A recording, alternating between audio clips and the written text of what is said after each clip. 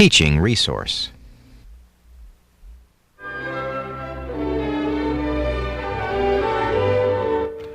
Coming up next, we take you to the Hart Senate Office Building here on Capitol Hill for a hearing of the Senate Select Committee on POW and MIA affairs. This panel is chaired by Democratic United States Senator John Kerry of Massachusetts. It convened this week to discuss U.S. efforts to obtain conclusive information on prisoners of war and soldiers still listed as missing in action in Southeast Asia. Committee members will work to declassify information still listed as secret, review existing intelligence data, examine whether the U.S. government has done all it can for the missing soldiers and their families, including allegations that information has been mishandled, and to ensure that there is an effective process for evaluating and responding to reports of sightings of American soldiers. On Wednesday afternoon, committee members gathered to hear testimony from a number of witnesses, including Robert Sheets, chief of the Defense Intelligence Agency's Special Office for POW and MIAs, Dennis Nagy, acting director of the Defense Intelligence Agency, and several of his colleagues, as well as representatives of the United States Air Force. Approximately 550,000 U.S. troops were stationed in Southeast Asia at the height of the Vietnam War in 1969. According to the Department of Defense, there remain 2,273 Americans still unaccounted for in the region. We now bring you our coverage of Wednesday's afternoon proceedings.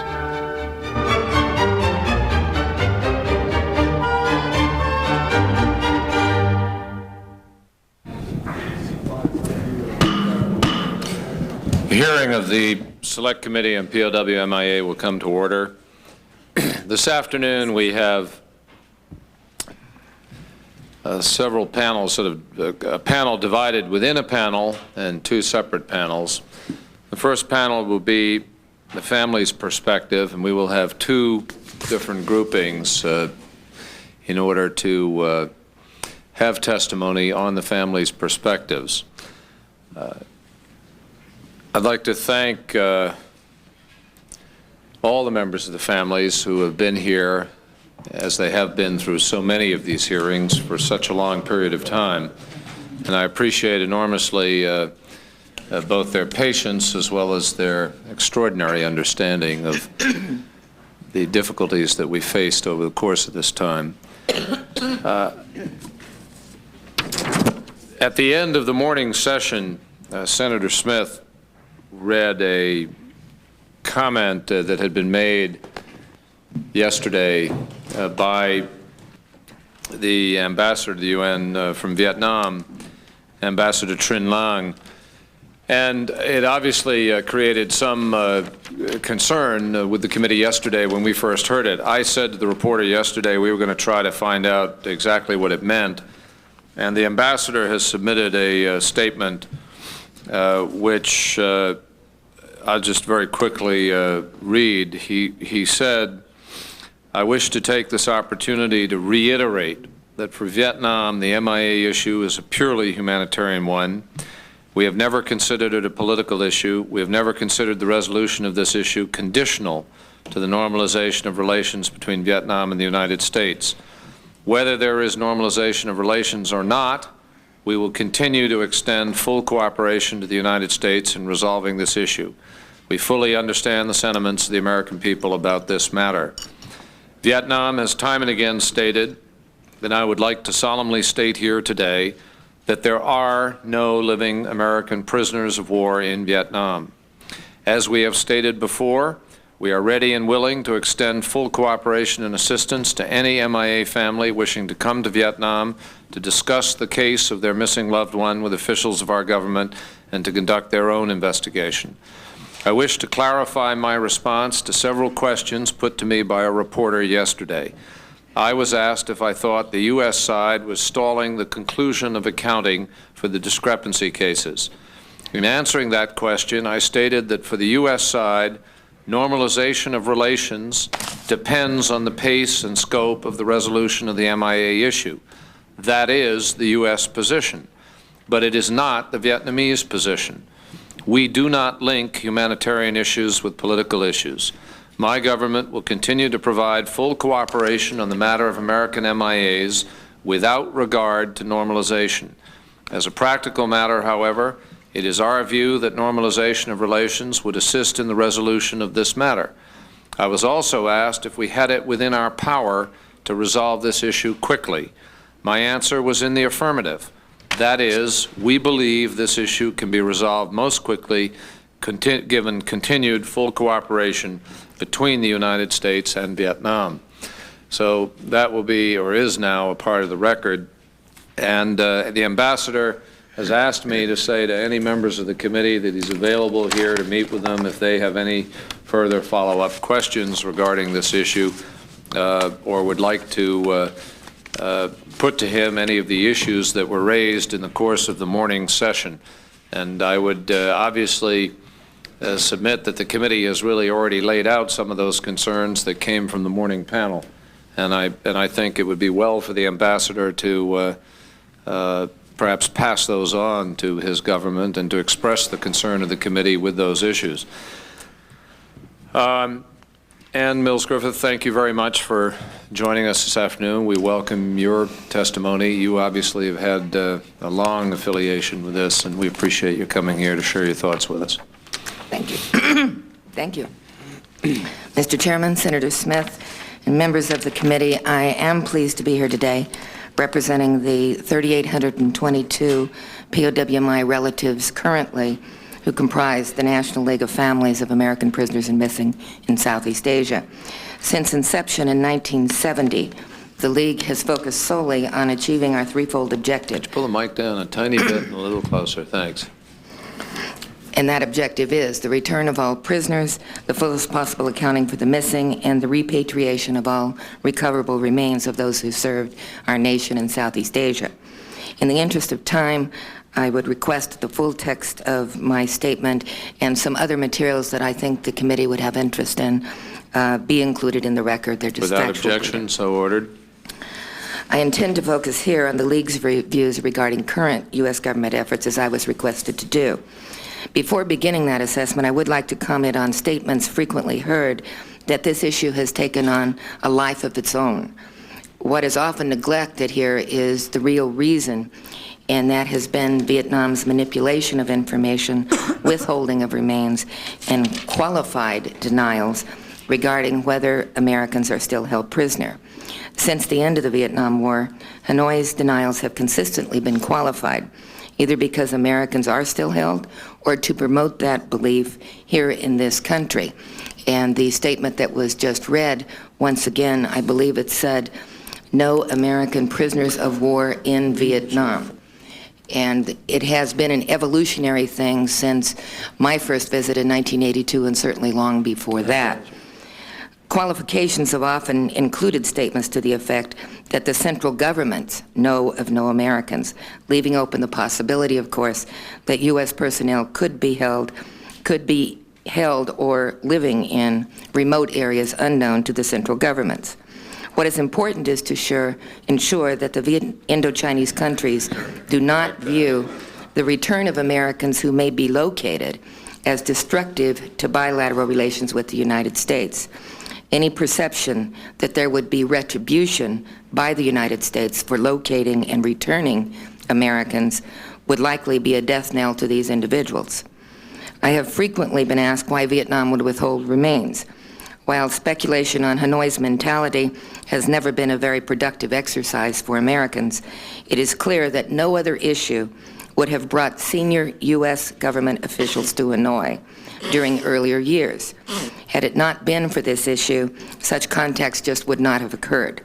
Vietnam obviously perceived it in its own interest as best being served by qualifying denials of live prisoners and manipulating provision of information and remains to bring in those senior officials such as Mr. Wolfowitz, Mr. Armitage, and subsequently the naming of a presidential emissary. In addition, some have commented that the U.S. is now suddenly serious and moving forward with great intensity as if there had been no earlier priority or commitment. That is not true. Recent increases in personnel and frequency of negotiations and field operations are not simply because of recently publicized photographs, compelling as they are. The expanded U.S. activity is due to a changed political environment related to the Cambodia settlement and increased willingness on the part of the Indo-Chinese countries to permit in-country activities. The League strongly believes that the families, the American people, and the Congress must have the courage to deal only in facts. The facts are, first, that discrepancies exist.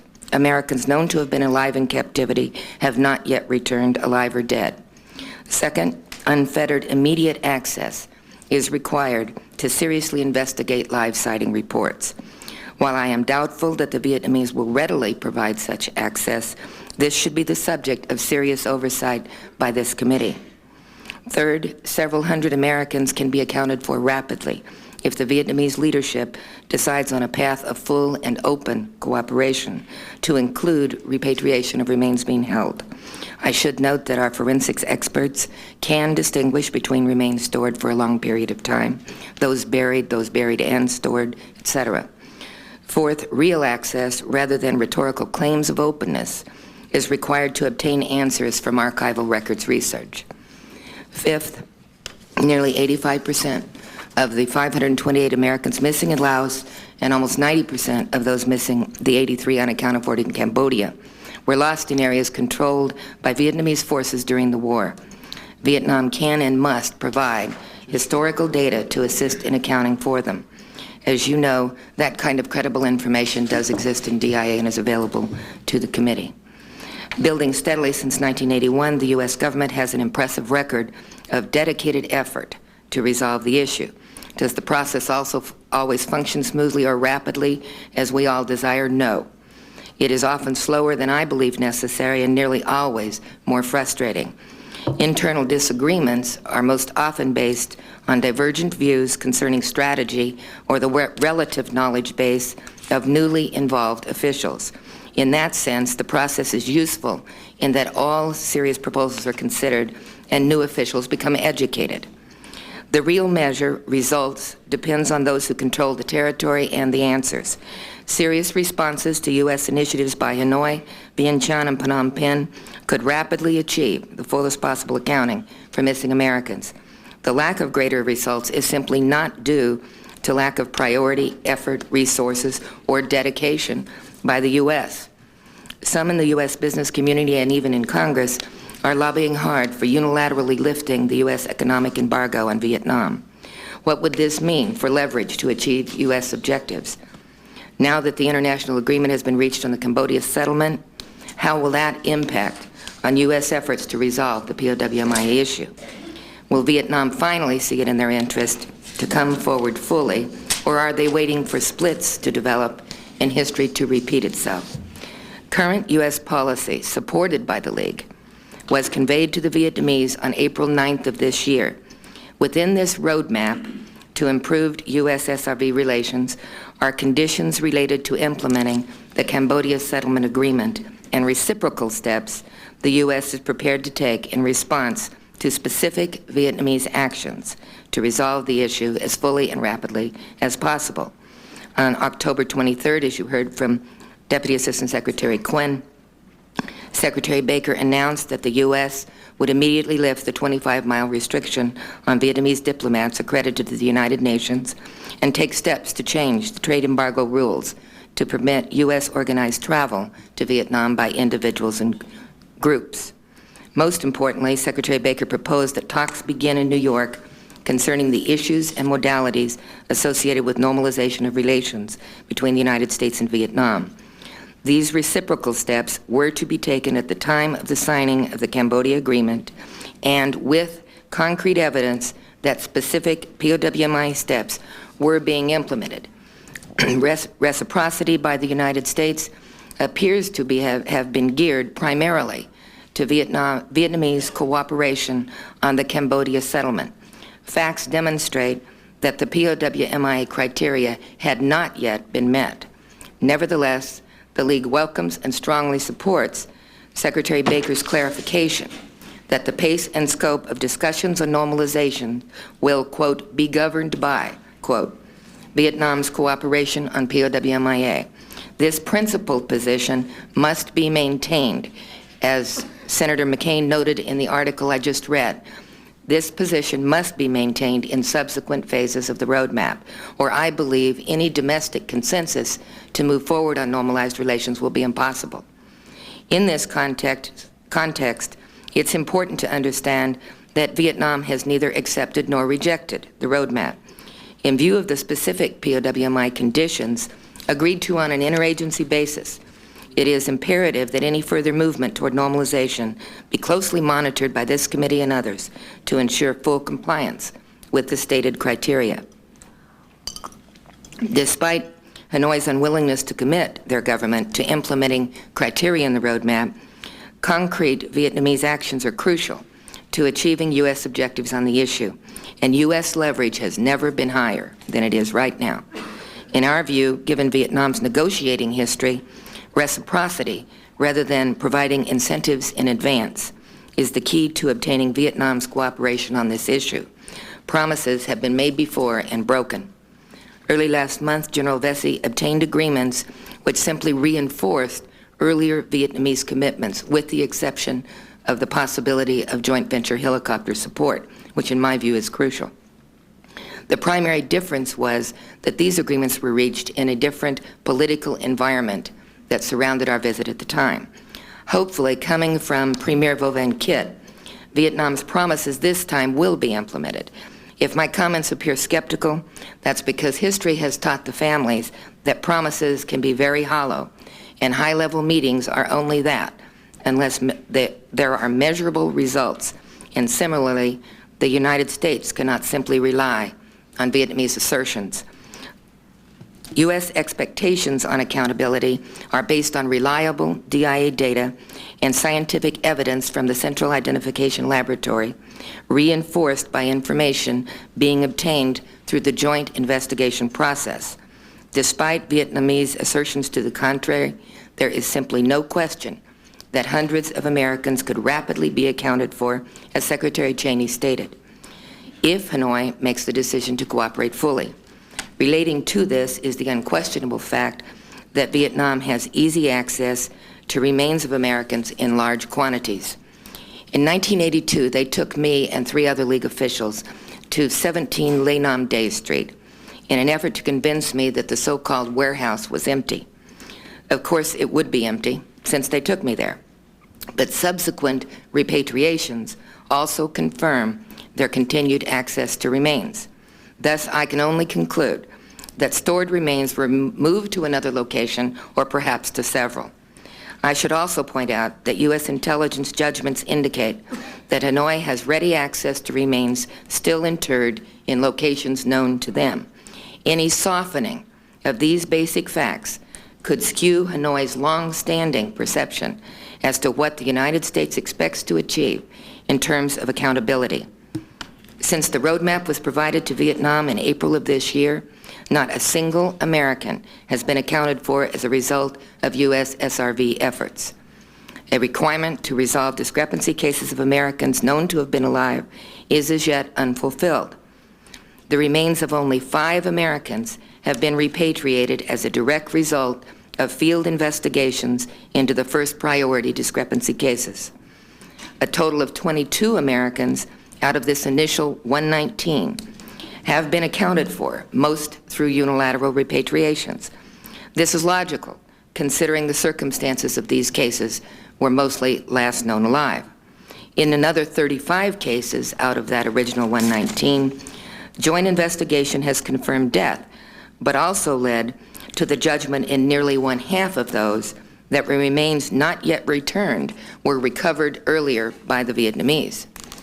As I noted, no remains of Americans have been returned since the roadmap was presented in April of this year. Thus, the importance of provisions in the roadmap which help ensure that there will be no further misunderstanding as to what is required to effect the pace and scope of improvements in bilateral relations.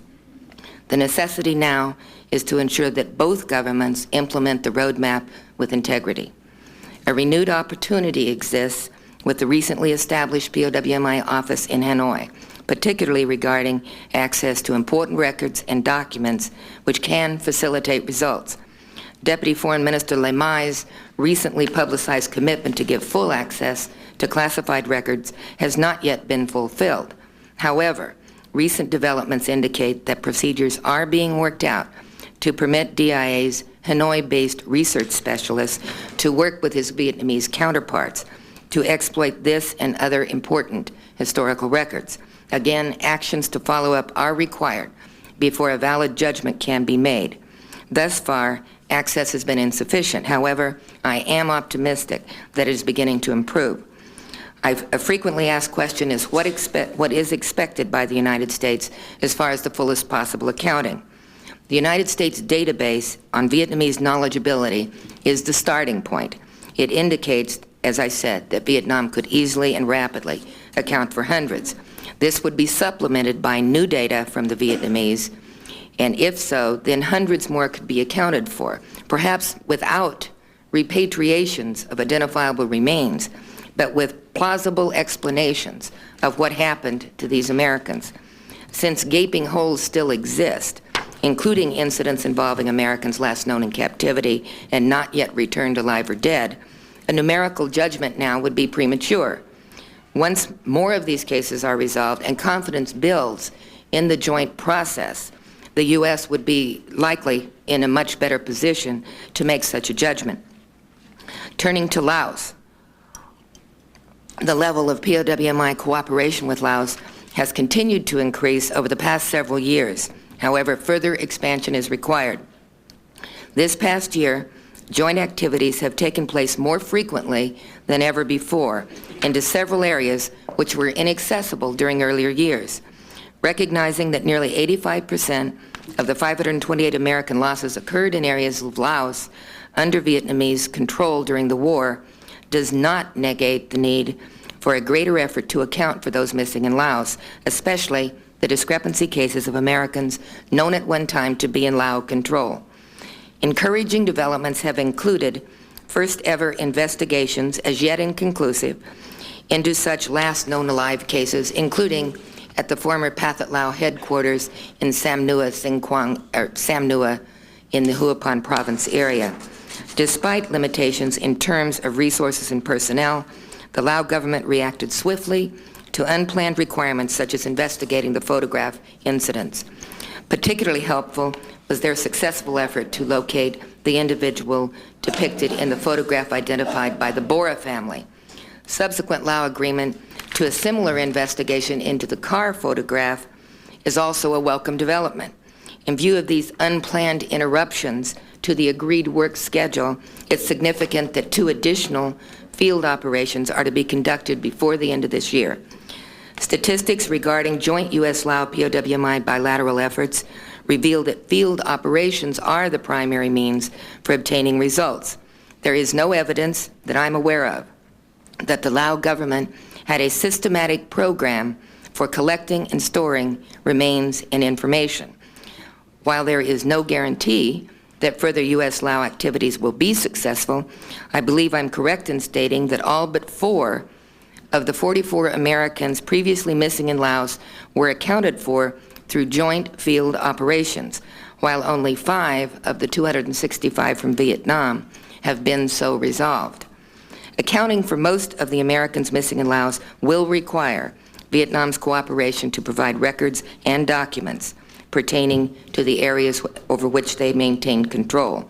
Until such data is provided, field operations would be much more difficult and less successful. However, numerous crash sites are known to U.S. officials and can be pursued without awaiting Vietnam's provision of data.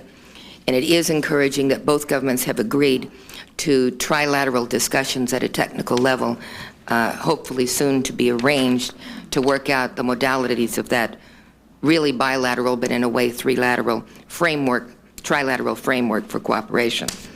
While bilateral relations with Laos have been strengthened through a broad range of cooperation, efforts to resolve the POW/MI issue remain an important element of the ever-improving relationship. Expanded cooperation, to include more frequent field activities, will undoubtedly require further U.S. assistance to augment Lao personnel and resources dedicated to the effort.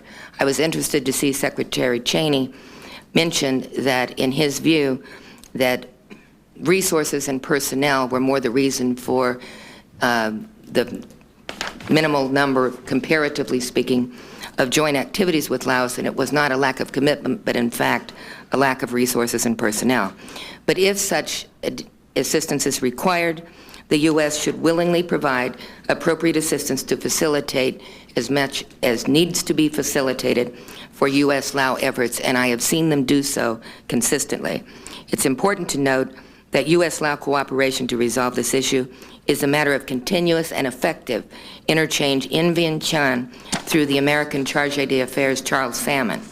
Of course, Charge Salmon is extremely knowledgeable and involved in pursuing all bilateral issues, but he's taken a special interest and a very active and important role in generating expanded POWMI activities with Laos.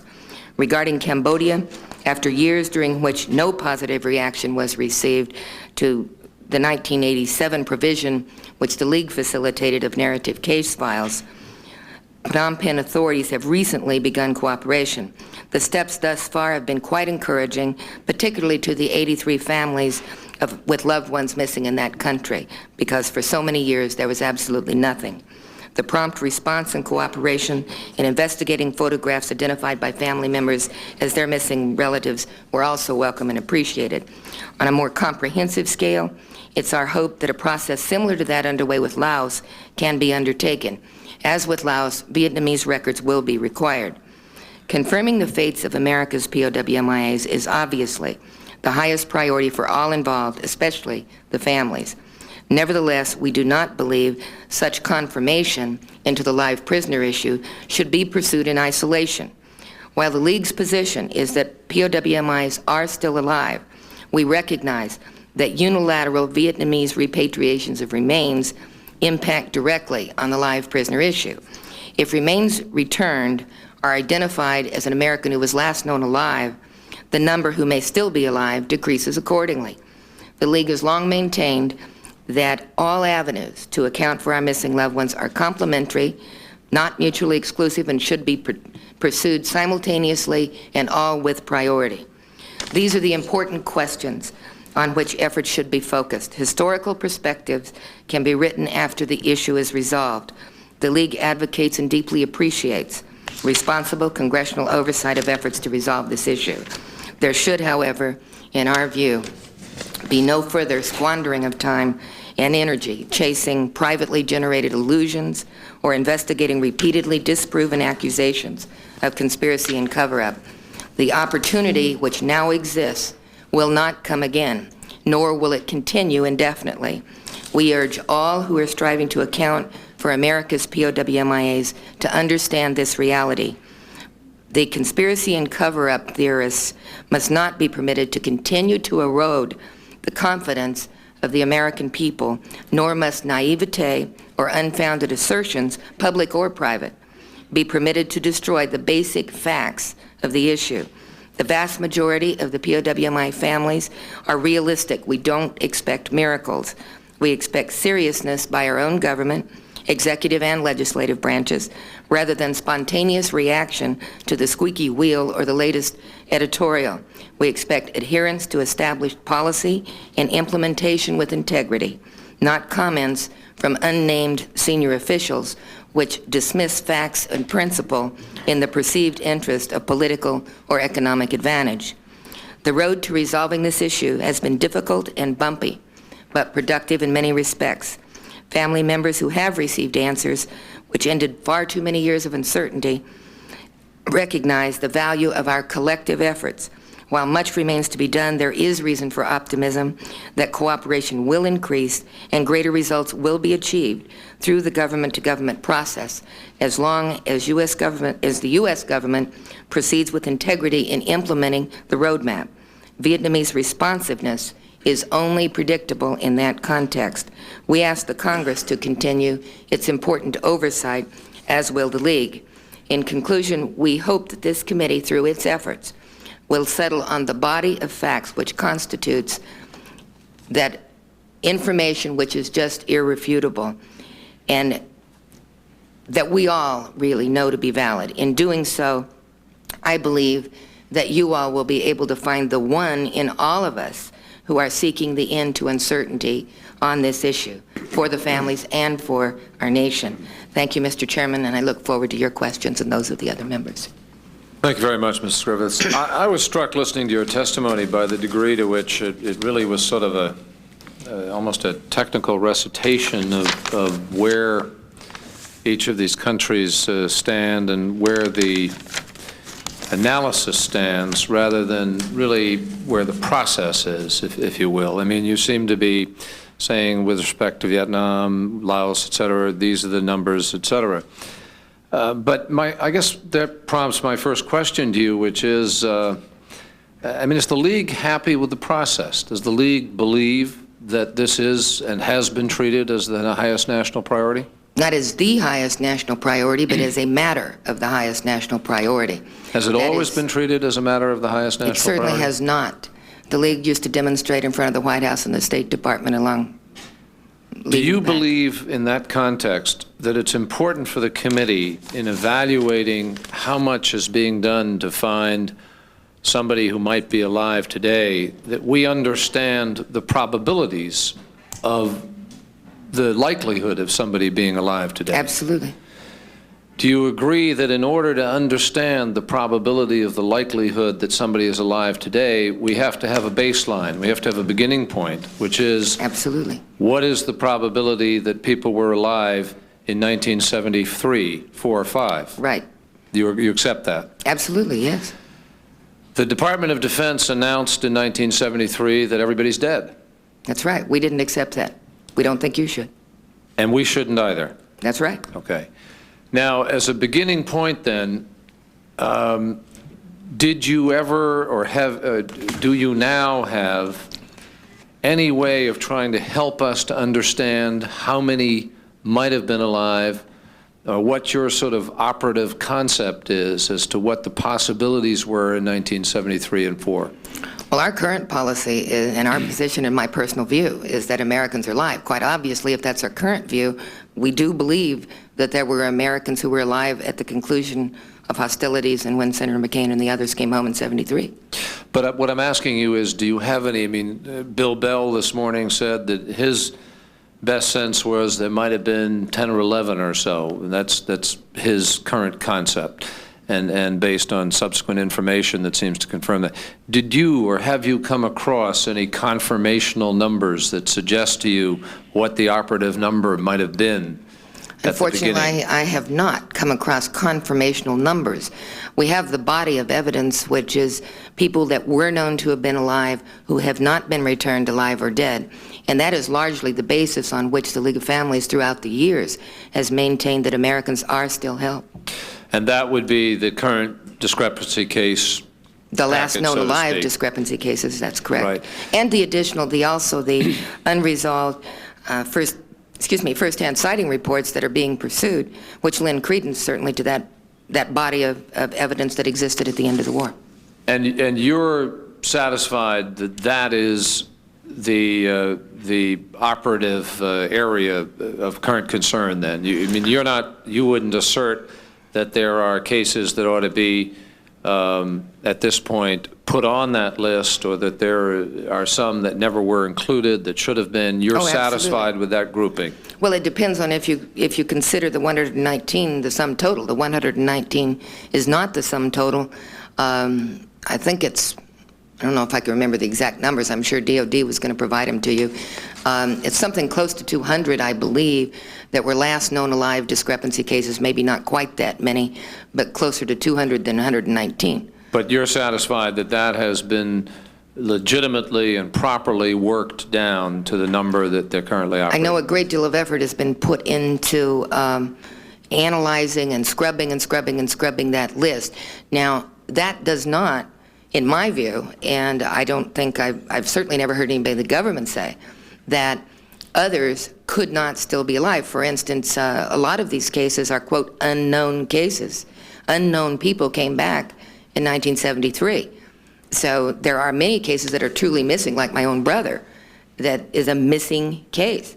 And he could, the chances are not as good. He was a 66 shoot down. They weren't doing many favors, as the senator can attest to, in those days. And there was no evidence that he survived his incident. So his chances certainly are less likely than somebody who, say, in 1972, alive on the ground.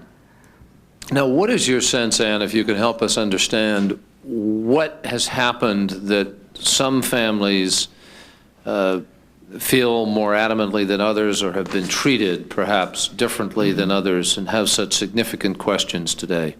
Well, I think a lot of it is based on not only the skepticism, but the well-founded knowledge that we have that a lot of the families were lied to in the earlier years.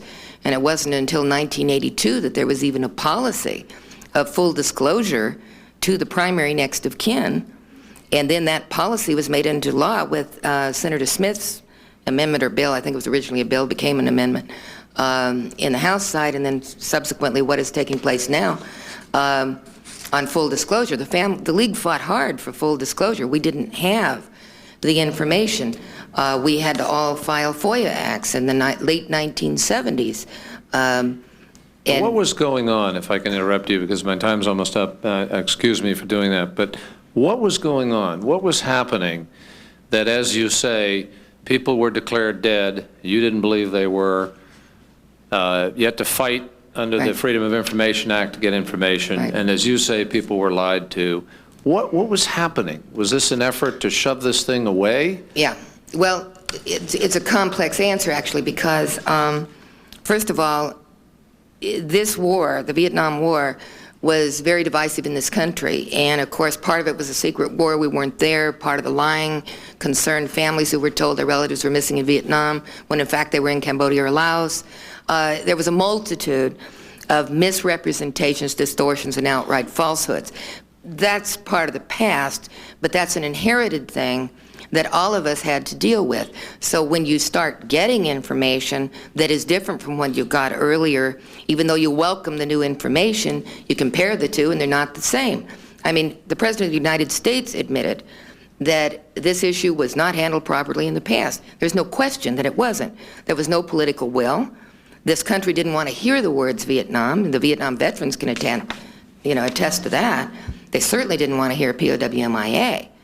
So that was a 7-year period in there where we had to focus almost all of our efforts on trying to get our own government's attention to make our own government take the issue seriously. Now, we fought hard to do that, and at that point, the League was smaller than it had ever been, because it's very hard to get support. The media certainly wouldn't pay attention, because it just was not the popular thing to do. Subsequent to that, when people started to get a better realistic grasp on dealing with Vietnam, and certainly after President Reagan came into office, the priority was raised. We knew it would be. He had a commitment from the time they came back all the way through before he was ever a candidate. So we knew he'd bring in some seriousness, and it was an evolutionary policy, an evolutionary process that brought us up to where it's worthwhile to have 88 additional people and a Deputy Assistant Secretary at Defense. It wouldn't have done any good in the earlier years when they wouldn't even let us in.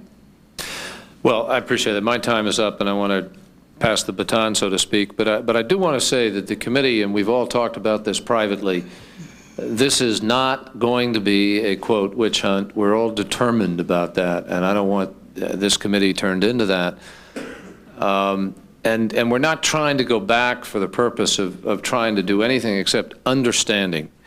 But if we can't lay it on the table, as I think you have now, and as we must continue to, we're not going to be able to establish baselines, we're not going to have an understanding of probabilities, and we're not going to be able to draw conclusions. So we're determined to do that with that view in mind, and I think it's very important to be able to make that inquiry appropriately. I do too. I think what the Board of Directors is concerned about, and many of the families are, we lived through a select committee investigation. We lived through a presidential commission in both instances. It took us years to overcome the damage that was done to the credibility of this issue.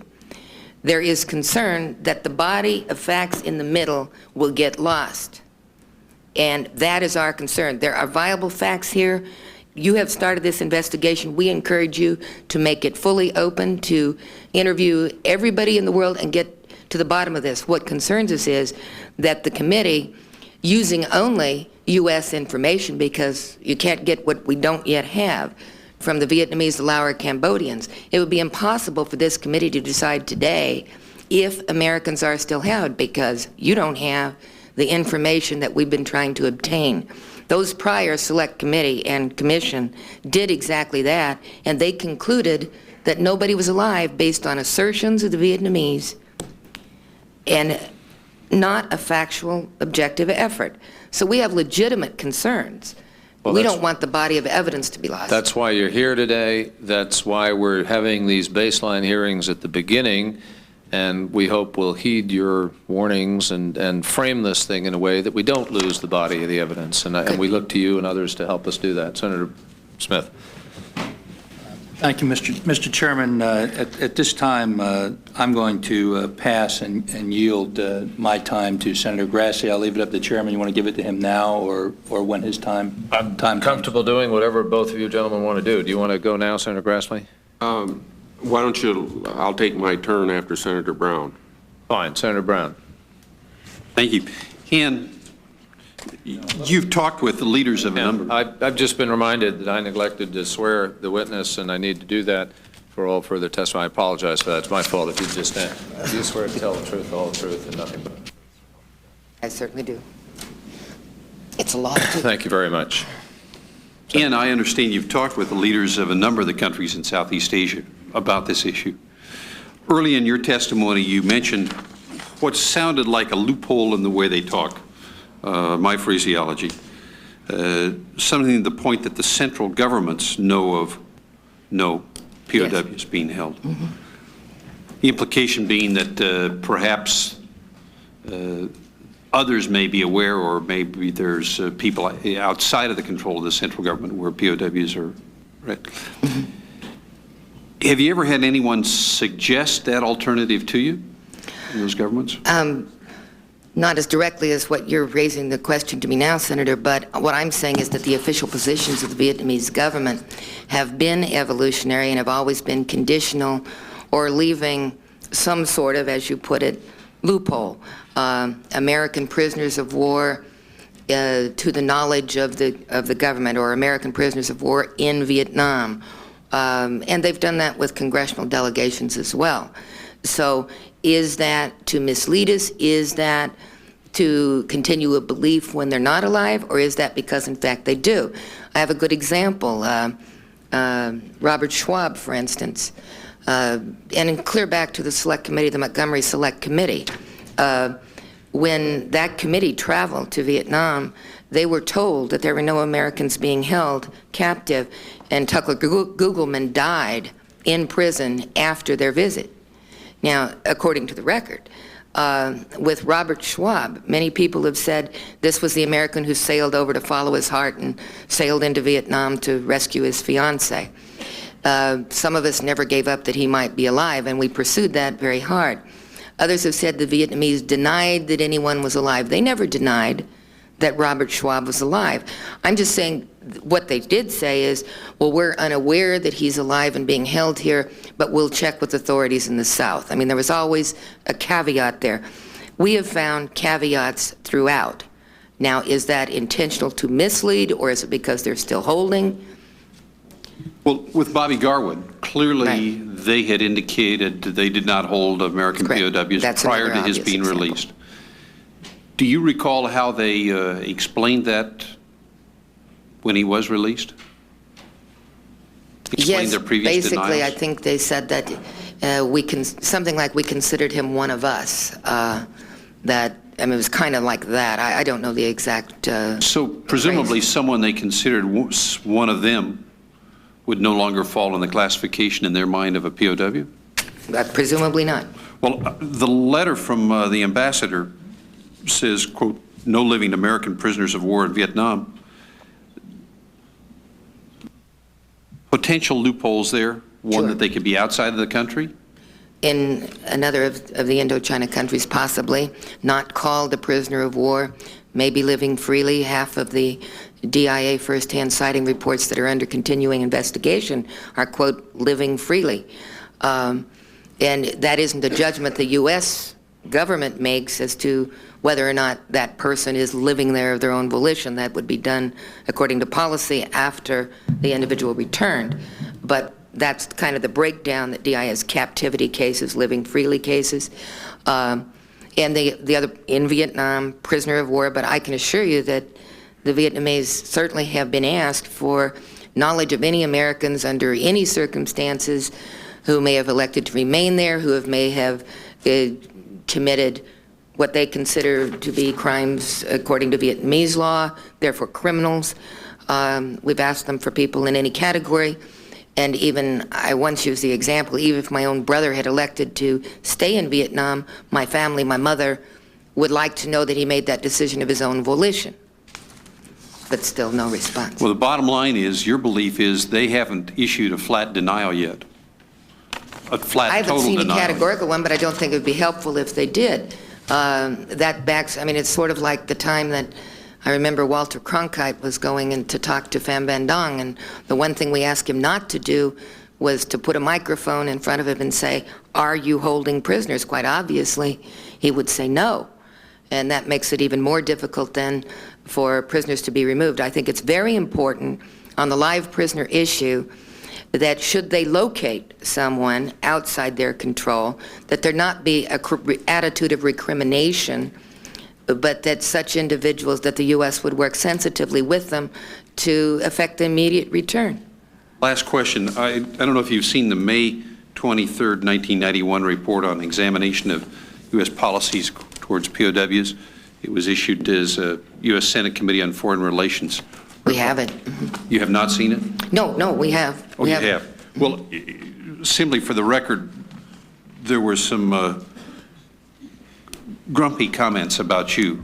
That's usual, Senator. Including the statement, she apparently has access to top secret code-worded message traffic for which she is supposedly not cleared, and she receives it well ahead of DIA intelligence analysts. Just to clear up the record, do you have access and are you cleared? Isn't that in the Colonel Peck alleged resignation letter? I say alleged because General Soyster told all the families at our national convention that Colonel Peck was removed from his position and did not resign. I have a top secret clearance, not a code word clearance, and I would be embarrassed if I were the chief of the POW MIA office to admit that as little time as I have to read, I get message traffic before he does. So I just can't imagine that. You do have true. clearance. You Yes. do see these messages. To the extent that I have time. Unfortunately, I don't have the time I wish I had. Thank you. Senator Reid.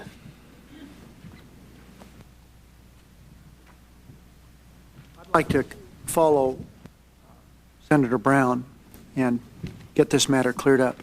In fact, what Colonel Peck wrote, and he's talking about you, the director of the National League of Families occupies an interesting and questionable position in the whole process. Although assiduously churning the account to give a tawdry illusion of progress, she is adamantly opposed to any initiative to actually get to the heart of the problem, and more importantly interferes in or actively sabotages POW MIA analysis of investigations. She insists on rewriting or editing all significant documents produced by the office, then touted as the DIA position. She apparently has access to top secret code word message traffic for which she is supposedly not cleared, and she receives it well ahead of the DIA intelligence analysts. Her influence in jerking around everyone and everything involved in the issue goes far beyond the war and MIA protester gone straight scenario. She was brought from the outside into the center of the imbroglio and then cloaked in a mantle of sanctimony, routinely impedes real progress and insidiously muddles up the issue. One wonders who she really is and where she came from. Following up on what Senator Brown said, that's the end of his quote, have you ever had access to secret government documents on the POW MIA issue? Regularly.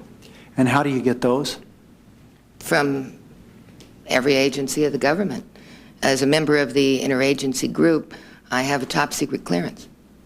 Have you ever asked to rewrite a DIA position? No. What I think, well, first of all, Colonel Peck was there for such a short time. I don't think he had a very good grasp on interagency coordination and differentiated between policy documents or the kinds of things like press guidance and policy positions that everyone puts their comments on who's a member of the IAG. As far as, for instance, the outrageous slander that I would impede efforts to resolve this issue, particularly on the live prisoner issue, it's just outrageous and it's false, and I can't imagine why he would say it except to say what the Secretary Andrews said and General Soyster has said. He was the wrong man for the job. I'm sure he was frustrated. Contrary to him, I wish I had the authority that is being ascribed to me. I don't think we'd have quite as many mistakes and as much bureaucratic infighting and discussion as sometimes takes place in the interagency group. Have you ever interfered with a POW MIA investigation? No. I think it would be important to us then if you would give us your background before coming Director of the League of Families, and then tell us what your duties encompass as Director of the League of Families. My duties encompass? Yeah, what's your background? My background? Uh-huh. I'm not an intelligence analyst. I have a background sheet that I provided for the record, background on the League. I have the letter from Secretary Andrews to our chairman of the board responding to Colonel Peck's allegations. I understand you all were successful, which pleases me greatly, in getting them to agree to release their inquiry on Colonel Peck's accusations or their internal inquiry on that matter. That's something that the League had requested as well. So I'm very pleased that they've decided to provide that. I've been Executive Director of the League for 13 years. Is that a full-time job? Oh, yes, more than full-time. What kind of a staff does the League have? Right now, only, let's see, 1, 2, 3, 3. How is it funded? Publicly, contributions, donations. It's a nonprofit, 501c3 organization. What did you do before you became Director of the League? I worked on the Hill shortly for Congressman Bill Young of Florida. Before that, I was a housewife and mother, now a grandmother of 5. Thank you very much, Senator Reid. Senator McCain. Oh, I forgot. Excuse me. I was on the board of directors for 4 years. My duties within the League, I forgot to mention those. My brother's been missing for 26 years. My duties as League Executive Director are to represent all the families, not individual cases. I am instructed to implement the policies adopted by the board of directors and/or membership. I do not develop my own policies, and that is my instructions. Within that context, I work, in fact, helped found the interagency group, was the only member still existing on the interagency group, and that group is to develop policy for resolving the issue. My obligation within that is to provide the views of the families within policy established by the board and the membership.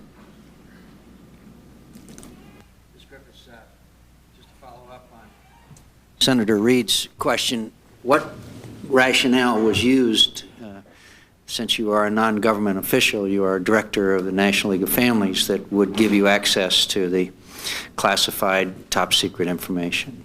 Actually, it was at the very end of the Carter administration at the time, and there was justifiable suspicion on the part of all of the families about the fact that we had not been provided full information. This was long before, of course, the policy decision to full disclosure. And it was, I believe, the IAG was first formed in 1980, probably early 1980. And the rationale earlier, before that formation, General Tai is the one who gave me first gave me access to classified information, and it was largely at that time to follow up on DIA's performance as far as their professionalism in pursuing and resolving first-hand live sighting reports. Are you satisfied with the provisions that is now included in the Defense Authorization Bill concerning full disclosure? I am with one provision, and that is, and that's a position of the families. It's not my personal position. I happen to agree with it, and that is that information provided to the primary next of kin. There's a, as in all things affecting all of us in legal matters, there is a primary next of kin, kind of like a chain of command, and the primary next of kin and the secondary next of kin are not always in agreement. A wife may differ with a child, for instance. So the board's concern and the family's concern was to ensure that the rights and prerogatives of the primary next of kin are not violated by public disclosure or just loose handling or indiscriminate dissemination of information over which they feel as primary next of kin of the missing man. Should be up to them to make that decision. And I'm sure you appreciate our point of view on that issue. We've ventilated it pretty much. You heard Mr. Bell's testimony this morning. No, I didn't, Senator, but I did hear about it.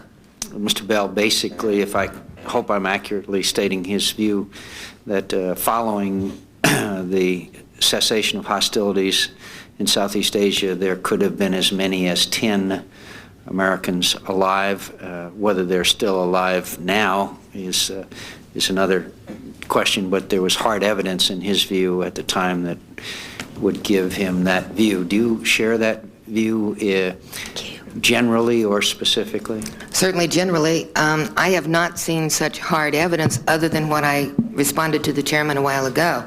And to me, that's pretty hard evidence about people that we knew were alive, some of them pretty close to the signing of the Paris Peace Accords. We've never put a number on how many because we don't have that evidence. If there is such hard evidence, I have not seen it during all of my years with access to classified information that would definitely prove Americans were alive at the time that you all came home. When did that? Other than when what did I your said. access begin? Initially, it was secret, not top secret, and it was, I think, General Tai is the one that authorized it. 78, maybe 79. Admiral Tuttle was there. I can't remember. Really a very crucial period. You were not at that time up to speed on, oh, no. on the information and as you know, their volumes. that Mr. Bell describes. No, he would have been. He was in a position to know. Is it your personal view, not the view of the board, that the numbers of Americans left in Southeast Asia are, assuming that there are, we both operate on the assumption that there are, would be in the tens or the hundreds? My personal view, it's very hard to define, to say how many you think there are, especially either one of us, Senator, with a position of having access to classified information. To speculate on numbers means, for instance, if I said tens and there were really 215, then what would be the obligation on the part of the Vietnamese to return more than 100 if we said only tens? I just think it's unwise to speculate on numbers. I don't think they're massive numbers. Okay, I understand.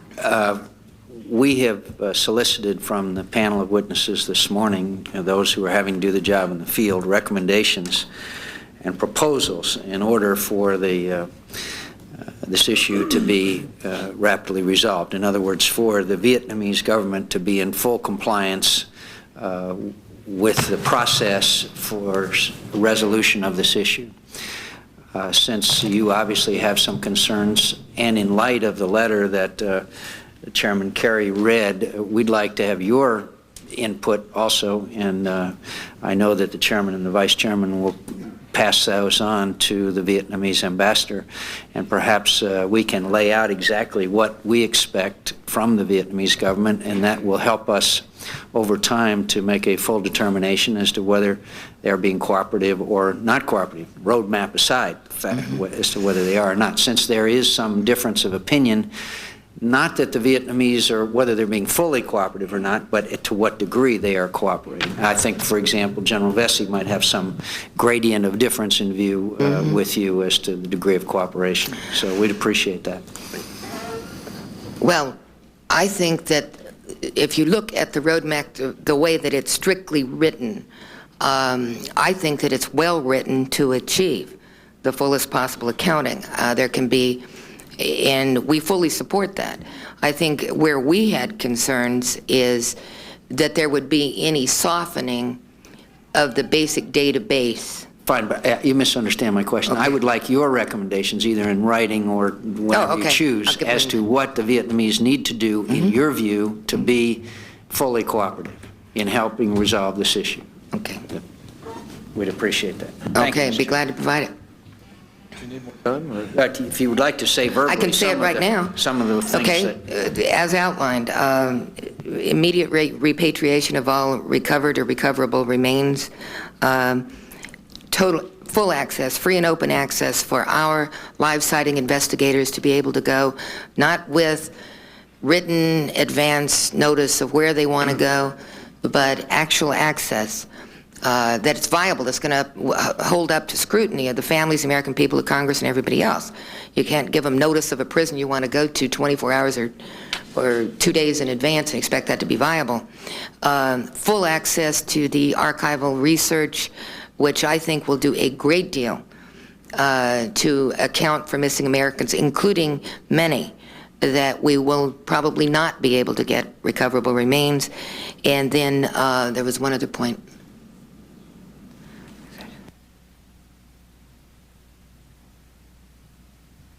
Well, I can't think of the other one right now, but I will put that in writing if I think of another one. Now, that's what they need to do.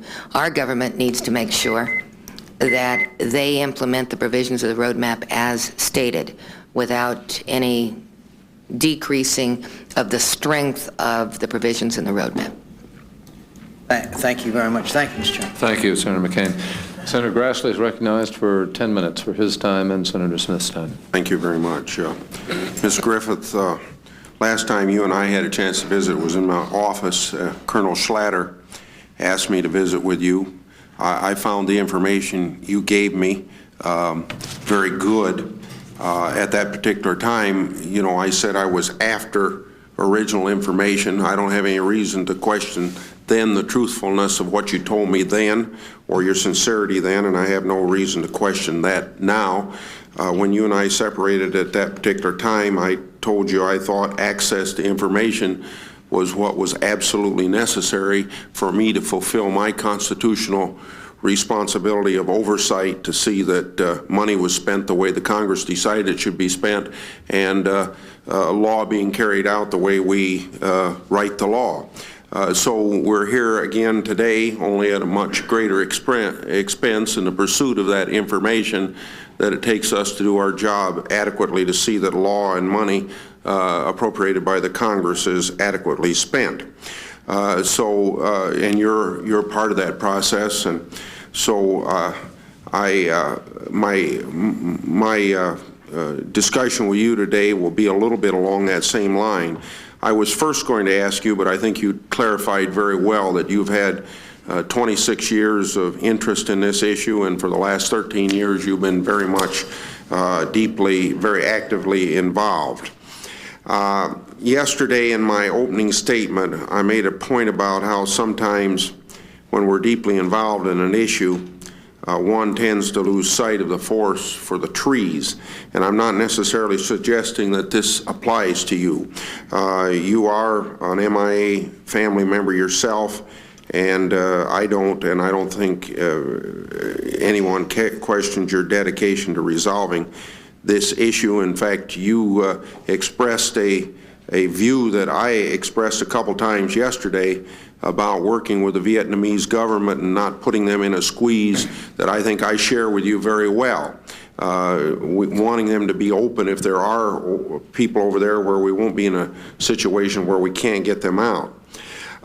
There is one thing that puzzles me, and I'd like to get it out on the record and let you have an opportunity to respond. And that was shortly after our visit in the office, or about the same time, I wrote to the Defense Department to get access to live sighting reports, the very reports that have been discussed before this committee over the past 48 hours. It took me 2 months to get a response. I received a letter from Assistant Secretary Henry Rowan.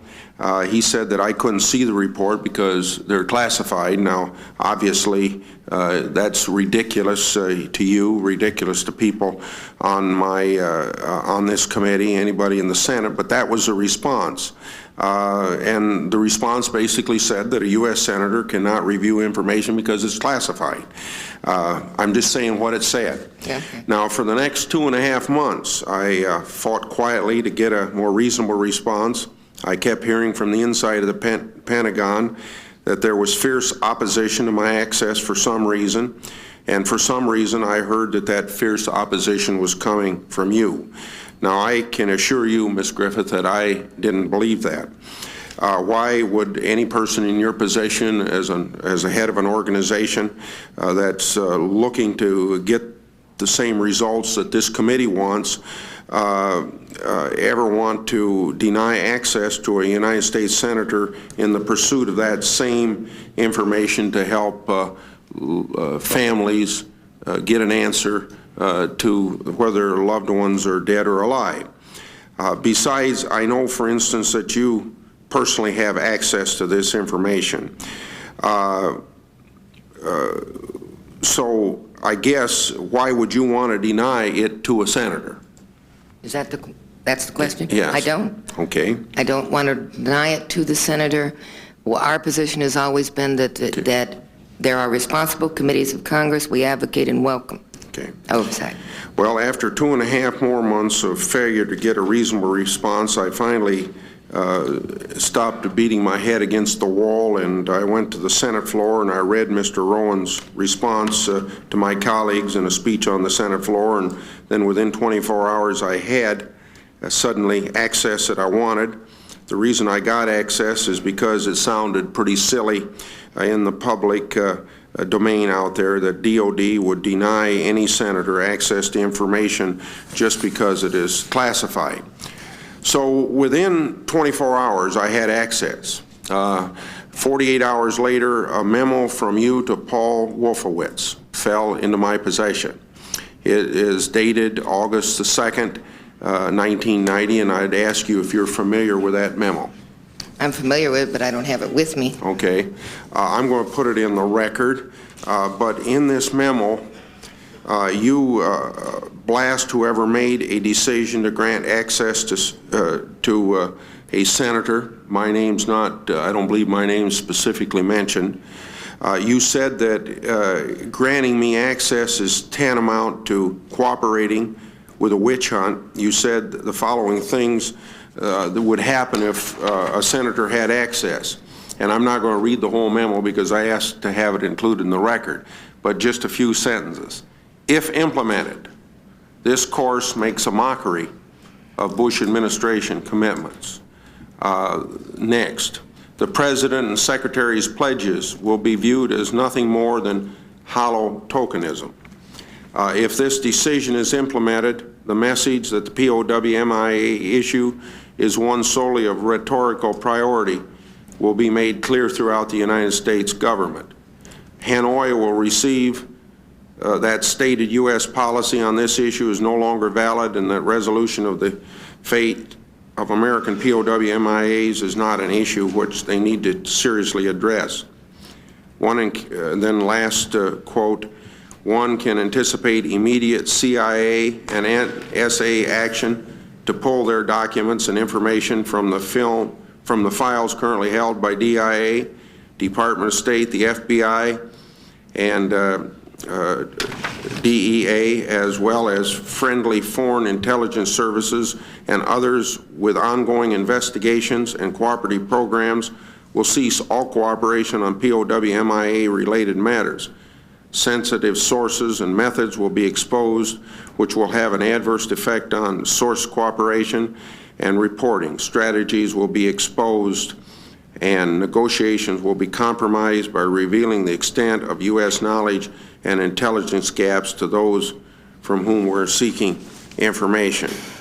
Now, this kind of makes it sound like the sky is falling in, all because one little insignificant senator was asking for information to live sighting reports.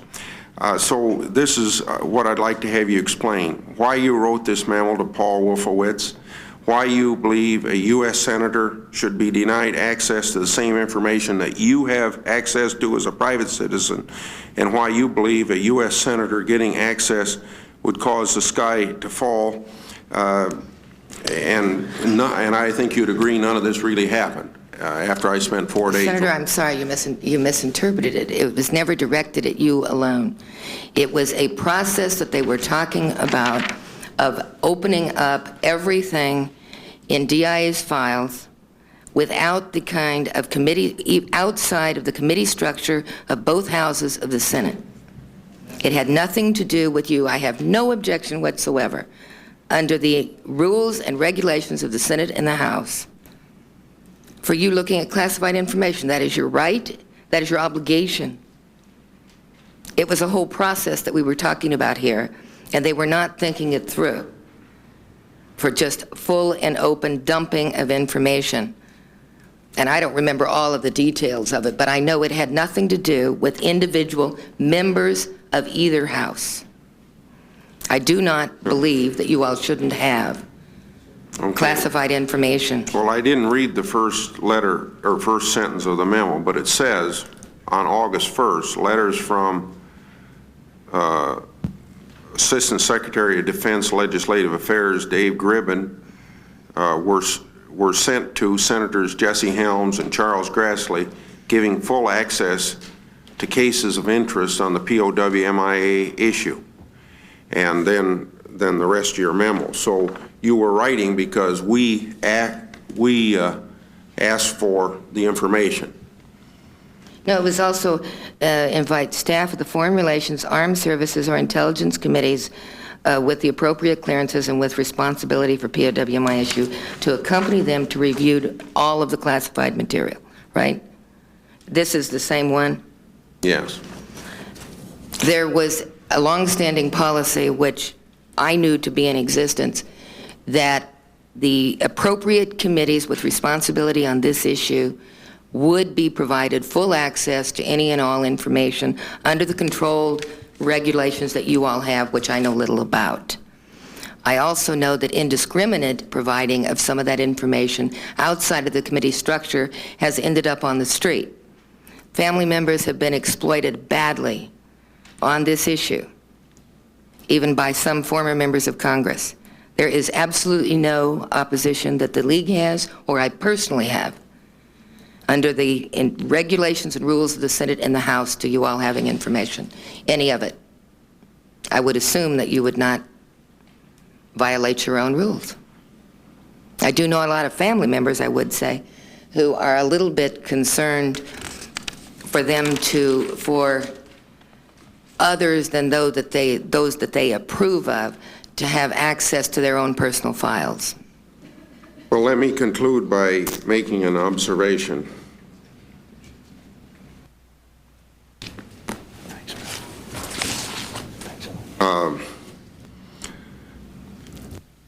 I suppose that probably, based upon your comment you just made, you know, I can't help but interpret it any more than there were certain senators you didn't want to have access to this information because it was in direct response to the letter that Jesse Helms and I had written. But I can review those if you'd like and provide you a written response, Senator. Well, let's let it go at that. I'd like to conclude, Mr. Chairman, because my time's up, by making one observation. Ms. Griffith also says in her memo that DOD's cooperating with my request, quote, lends credence to those most involved in accusations that a mindset to debunk exists in that office, end of quote. Now, just yesterday, I sat here and listened for the first time as Chairman Kerry pointed out to administration officials say that a mindset to debunk may, in fact, be part of the problem. If I may return to a comment that I made at the outset, I mentioned that sometimes those of us who work so long and so hard on an issue because of our dedication can be too close and lose perspective. I don't say this necessarily applies to Ms. Griffith, but I think that we need to be consciously aware of this possibility all the time, and I believe the members of this committee are well advised to keep this possibility in the back of their mind as they try to sort out the truth on this issue. I thank you, Mr. Chairman, and yield the floor. Thank you very much, Senator Grassley. Senator Cole.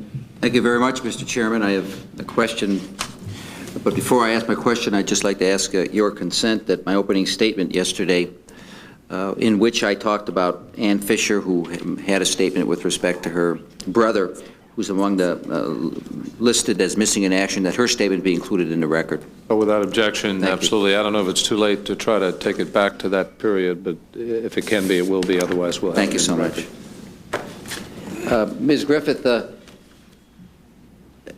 what I have found is that there is considerable, among the people we're talking about, the families of POWs, MIAs, there seems to be considerable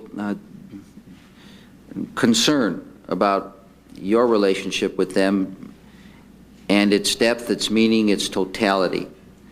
I don't know why. I mean, I just became involved in this whole issue fairly recently, so I don't have any axe to grind. I mean, you're the person who's been involved for, what, how many years, sir? Well, on the board for 4 years and League Executive Director for 13, brother missing 26. Right.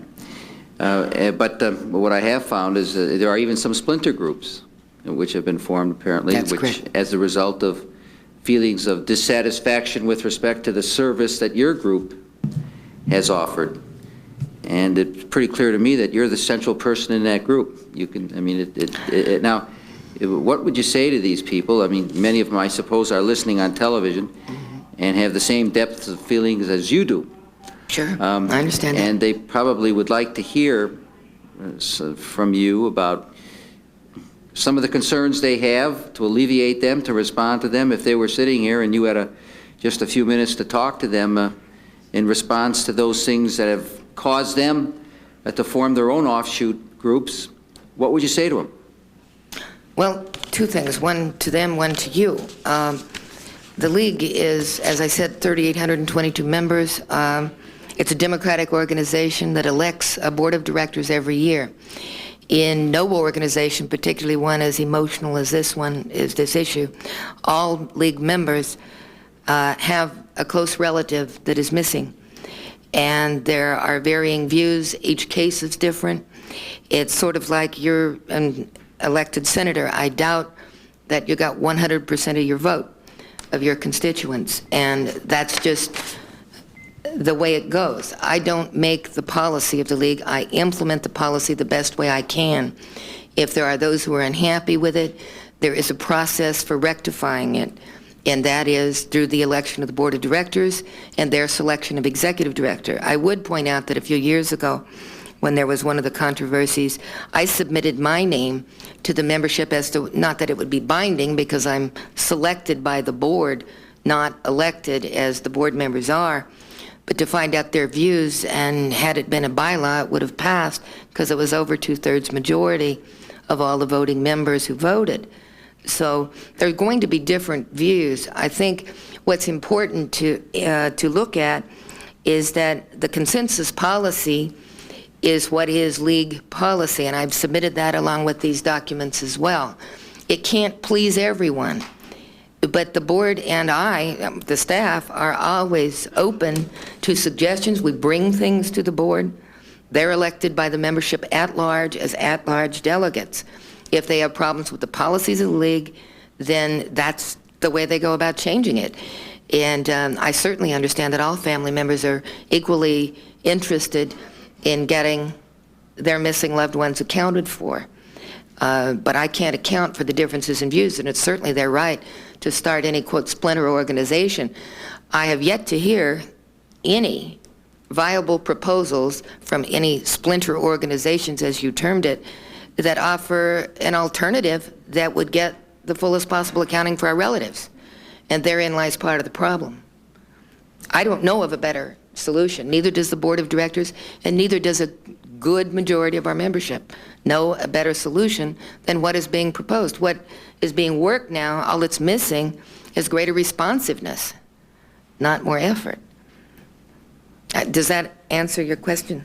Just your opportunity to speak to address that problem to them. I don't know what else to say. Thank you, Mr. Chairman. Thank you very much, Senator Cole. Senator Kastenbaum. First, Mr. Chairman, my apologies for being late, and to you too, Mrs. Griffiths. I'm trying to juggle a couple of other hearings, and so I feel even remiss in asking a question, but I guess coming in a bit late and into this exchange with Senator Grassley, you had access to classified material because of your role as an appointee of President Reagan on the interagency. Well, it was an administration decision that dates back to actually the end of the Carter administration when the interagency group was formed. Do you then, in that role, have access to any of the Vietnamese archives? I mean, most of that, I assume, is in Vietnamese, but I would think that some of the archives there might also have some English translated reports.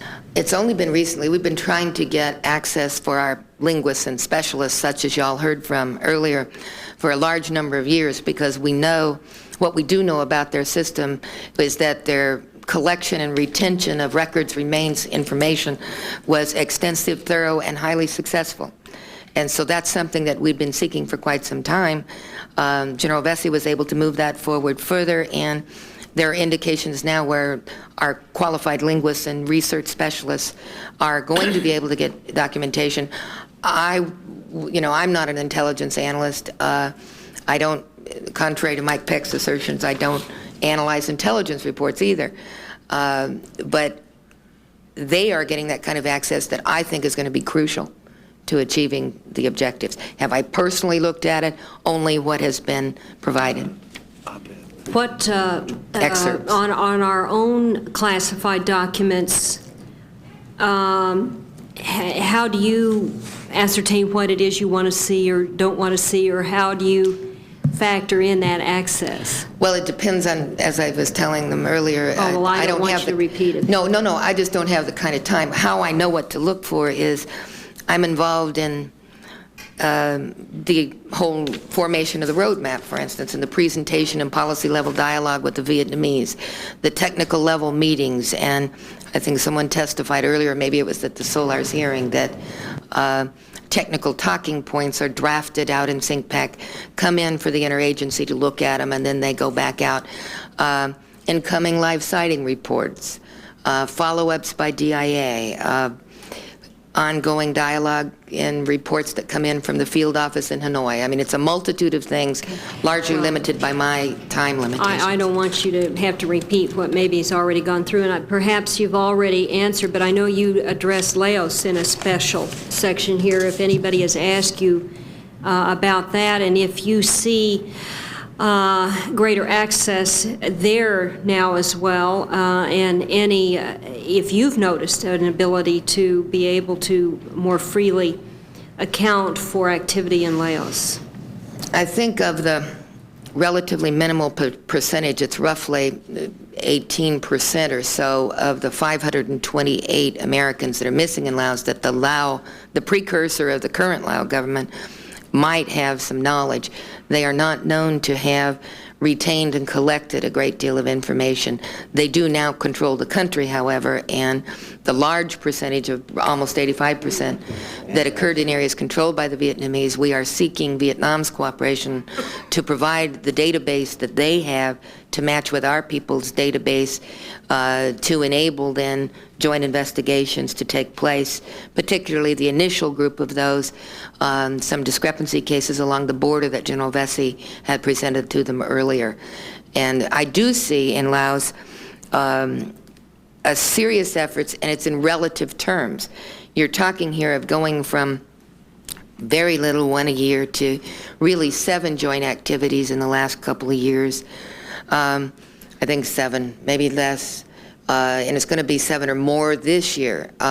With their limited resources and assets and personnel, that coming from almost 0 is a lot, especially with access to additional provinces. It should be much more, but I see them really making a strong commitment and really trying hard. They just need help every step of the way with personnel, resources, assets, assistance.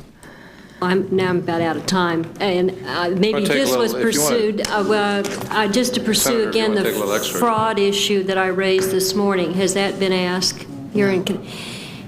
in your capacity as executive director, do you report to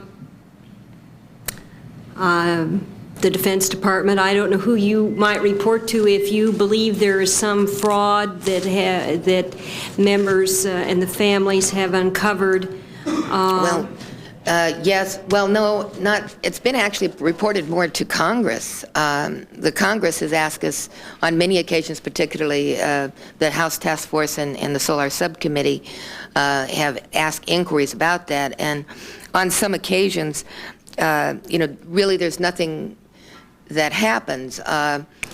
It's not fraud so much as it's distortion or misinformation or a combination of that, or emotional appeals, some of which are not based totally on fact or partially or whatever.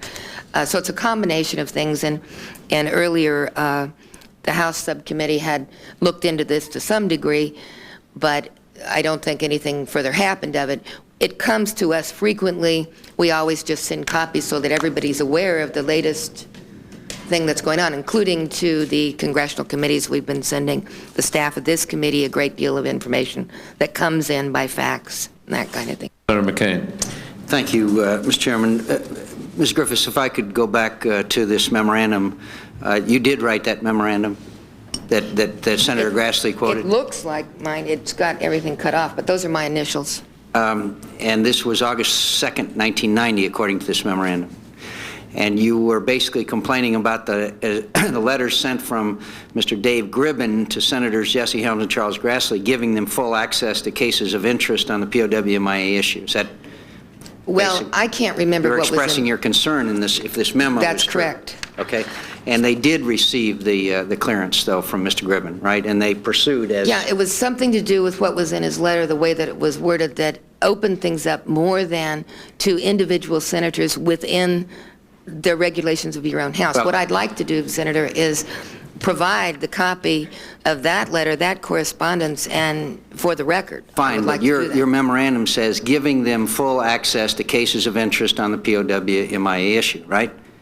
That was, so.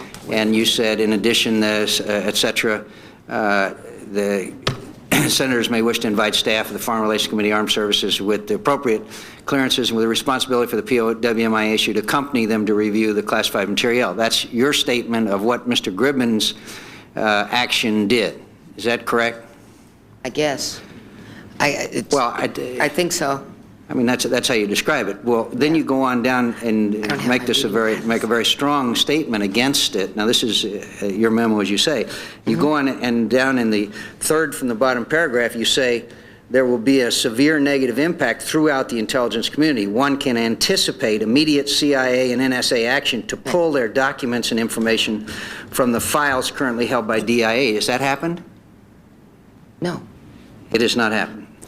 I think the point of this, Senator, if I could respond, there's a policy the Defense Department has for release of documents. What they were doing on this issue is not treating it with the same seriousness as which they treat other issues that you all consider serious and of high priority. It was a process problem, not individual members. Our view was it should be done. I understand that, Ms. Griffiths. You described that, I think, in your first paragraph. Not only was it Senator Grassley and Senator Helms, but also invite staff, et cetera, et cetera.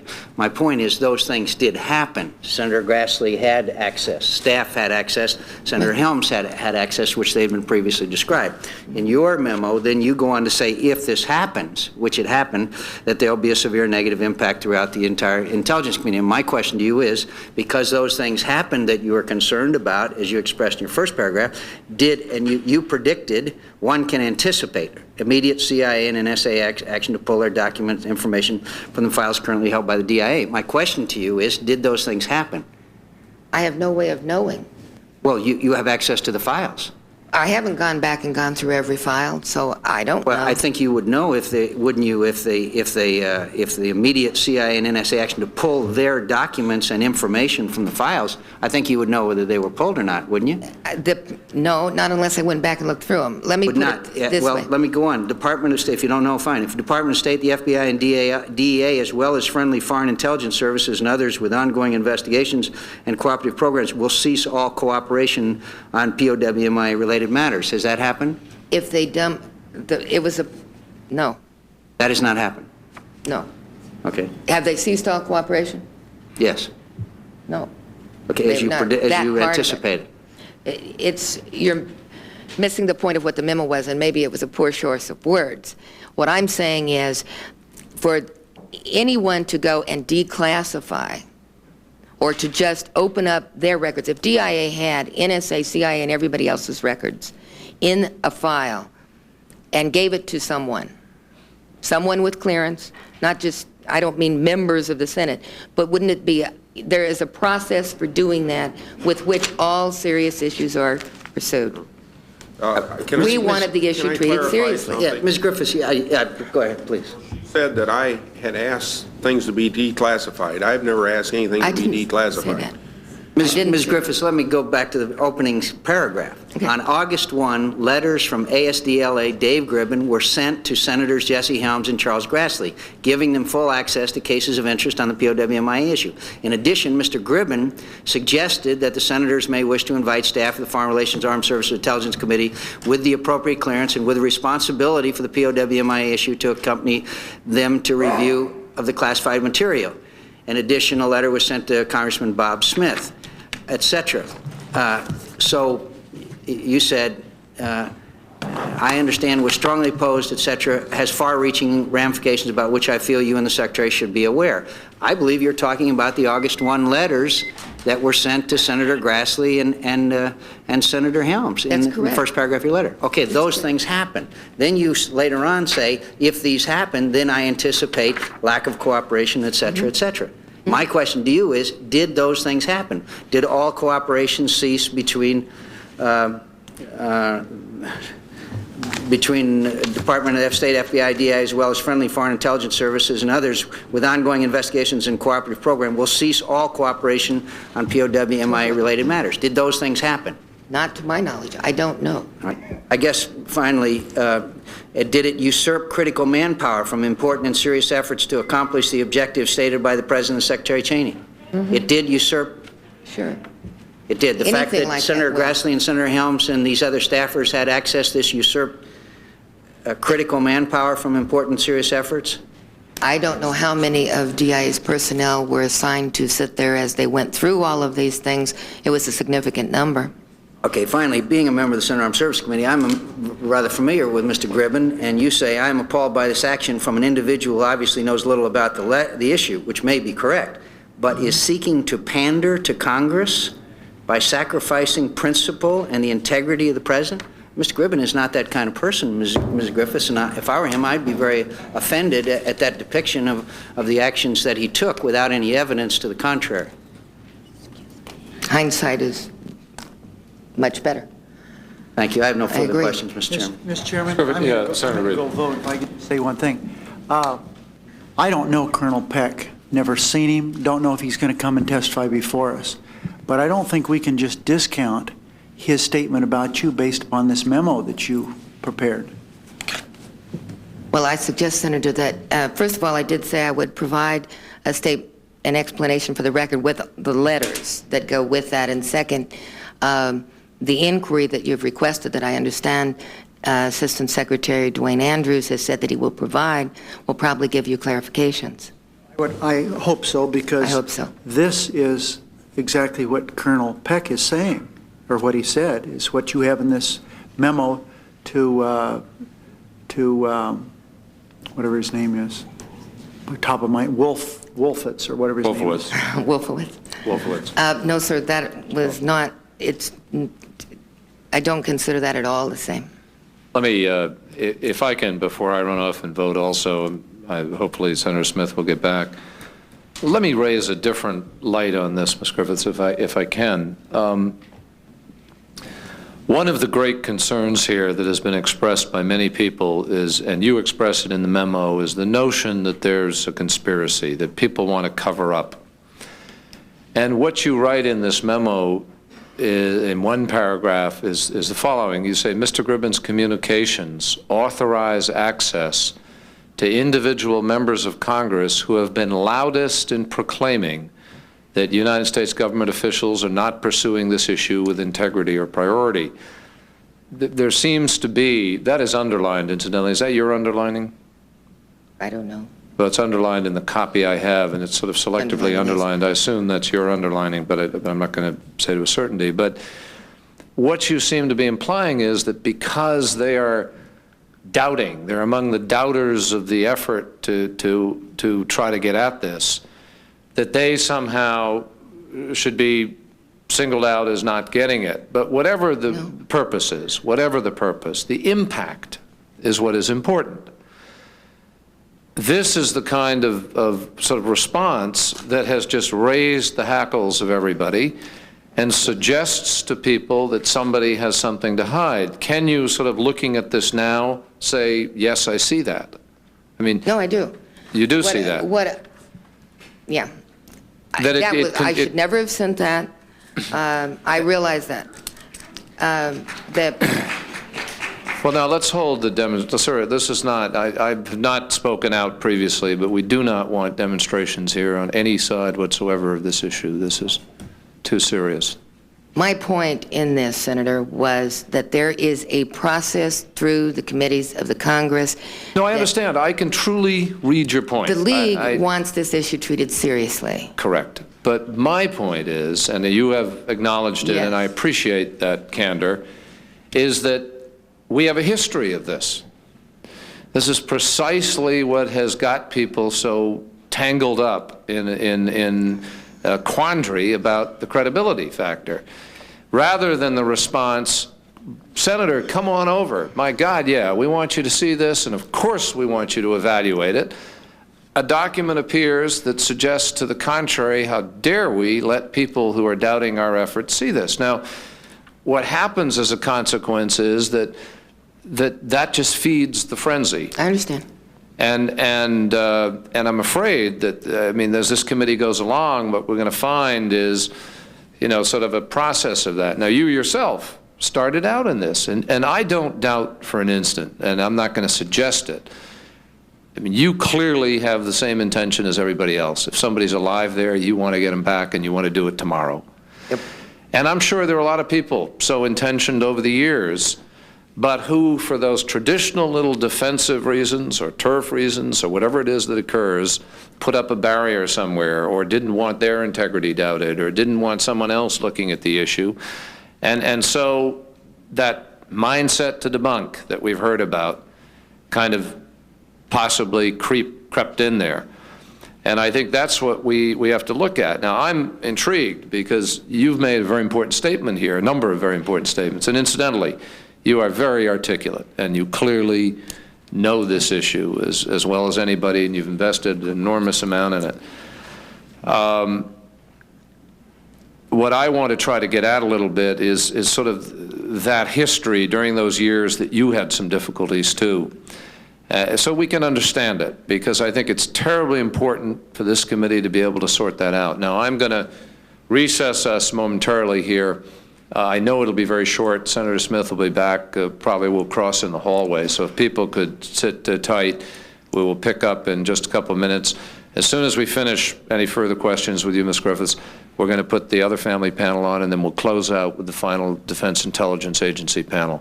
So we will recess for a very, very brief moment.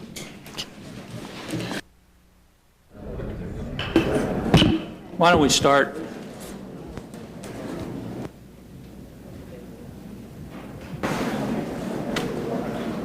Yeah, no, I just talked to you about that.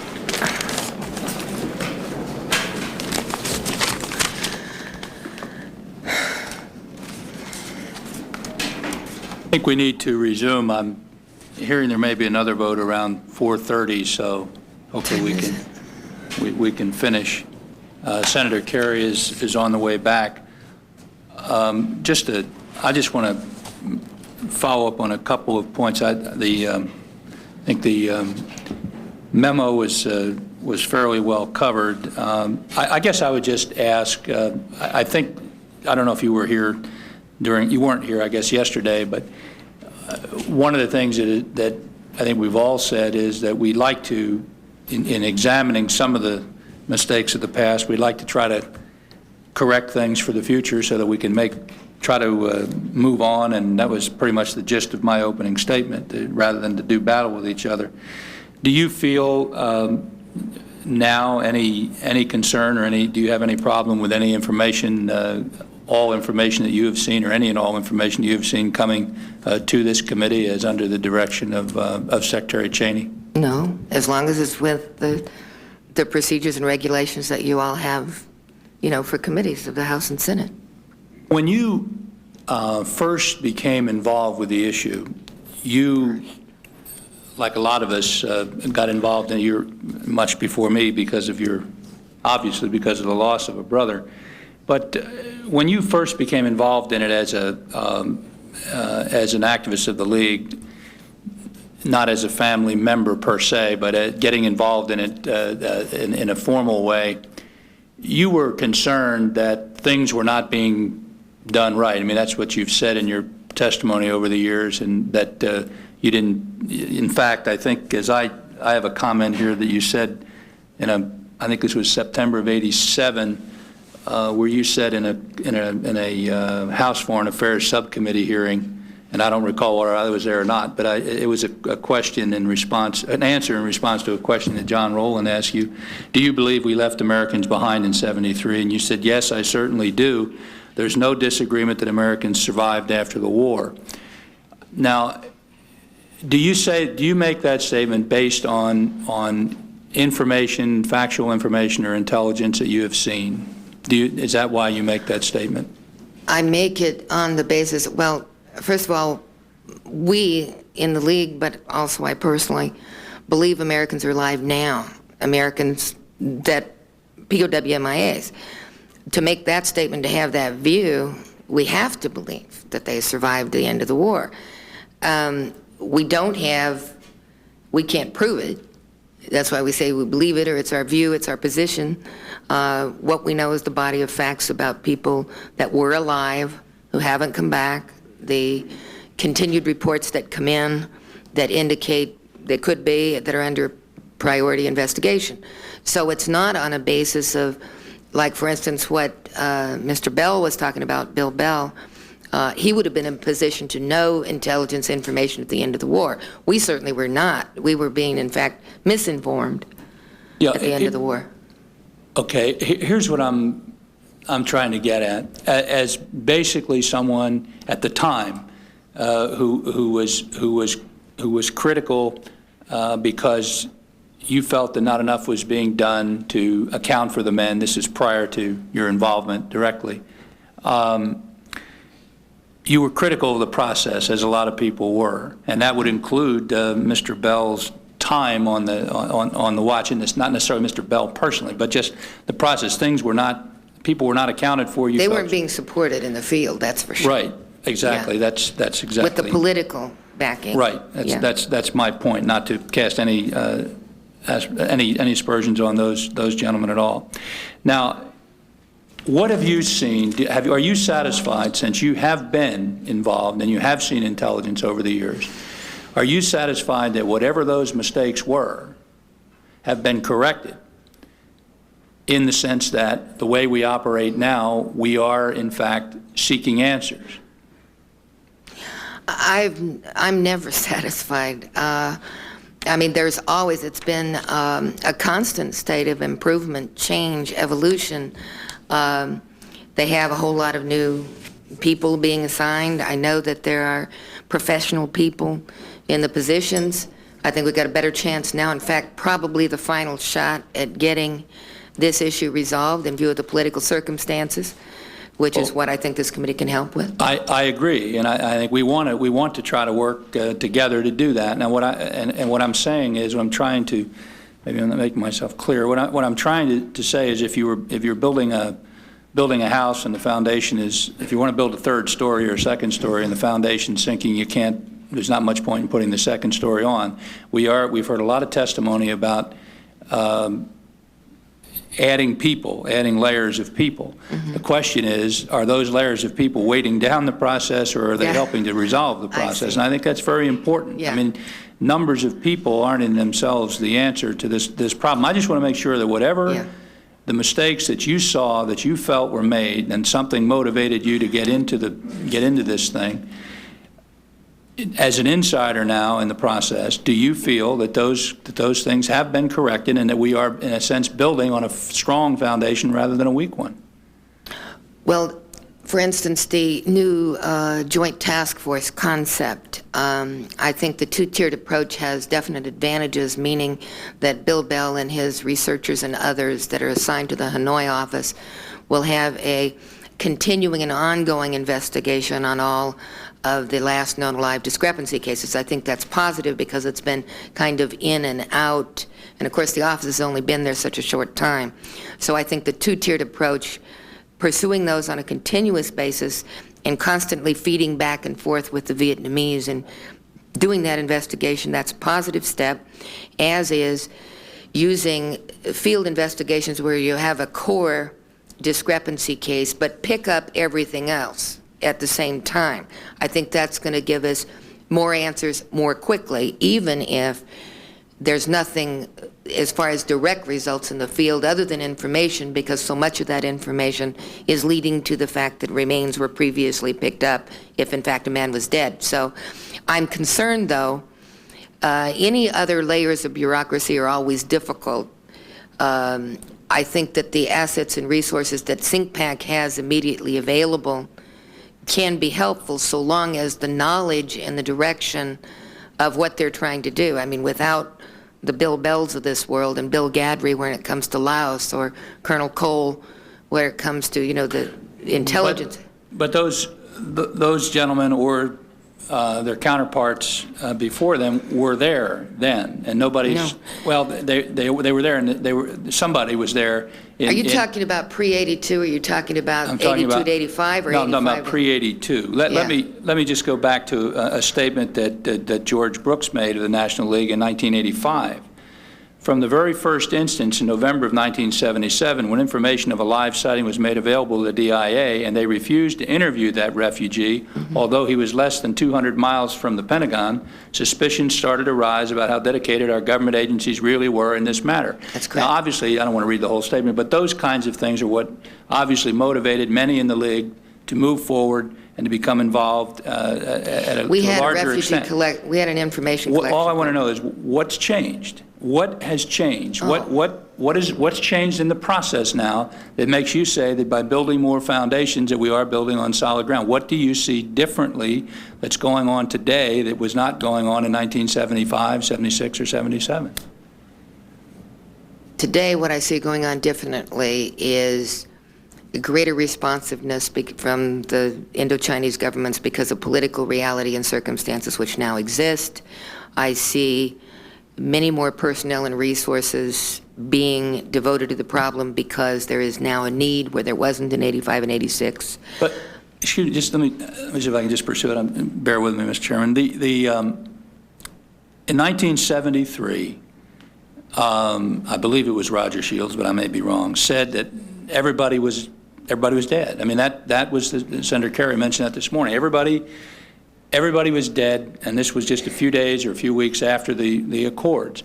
That was then the official policy of the United States government. Obviously, that upset the families, and therefore the families got involved to a larger extent than they had before, and formed the League, indeed, or formed the League even prior to that. Now we say that the next level up from they're all dead is we are not going to rule out the possibility that. Now, what brought you from that position on this hand to the position now that you saw directly in the intelligence? In other words, the same intelligence that was there 73, 74, 75, 67, you can't change that. Whatever they had, they had. We might have added to it or criticized some of it, but the point is it was there. Something happened to cause you to say that that was wrong, that conclusion was wrong, that because you still maintain, as you said here in 1987, there's no disagreement that Americans survived after the war. So, in our view, So what is it that caused? So in other words, the policy was wrong in 73 to say that they were all dead. Somebody said it, even though we have testimony today that for the first time that I've heard from those who worked the issue that in fact they didn't think they were dead. But Shields said it. He was a very high-ranking government official. unnamed Pentagon. So something had to cause you now, over the years, to change your, to not accept that, and to say, not only did you not accept it, but that the possibility exists, and we're not ruling out the possibility that there are people alive. Well, that's the U.S. government position. We go beyond that, but absolutely something changed. The database in 73 to 77, that is what we base our position on, has always been there, of the discrepancy cases of men Has known any to of be that alive. database been destroyed or altered? Not that I'm aware of. Have you still have access to that same database? No, I'm talking about The database of 73 to 77 that suggested But the to you... database I'm talking about, Senator, is the discrepancy cases of people that we know were alive on the ground. I don't go through individual family members' files or individual men's files unless the family asks me to. Just one specific question. Did you have any direct involvement in the Singapore case? The what? Singapore case? General Syncopo? Yes. Only urging the Lao to allow U.S. Officials, experts, linguists, access to talk with him. He was talked to, as far as you know? Yeah. And what, did he recant his story? I'm sorry? Did he recant his story of seeing Americans? I don't know to what extent that information is still classified. You'd have to ask that question of DIA that I assume is coming up after me. But you, what was your involvement in that matter? I mean, just tell me how you were involved in anything to do with that case. Asking the Lao to allow the experts access to General Syncopo. Okay. In Laos. In other words, you met with the Lao here and asked them to do that in... And also in Laos. I mean, Carl Ford and I went on one trip, and one of the things we asked the Lao to do was to allow the experts to talk to General Syncopo over what knowledge he might have on the Lima Site 85 incident. One of the criticisms, I don't know if it's a personal criticism of you, but one of the criticisms of the League is that the League and the United States government are in fact not one and the same thing, but in fact under your hat are. Now, when you go to interview the Lao or talk with the Lao about interviewing General Syncopo on regarding an alleged sighting of America, do you go as a League of Families or do you go as the U.S. government? I go as a family member, as a member of the IAG, and it depends on the trip. I took a trip to Laos this past August, and I went as the League Executive Director, not a member of the IAG, although it certainly was with the knowledge that I have as IAG. But you're compensated. Are you compensated? I know you're compensated by the League. Are you also compensated by the U.S. government? No. No compensation from the U.S. government at all? No. Okay. In fact, I even have to pay for my meals when I'm on the plane with General Vesey. Now, I don't have to pay for part of the gasoline to fly the plane, but I have to pay for my own meals. Okay.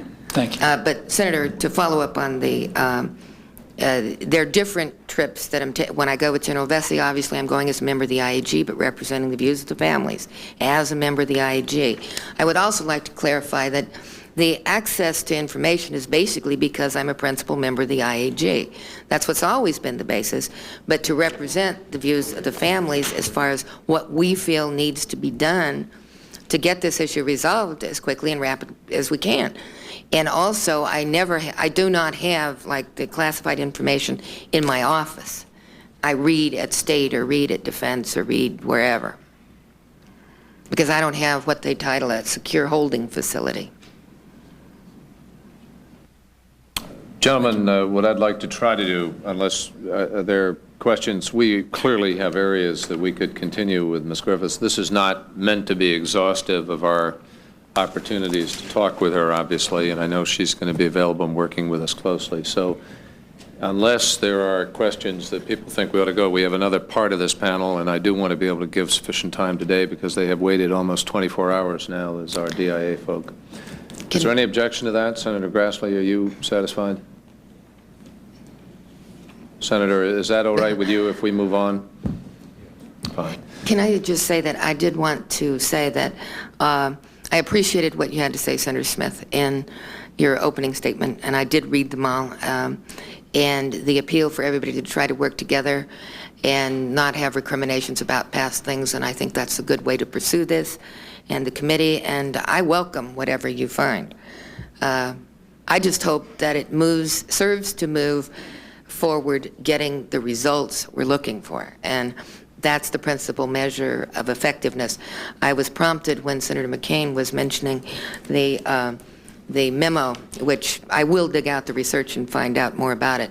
But who was it? It may have been Senator Dole or Senator Danforth in the Gates confirmation hearings that if you've never made any mistakes or you haven't written anything or you haven't taken any risks, then you don't count for much and you're not worth having.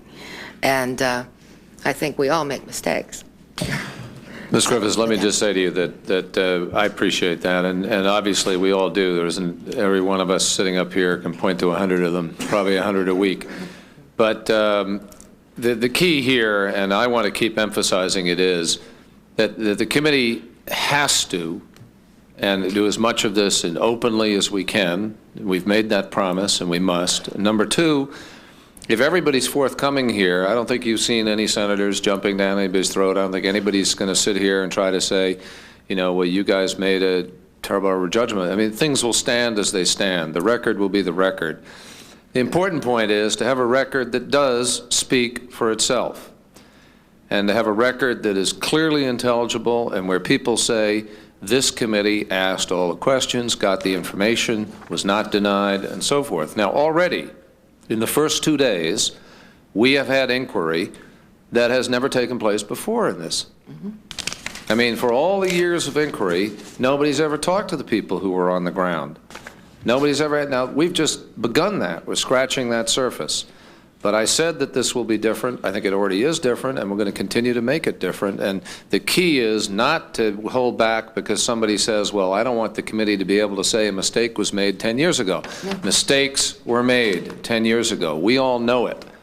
We sure do. And the key now is to just readily admit them. And I am confident that if we do that, we're going to help the Vietnamese to understand our own seriousness here, and the Laos and so forth. And that will help to enhance this process. Well, there's 3 requests I would make that I know you've already requested, and that is, in fact, my board has voted to request public release of the Thai report, public release of the roadmap, and public release of the we will do that. Inquiry on Colonel We Peck. absolutely intend to do that. Let me just say to you, Senator Smith and I have met with General Thai. General Thai has agreed to come and testify. He is not here this week simply because he was here in Washington, and he's not well, as people know, and it just cyclically is not possible this week, but he will be coming back. And there is no player in this who will not either be deposed or interviewed or serve as a witness over the course of this time. And so all the names, you know, from Garwood to Hendon to whomsoever who have arisen in this are going to be inquired of, or there is no way this committee can ultimately pretend that we've exhausted the possibilities. I think that's good. I wish you luck. Thank you. Appreciate it. We thank you very, very much. Appreciate it. Could we have the second part of this panel? Absolutely. Is that a fair statement? I don't want to. Oh, yeah. Okay. At the end.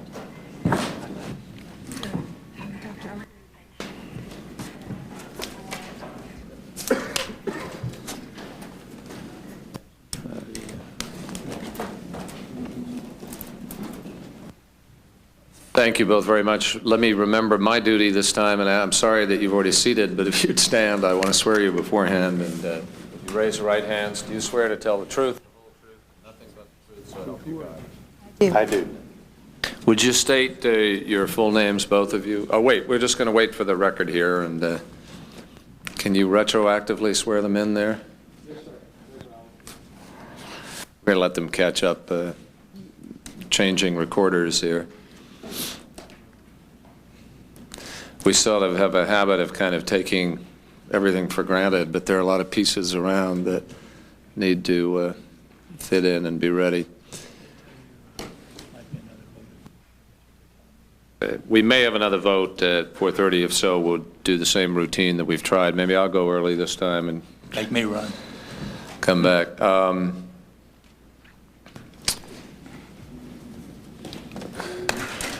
that one?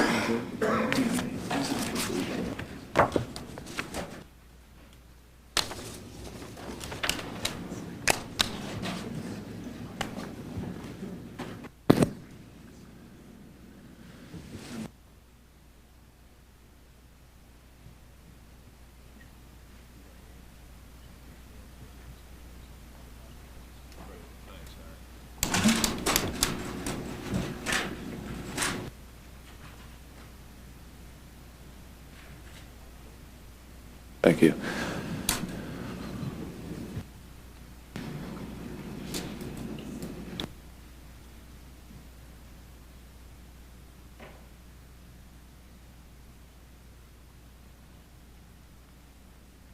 You all set? Up and running?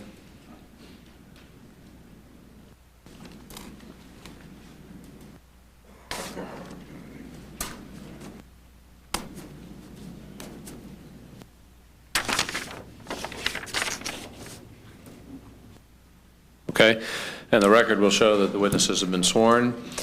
Dr. O'Grady, if you would identify yourself first and perhaps lead off, and then Mr. Apodaca. My name is Dr. Patricia O'Grady. I'm the daughter of Colonel John O'Grady, who was taken captive on April the 10th, 1967.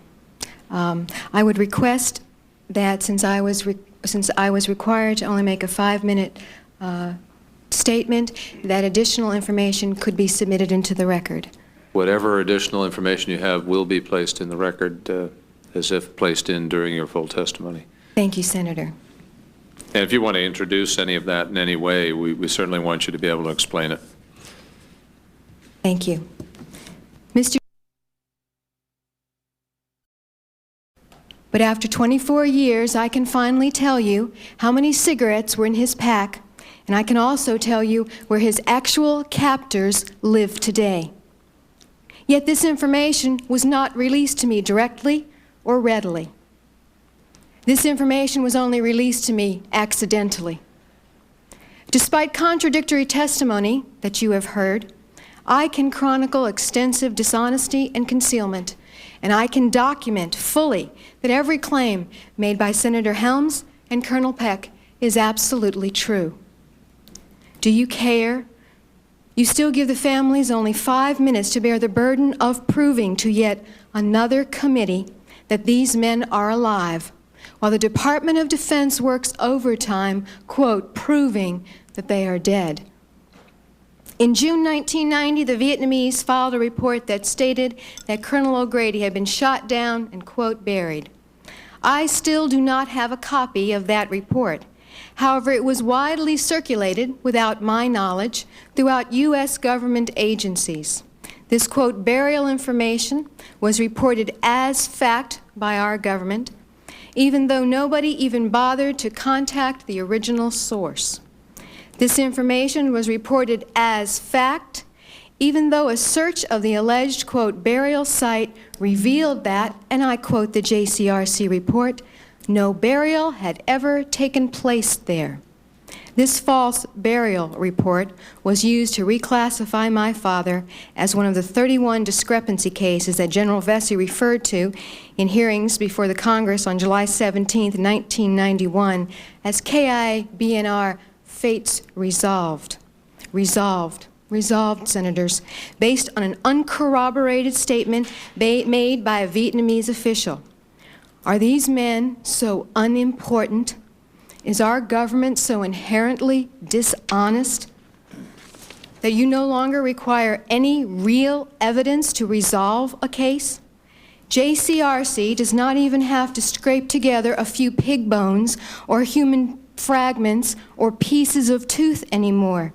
They can simply find some pitiful family member willing to bury fraudulent remains, or they can simply report that O'Grady was, quote, buried. Why waste the taxpayers' money or give the families any, quote, false hope that you really seek the truth? Why not just send the Vietnamese a list of, quote, resolved cases for them to initial? Why not? Because our POWs will not die so conveniently. My father's case was closed officially for 7 months. Then, unexpectedly, the first-hand source of the, quote, burial report contacted the JCRC team and volunteered that his report had been based exclusively on hearsay. Then, he volunteered the names of the men who actually captured my father. The actual captors, Senators, were not Vietnamese. They were members of a small ethnic faction who live in a remote, mountainous region outside of official Vietnamese control. The evidence in the document that I have comprehensively analyzed for you and submitted for the record asserts that my father was never transferred to Vietnamese control. 2 additional eyewitnesses confirmed that he was not turned over to the Vietnamese the next day, and that the reports of his death and burial were based on village gossip. The Vietnamese subsequently promised a witness and an ID card that would somehow document their burial claim. But nothing was produced. Why? Because they don't have it. They lied because we do not encourage them to tell the truth or to return live Americans, only to, quote, account for dead ones. We continue to encourage the Vietnamese by our policies and our practices of long standing to provide false information that, quote, proves them dead. The Vietnamese changed their report after they got new information from my father's captors. They got this information because we invited them to interview the captors with us. No U.S. official has ever spoken to these individuals without the Vietnamese present. My government jeopardized my father's recovery by providing the Vietnamese direct access to his ethnic captors and by providing them access to highly sensitive information. Do you think they might fear retaliation? The Vietnamese did not know where my father was until we took them to find out. Do you think this group would be willing to admit in the presence of the Vietnamese they never turned this pilot over? If these individuals had ever been contacted without the Vietnamese present, he might have been recovered. I would like the same privilege, Senators, as the Vietnamese. I would like to speak to my father's captors without the interference of the Vietnamese, but no one will give me the names of my father's captors. If the Vietnamese are free to contact them, why can't I? At Baha Nung, my father was probably transferred to one of 9 known Laotian POW camps in the area. He may be one of the Americans that is held in wild, remote, mountainous areas outside of Vietnamese control. The Vietnamese have gone on the record admitting that such men may be held outside of their control in such areas on numerous occasions. But I may never know, because the, quote, cooperative Vietnamese have denied Americans any further access to this area. They ordered the American team to leave the area and stop the Americans from attending the joint final exit interview. Still, the charade continues. Fingerprints and dental records disappear. Journalists are attacked. Legitimate pictures are discredited.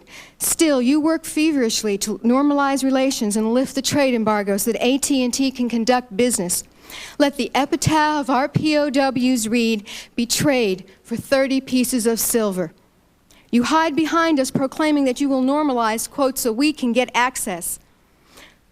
You could give me access today, but you won't. You will just continue to, quote, account for POWs like dollars and cents, manipulating figures. Hundreds of families have stories just like mine, yet there's never enough time for each of them to come forward and speak.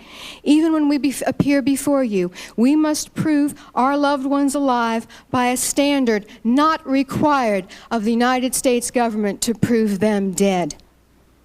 There are numerous actions that you could take to stop this fraud and deceit. But it seems that you are more interested in pork rinds and oil interests. If you don't care, we do. The day the trade embargo is lifted and normalization occurs is the day that you will see tens of thousands of families and veterans and citizens who want honest recovery of our men marching through the halls of Congress and in every city and town.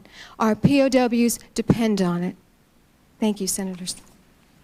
Very much. Let me just ask you now, do you have, I don't know where this 5 minutes came from, and I apologize for whatever that signal was. Nobody's been given only that, and I don't want you to feel shortchanged. So if you have any further time, I want to make sure that you exercise it, because there was no effort that I know, no conscious decision here to have a lesser time. Senator, I appreciate that, and if I had been made aware of that ahead of time, I would have provided a much more detailed Well, that's okay. We'll get into testimony. it in questions. We're going to give you all the time you need to tell this story. But So- essentially, I simply would have provided more detail relative to the actual case that I have presented regarding my Well, father. we'll be asking about it, so Certainly. we'll give you that opportunity fully. Mr. Apodaca.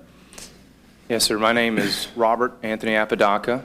I'm the son of Major Victor Joe Apodaca, Jr., who was shot down on June 8, 1967, over North Vietnam. I'd like to provide you a corrected copy of my written testimony, request it be entered into the record. It will I've already be, given it to the chief. it will be entered into the record.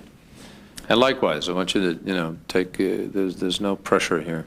Yes, sir. Thank you. Only two of you. I'd like to go ahead and read my written testimony to you now. Mr. Chairman and members of the committee, I thank you for this opportunity to testify before your committee, and I'd also like to thank my chain of command for allowing me to take time off to appear here today.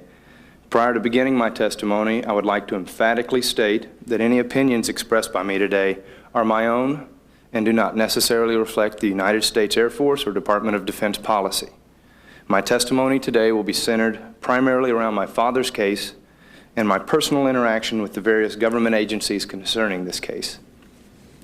To start off, I would like to include as background information a copy of what the Joint Casualty Resolution Center, the JCRC, calls the narrative of my father's case. It is included as Attachment 1 to my testimony. I've been notified by the Air Force Casualty Affairs Office that this narrative has been provided to the Vietnamese on at least 3 occasions, 1 November 86, 4 August 87, and 25 January 88. To provide a little more background, my mother was a member of the National League of Families many years ago, but is no longer active in the issue and has remarried. When she remarried, that made my older brother the primary next of kin, and it made me the secondary next of kin. I might add, my brother has given me authority to speak in his behalf on this issue.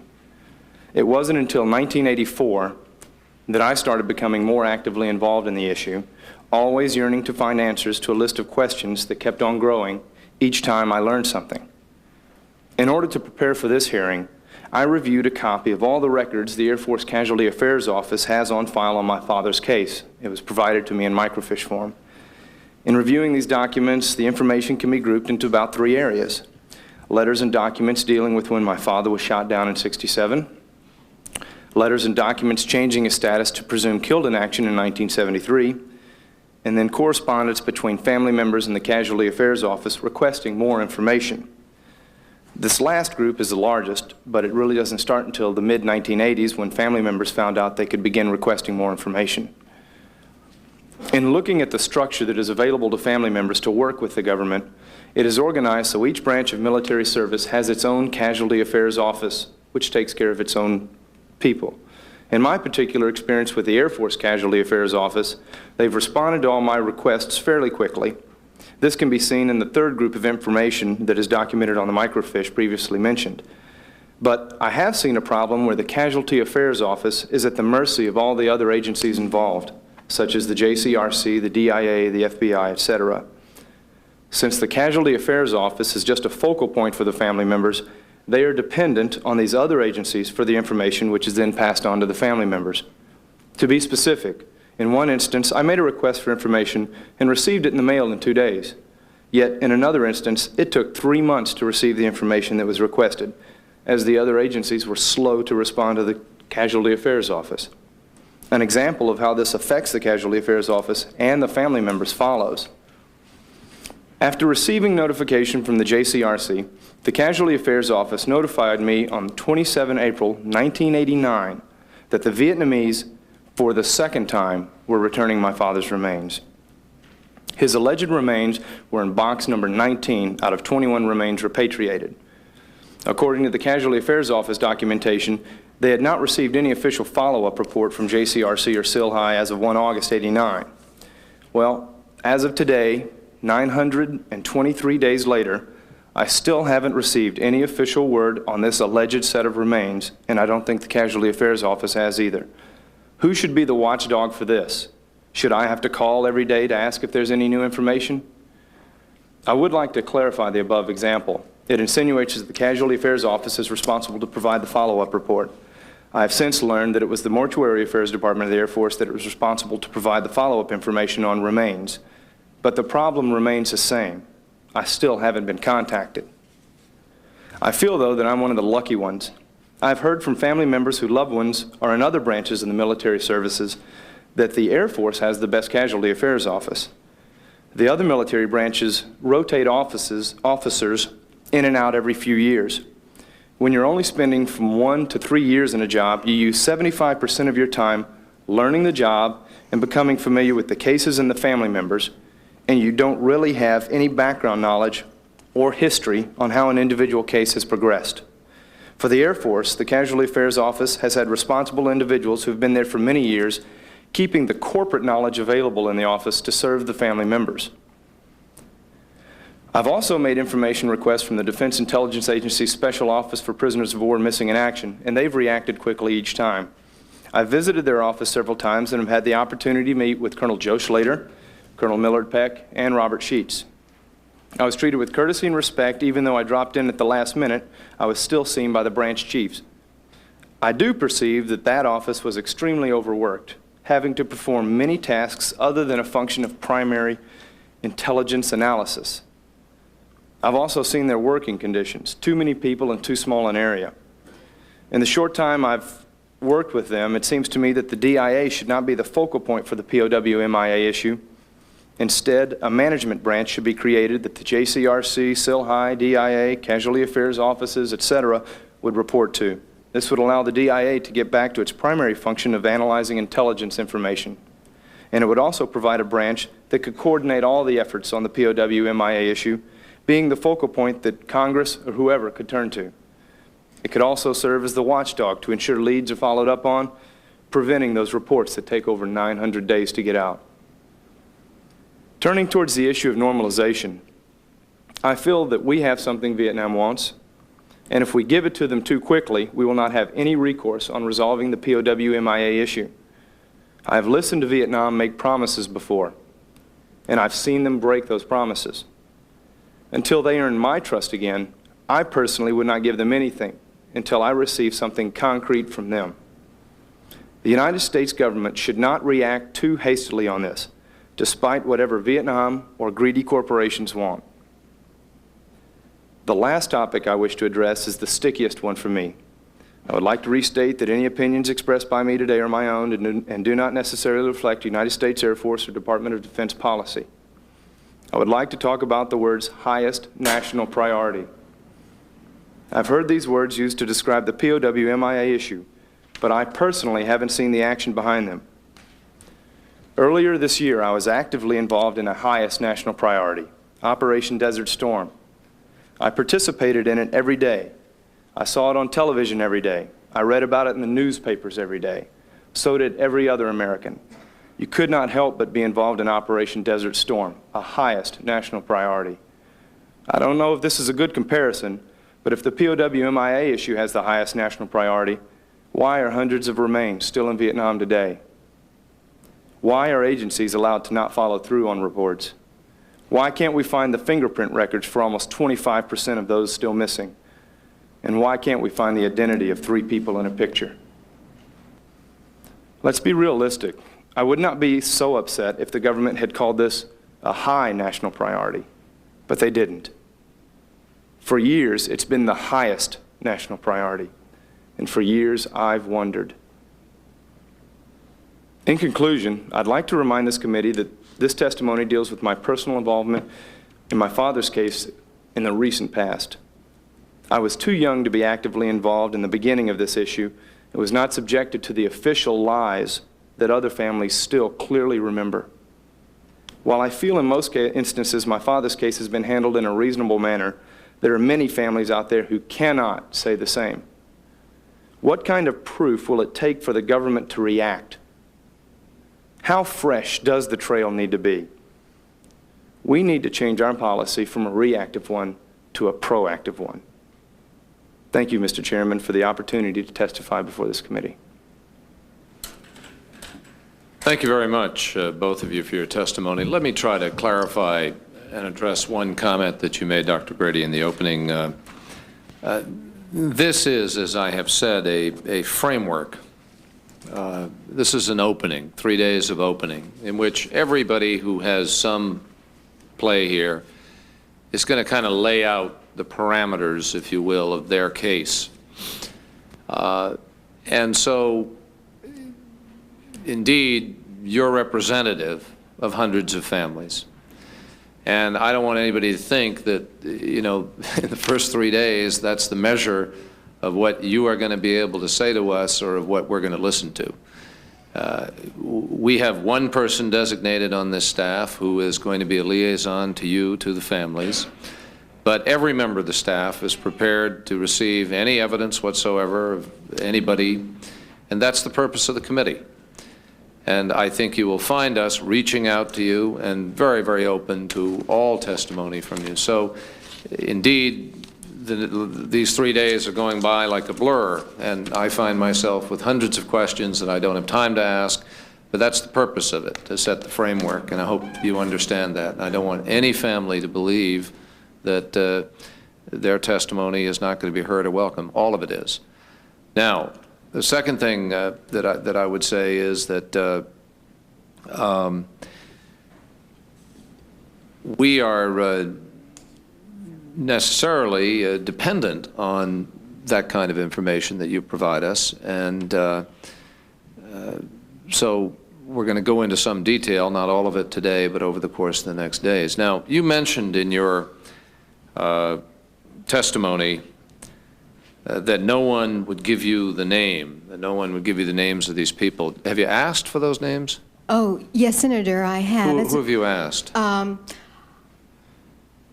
might add also, incidentally, tomorrow, I think, or as soon as we have time, and I hope it'll be tomorrow, the administration is going to respond to many of these complaints and comments that are made. So we intend to get action on this kind of thing right away.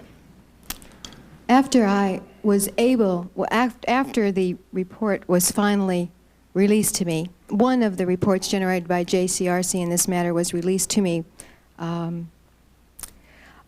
I thoroughly analyzed the information that was provided to me, and I generated a letter to the Casualty Affairs Office requesting great detailed information that would further clarify my father's case. One of those requests was specifically for the name of the captors. In the original document, the name of the captors are sanitized. However, I do have their political affiliations, both during the course of the war and currently. I also know exactly which hamlets they live in. I don't think it would be very difficult for me if I went to Vietnam to find those individuals, particularly since they were very forthcoming and reportedly very accommodating, very cooperative, and very anxious to talk to U.S. government team members regarding my father's case. However, the actual names are still, have not been provided to me despite an August 23rd request. Is that the only request you made, August 23rd? I made a number of verbal requests by telephone. Who did you request it of? We are directed to make contact through the Casualty Affairs Office, Mr. Atkinson, and Mr. Frampton. That's who I directed my request to. I was told it would have to be forwarded to JCRC for response. This morning, as I walked into the hearing room, I received a document from a packet of documents from Mr. Atkinson that had been provided to him by JCRC. I haven't had time to review them, but my brief cursory review suggests that the captors' names have still not been provided. Now, you mentioned also that records have disappeared.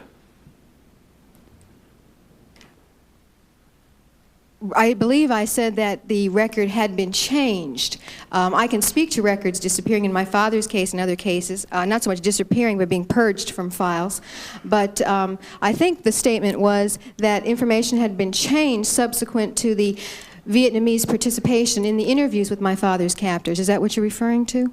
No, I thought I had written down a note, as you said it, records disappear, and I had a question mark. I thought you had mentioned that records had disappeared. I think I generically suggested that fingerprints have disappeared. Let me find my exact reference. Let's see. Let me ask you, do you think these things... Fingerprints and dental records, Senator. Now, do you think these things have disappeared as a matter of a willful intent to deny you access to this, to cover up something, or do you think they've disappeared because of a kind of bureaucratic bungling process? Senator, I have had to do a lot of soul searching to come to terms with whether or not I could believe that everything my father fought for and was lost for has been denigrated by the belief that this is willful and intentional. And for a very long time, I tried to convince myself it was unintentional. It was a matter of incompetency, of ignorance, of failure to follow through, lack of resources, lack of money, lack of analytical and professional skill.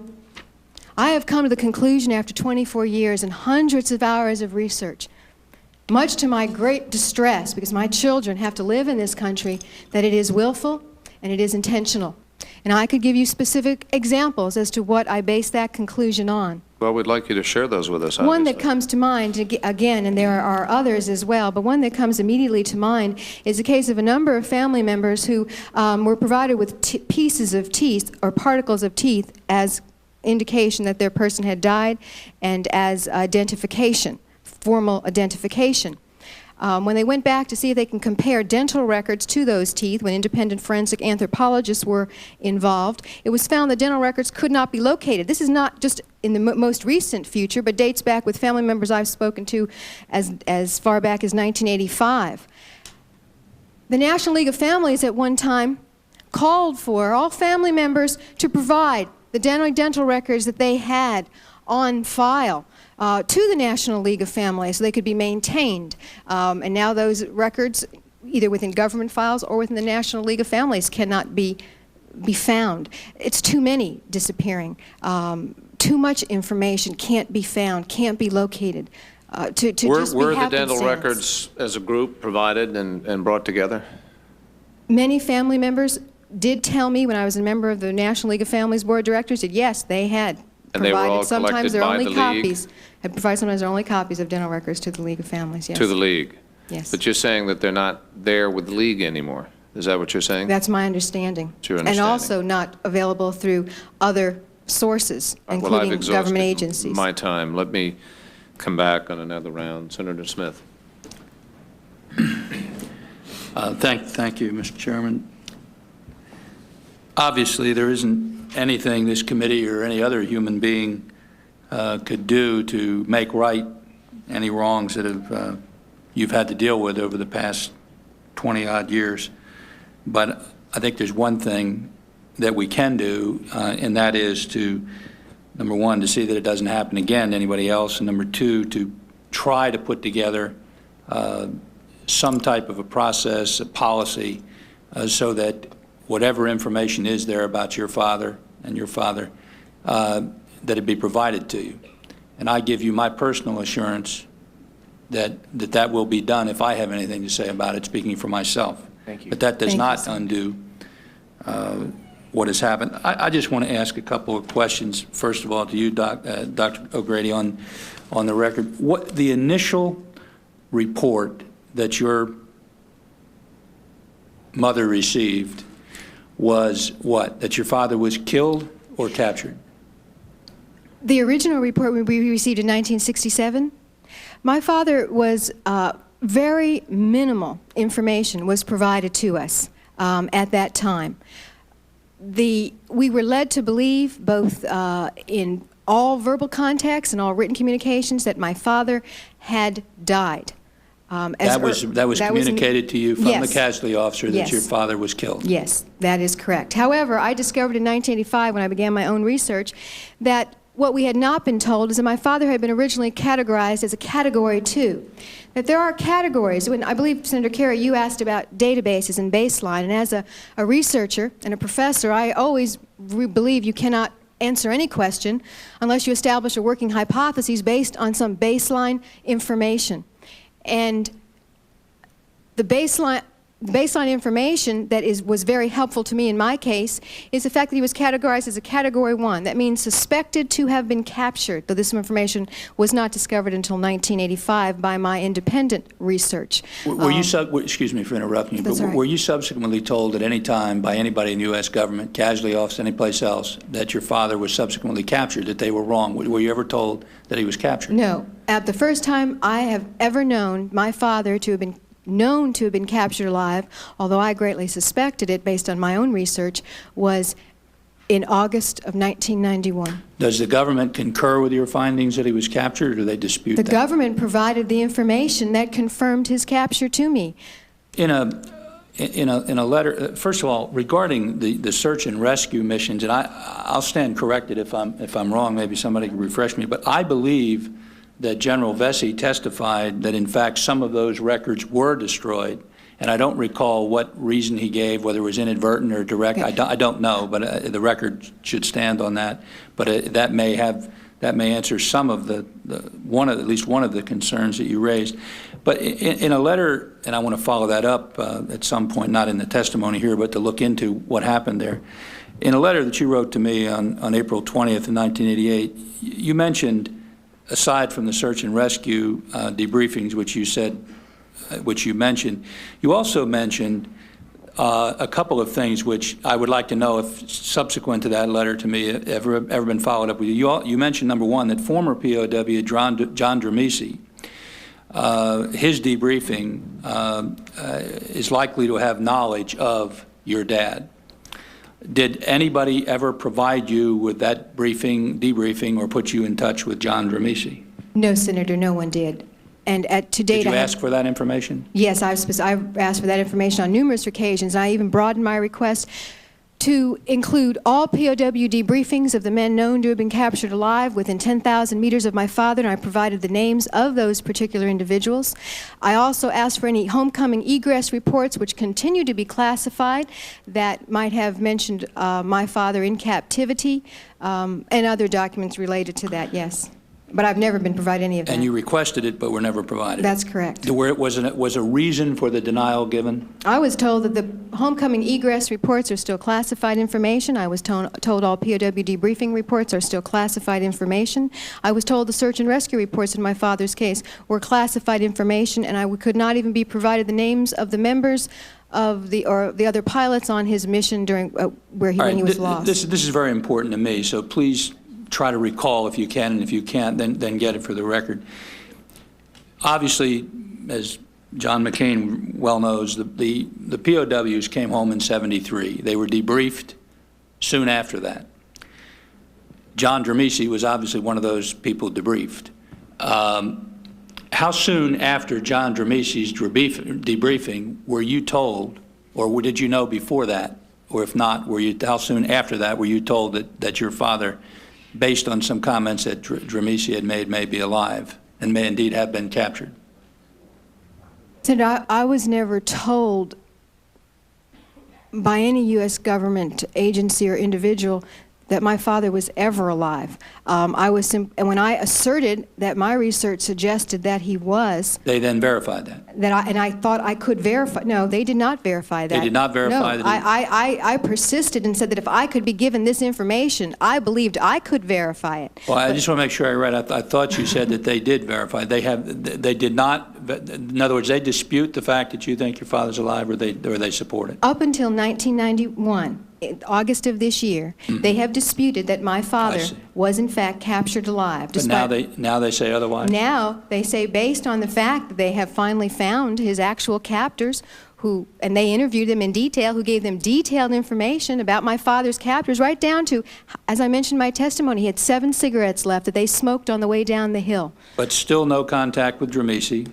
That's correct. And no contact with any of his captors, or no information directly related to you. And all the captors, as I understand it, the alleged captors' names were provided to the Vietnamese. Is that correct? Not only were the alleged captors' names provided to the Vietnamese, Senator Smith, but the Vietnamese were taken to my father's captors to participate in the examination of the captors.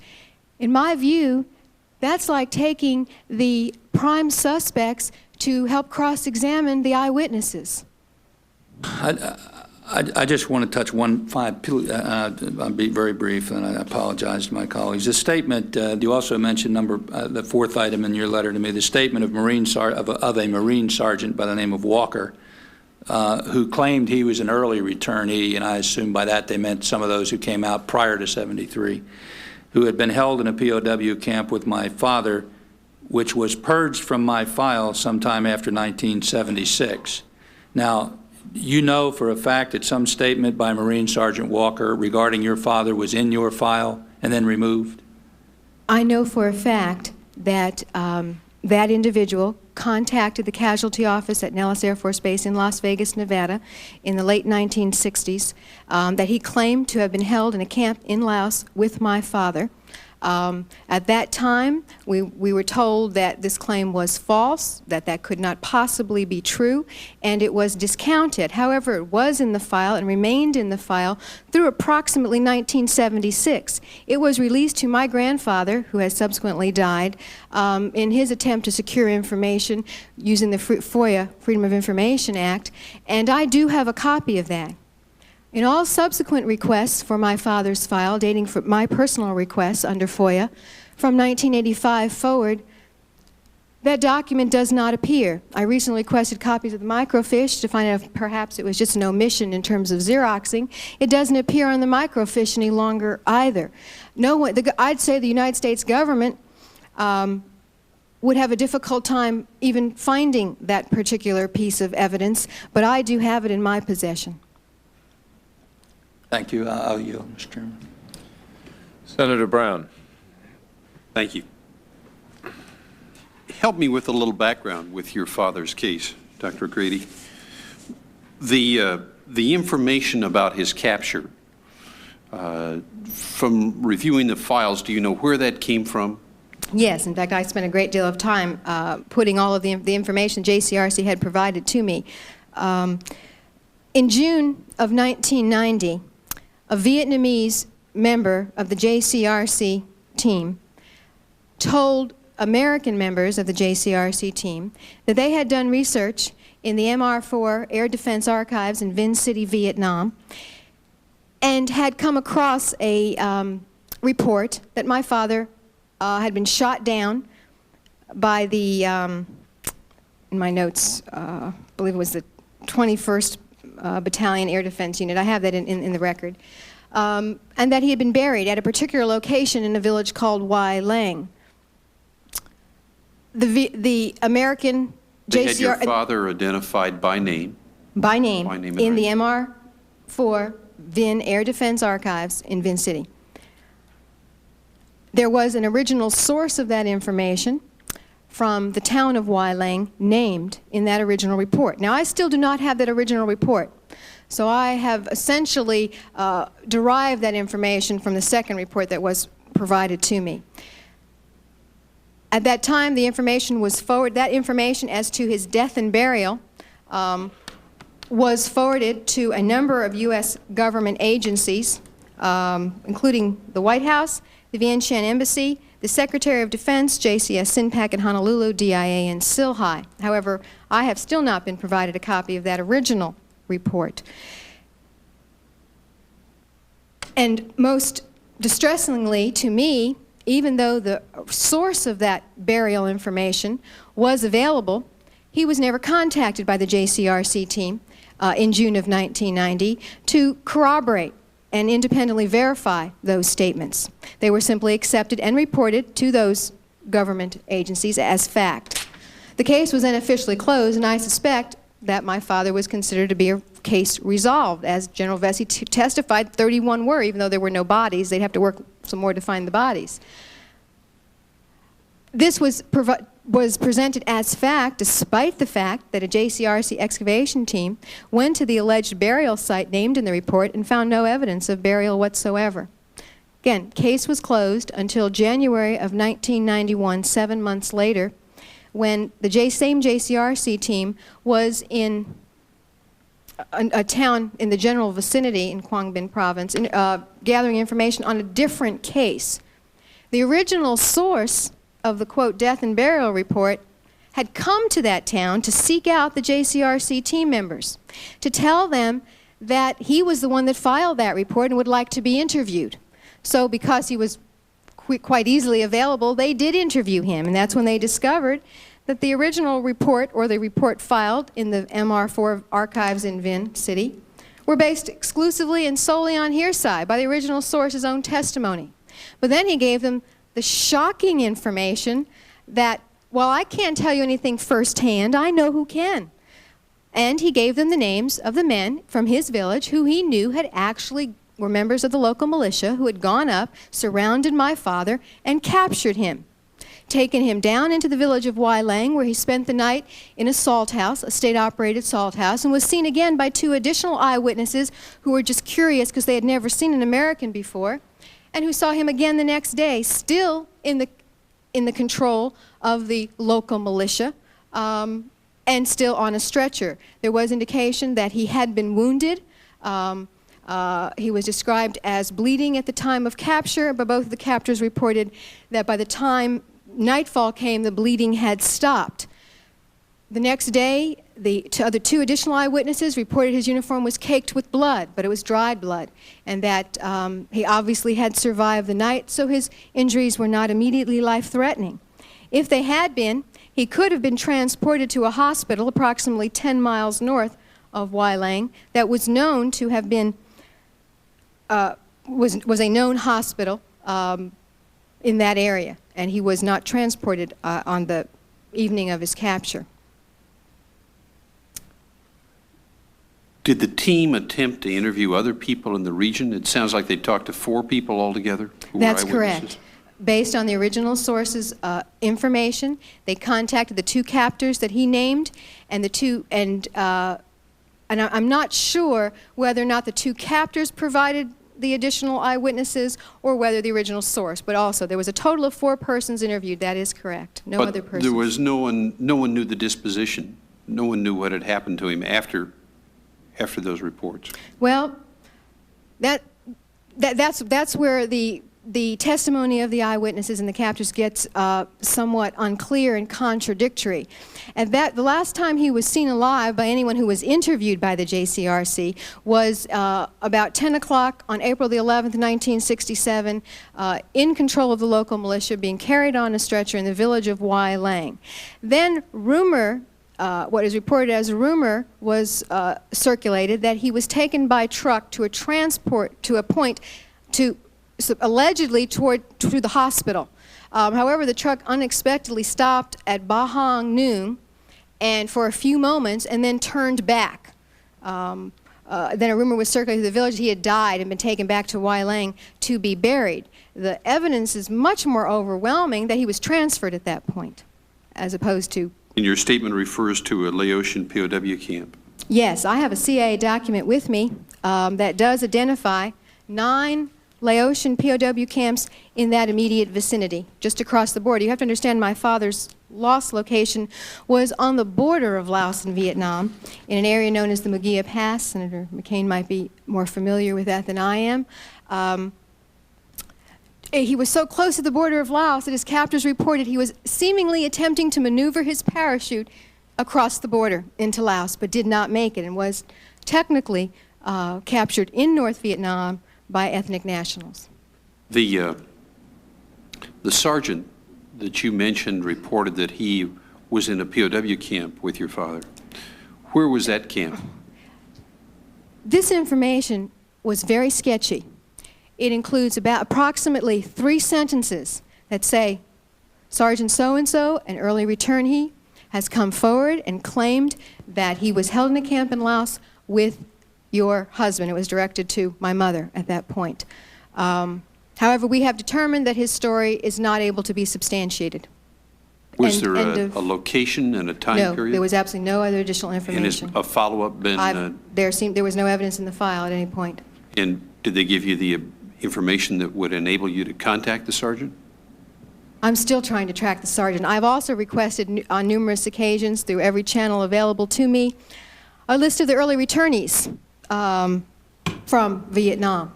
I have not been able to access that list either, so that I could at least verify that he was in fact a early returnee. Asked for that? Yes, I have. Who have I asked? I've gone through the casualty office as directed. I believe I have attempted through various congressmen, McCloskey at one point, Congressman Rowland at one point, asked for assistance through the National League of Families, directly through, again, it seemed to be a casualty U.S. Air Force document. I believe I also contacted the Secretary of the Air Force in an attempt to see if that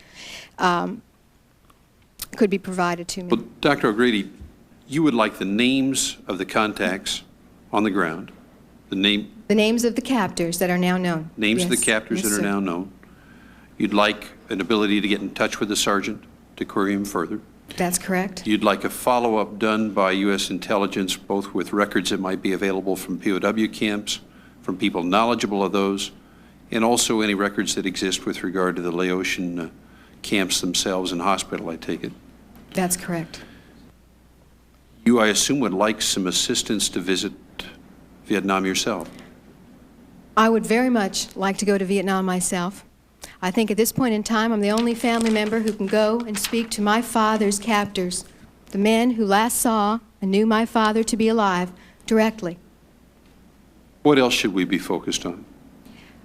Senator, I hesitate to continue to ask specific requests on behalf of, in just my case, because I believe that I could obtain the information I need, and we could cure all of the other families' needs that have long been denied, as well by some basic policy changes and specific methodology recommendations. And I'd be happy to list those for you that would cure not only my concerns, but also accomplish the same for many other families in exactly the same circumstance.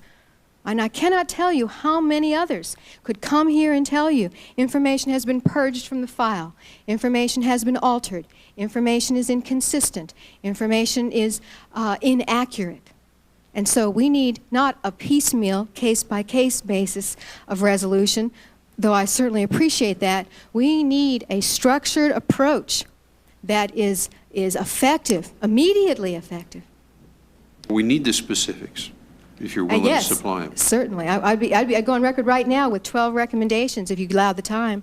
No, I think that'd be very helpful, and I certainly yield to the chairman's discretion on time.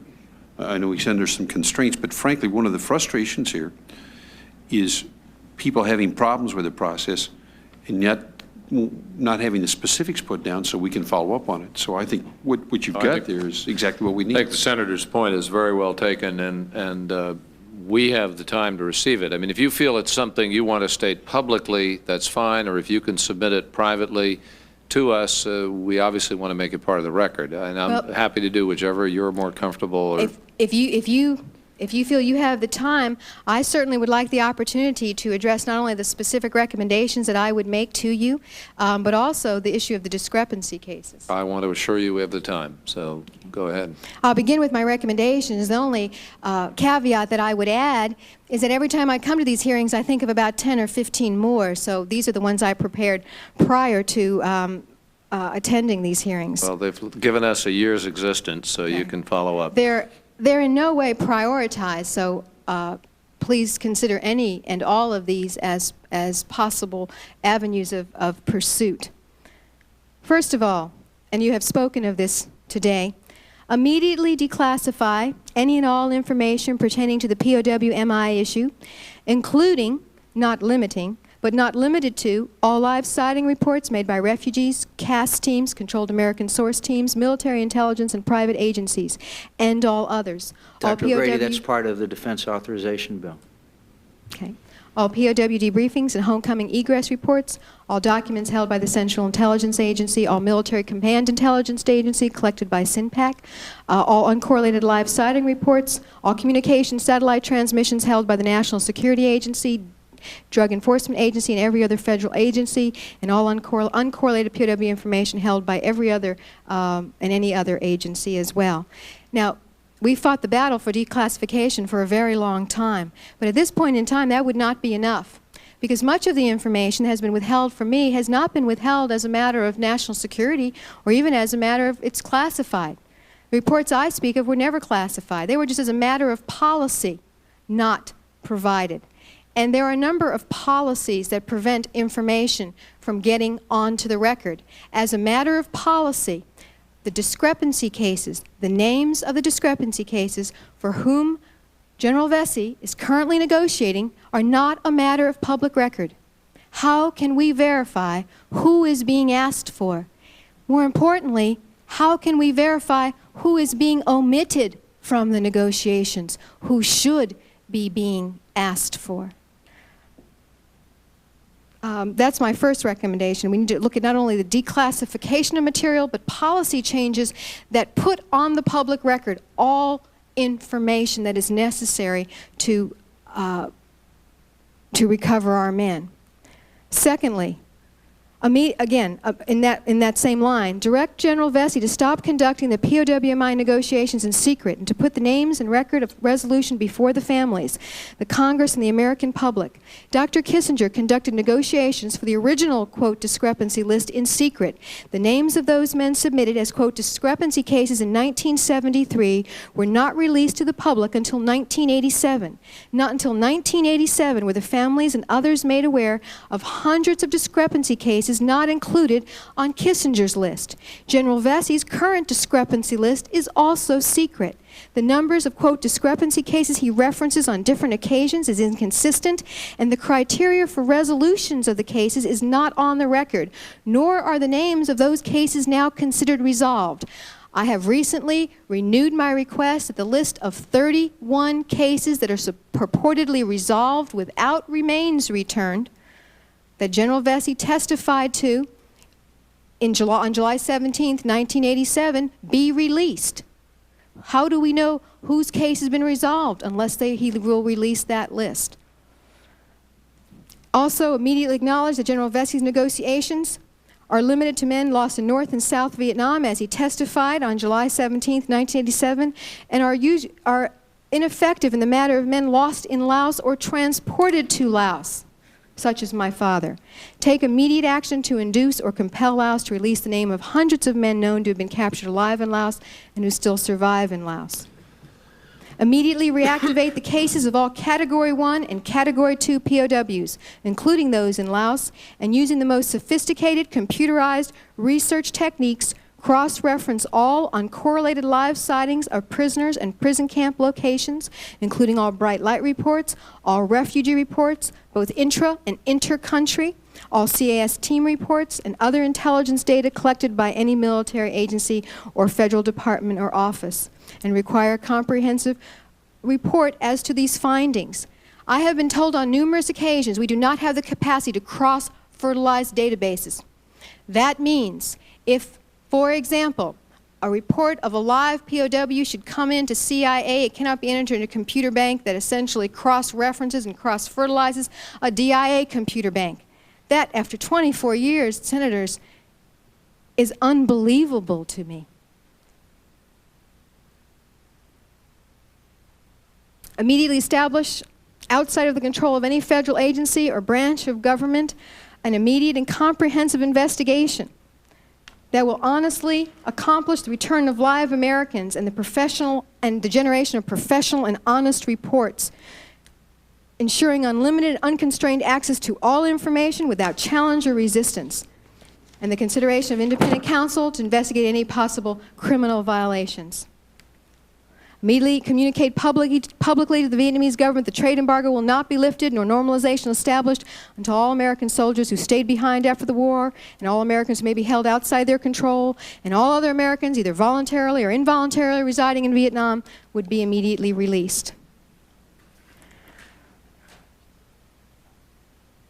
Immediately arrange for all family members who are relatives of Category 1s, Category 2s, and Category 3s to testify before Congress as the cumulative record of deception and dishonesty can be directly exposed.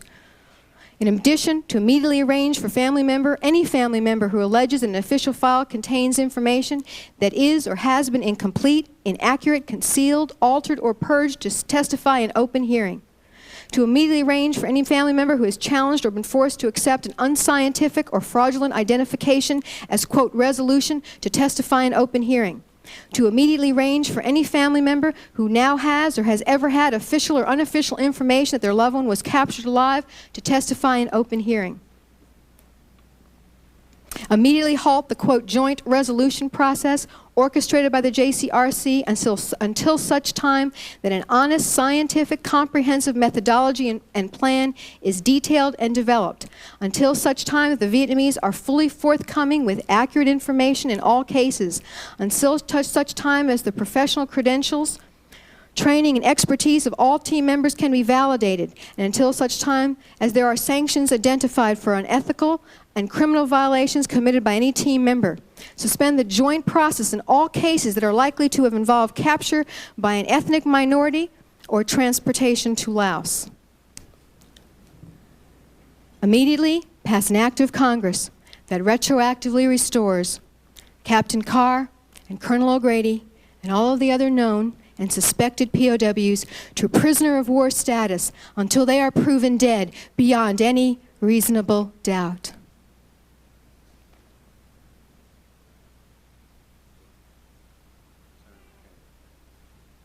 Dr. O'Grady, what do you do now? What is your line of work? I'm a professor at the University of Maryland, Eastern Shore, in psychology and education. Were you once a member of the Board of Directors of the League of Families? Yes, I was elected to the Board of Directors of the National League of Families and served 1985 through 1986. And why did you terminate your service? Well, I didn't voluntarily terminate my service. Based on what I consider to be questionable election procedures and voting processes, I was not re-elected. So you have not had further involvement with the League of Families since then? That's not true at all. After I was no longer formally associated with the National League of Families, I felt that I had seen enough as a board member that dismayed me to such an extent that I felt an obligation, a moral and ethical obligation to those family members who don't have the skills that I have, who don't have the education I have in the background, to assist them in detailed research in terms of each of their individual cases.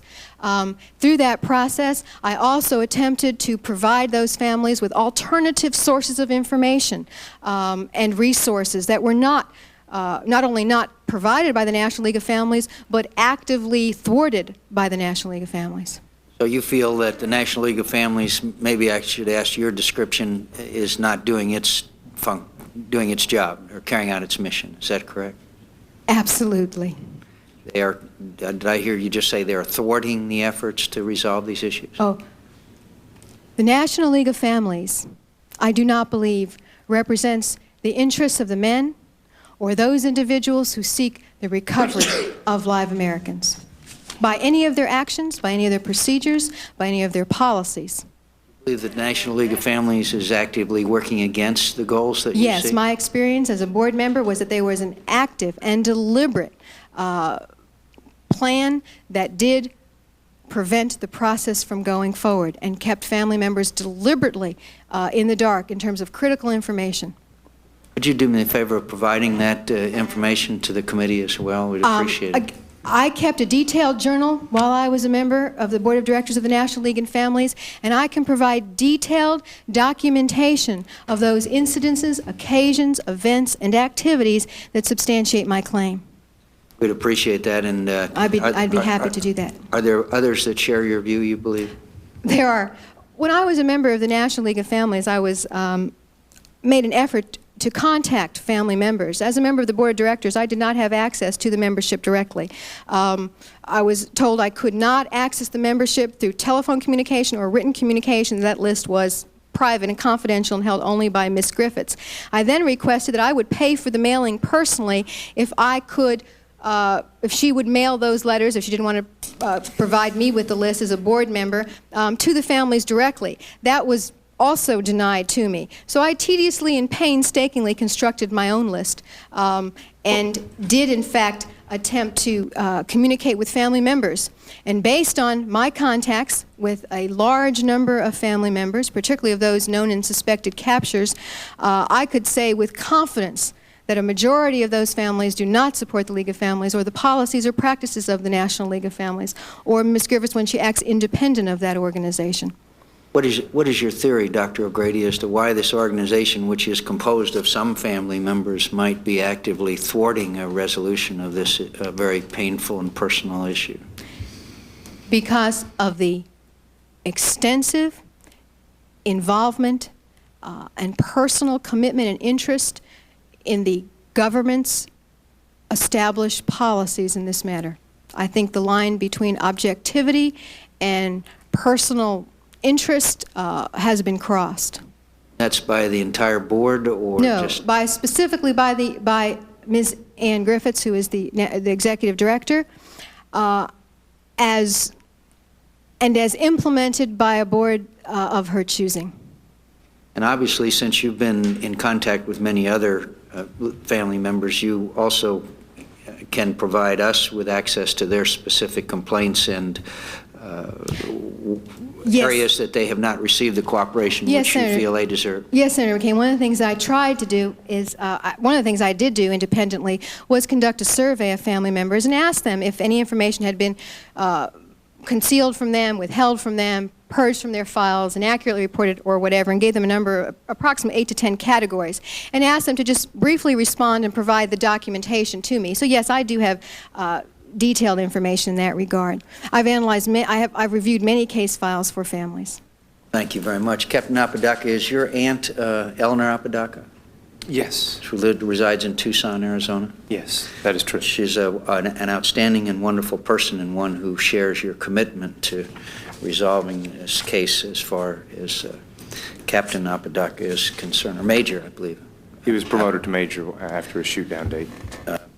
And we also are interested in your problems and difficulties you've had, and we hope we can keep those resolved. And we appreciate your commitment to serving this country as well, Captain, and I know that he is very proud of you. Dr. O'Grady, could I just return 1 minute to this issue of the people who you believe captured, or evidence that you have captured, Captain O'Grady? You say that these were indigenous personnel, these were not Vietnamese. Yes, that's correct. The JCRC report states that there is no doubt that this information is correlated to my father and that these were indigenous personnel. In fact, Senator, one of the individuals, one of the captors, when he was interviewed, was difficult to understand because the Vietnamese translator who the JCRC team utilized could not understand the dialect. You know how the JCRC people came across these individuals without the knowledge of the Vietnamese themselves? Yes, the source of the original burial report.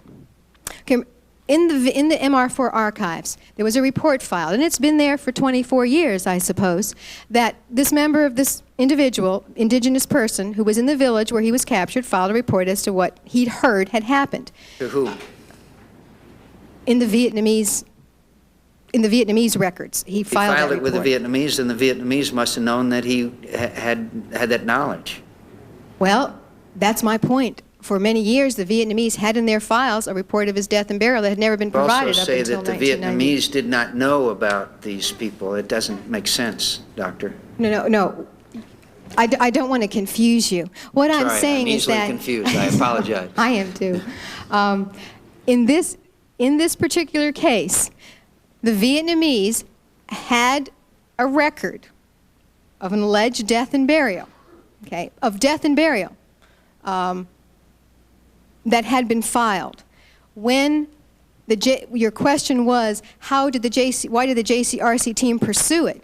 Oh, how did they know about when that original source came to them when they were investigating a different case and contacted them and said, I'm the one who filed that report, and I'd like to be interviewed. And they said, well, okay, since you're here, we'll interview you. And during the course of the interview, he said, well, that report I filed was all hearsay. I didn't see anything. I just heard things. But I do know who captured him, and you could talk to them. And they live here, and here are their names. And at that point, JCRC was prompted to go to the village of his capture and track those individuals down. Thank you very much, Mr. Chairman. Thank you, Senator McCain. But let me just add, now, when they were offered the opportunity to interview, they did interview, correct? The recovery team conducted the interview. They didn't say, no, we don't want to The interview you, joint we've closed team- it. They interviewed. Yes, they did interview. And they did when pass were on the contacted. information. 7 months after they obtained it and Correct, summarized but it. they did. I mean, they voluntarily, I mean, if there was a great... No, Senator, that's I'm trying to not understand true. that. Well, let me understand that the only thing the Vietnamese voluntarily passed on, a member of the JCRC team, was a hearsay report from the Vin archives that said he had been buried. They told that to the American team members, and the American team members passed that as fact to everyone except Now, what do the you family suggest that the American team members should have done if they were given When- that information at Well, that time? the standard by which my research is held to, if I am provided with a report from a library or an archive, and the original source of that information is named, then the first thing I do is contact that original source and interview him. Was the to source named in this case? Yes, that's correct. It was named originally. That's correct. So what you're saying is they didn't do the original No, they did not contact piece, right? independently corroborate the Okay. information provided by the Vietnamese. But then that may go to sort of methodology, but not necessarily to intent. I mean, if they were engaged in some kind of cover-up or effort to prevent you from knowing, they would never have conducted the interview or never have passed the information on. That's a separate issue. What I'm first... Well, is it separate? I mean, isn't Yeah, that yeah. central to what you're saying? No, You're there- saying that information was kept from us, things were destroyed, people... No, those are, you're confusing two issues. The first issue is the methodology. Clearly, the procedural methodology did not reflect the highest national priority, did not reflect an absolute commitment to confirm information passed by the Vietnamese. That's failure number one, okay? Failure number two is taking the Vietnamese with them to interview the captors. That's failure number two in the joint process. Failure number why is that such failure? I mean, first of all, I mean, the requirements are probably, I think they are, that you're going to travel with somebody with you. I mean, Vietnamese are going to go with them. Well, that's the policy that is currently in practice. Joint JCRC team resolution means just that. The Vietnamese and the Americans working together. But are as a you joint suggesting team. that the Americans are somehow going to be corrupted by the presence of the Vietnamese, that they're not going to ask legitimate questions or understand? I'm suggesting that the ethnic faction and minority would be very unlikely in the presence of the Vietnamese to provide any forthcoming information regarding my father, because they were under orders during the course of the war to turn over pilots captured to the Vietnamese. In this case, I do not believe they did that and would be unlikely to admit that in front of the Vietnamese. Okay. But in fact, the Americans did conduct an interview, did they not? With Yes, the Vietnamese jointly, president. the Vietnamese and the Americans conducted an interview. And you believe that they didn't get the information That's during correct. that?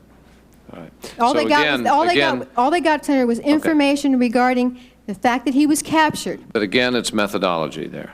You're not insinuating That's that there correct. was an effort not to That's get correct. you the truth. Until I get to the third failure. Okay, the third The third failure is, after the interviews, the report was prepared and summarized, if you could call it summarized, in February of 1991. It was circulated, okay? I'm sorry, that's not true. The 1990 report of death and burial was circulated. I don't know exactly what happened to the 1991 report. There's no transmission or transmittal information available. There's no cover sheet. That report was put into a file. The fact that now he is known to have been captured alive by ethnic nationals in February of 1991. Nobody has that report. DIA doesn't have that report. They only have the death and burial report that was summarized and provided in 1990. I do not have that report. I do not get that report until 7 months later. And the way that I get it is in this manner. I called up the DIA to ask if there was any new information on my father. They said to me, "Why are you asking? We have a report here that says he died and was buried, and his case is resolved." I said, "You do?" And they said, "Yes." I said, "Well, do you have a message transmission number?" Because I knew if I could get that, I could track that document. And When they provided that to me, I then immediately contacted the casualty office to get the information from JCRC, that particular death and burial report. In the process of that, 7 months later, they also provided the evidence as to the interview with the captors. After I threatened to contact congressmen, go to the media, and to take legal action if that information was not provided to me. Now, with respect to the differences between you and the League at this point, it would be hard for any of us to believe that the League would not want to resolve these issues or have any living American come back. I take it you don't believe that they don't want that to happen. I believe that Ann Griffiths, as she purports to represent the families of the National League of Families, has not taken a proactive stance to ensure... But let me get at this. I mean, I want to make certain, I mean, I accept the differences on face value. We all have to. They're unavoidable.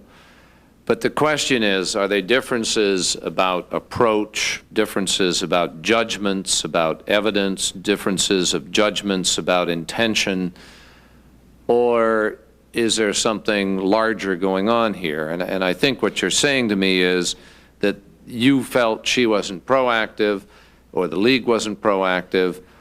Ann Griffiths, Senator, controlled the information flow.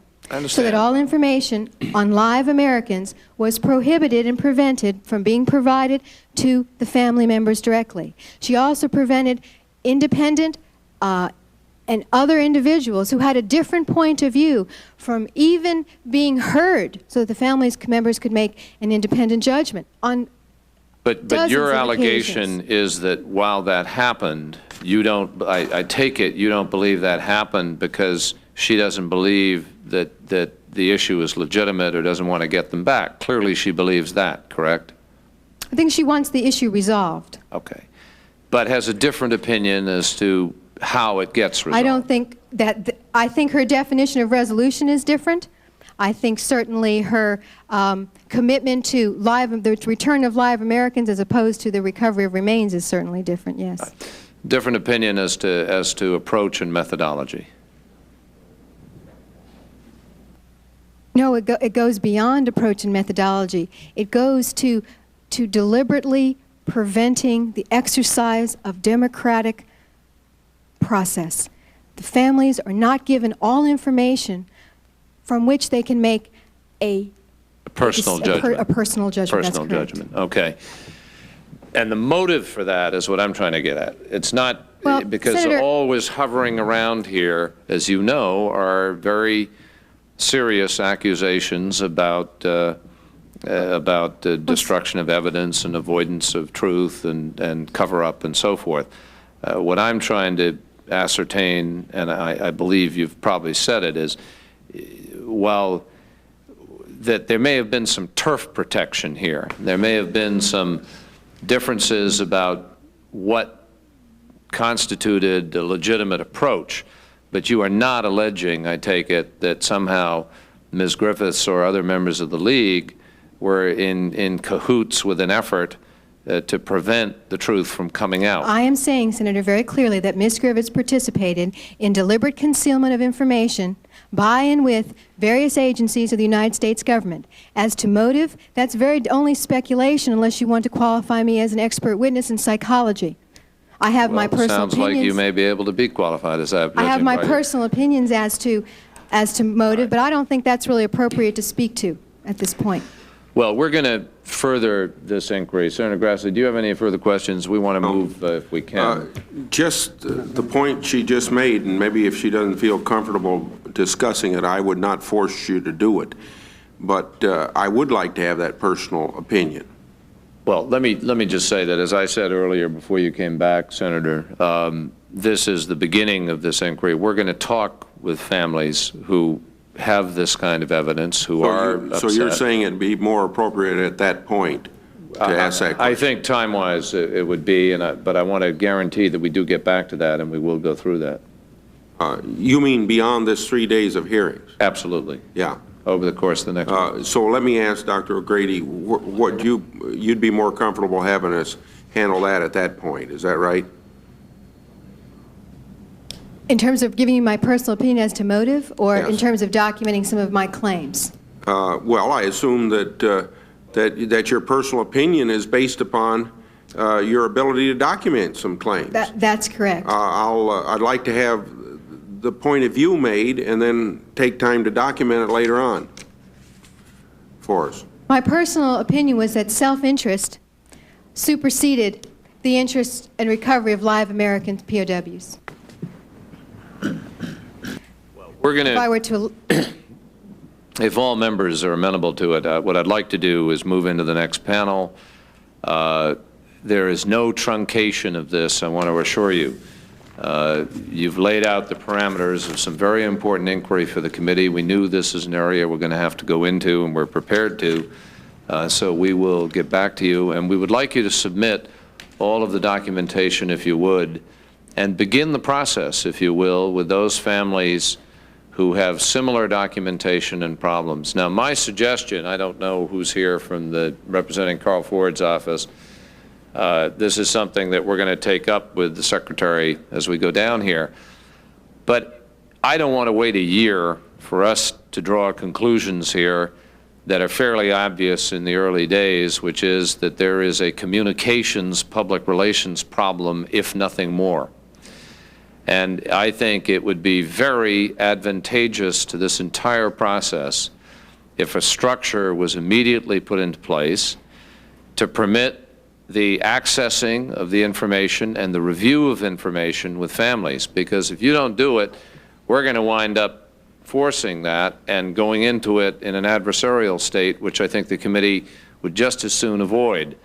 So it would, I think, be of enormous importance for the department to think about how it's going to reach out to these families, listen carefully to each of those complaints and problems, and try to begin the process of if you will, rectifying it and creating a new relationship there. And I think that we will certainly be working at trying to make that happen. Senator Smith. Mr. Chairman, I don't have any further questions of either witness, but I would like to just put a couple of points in the record here because I think they relate to what has been said. First of all, regarding the League of Families U.S. government role, I think it's clear that there's a great deal, there's a tremendous amount of tremendous difference of opinion as to what the proper role of the League is. And I think everybody knows what the proper role is, but that has become, without questioning anybody's or impugning anybody's motives, it has become clouded because the League has been drawn into the process. The League now is represented as part of the United States government. There is not necessarily a conflict here, but there is a difference, a very, very clear difference in the role of each. And if, in fact, family members are not receiving information, whether it be about live Americans or about deceased relatives or any other information, if, in fact, the person who represents them before the government, before the court, if you will, is a part of the court, then credibility is diminished. And we can go beyond that. Some have gone beyond that, but that's clear. And I just want to enter a document into the record, and this is not meant to slam any particular administration. There are numerous documents out for the Reagan administration as well. But on a document dated March 7th, 1979, it was a memorandum from David Aaron, for David Aaron, from Michael Oskenberg, subject League of Families meeting with the President. Now, at this time, then POW, defector, deserter, whatever those chose to call him at the time, Robert Garwood, had made some overtures in Vietnam that he wanted to get out. And I just want to quote a couple of lines from that, because I think it explains why Ann Mills Griffiths wanted to get on behalf of the family and why the families wanted her to get before the government. What happened subsequent to that, we can debate. But it's very clear what happened. Quote, "For well over a year, the National League of Families of American Prisoners and Missing in Southeast Asia have sought a meeting with the President. The NSC has consistently turned down these requests. Two reasons now exist for altering our recommendation to the President and for responding favorably to the most recent League request.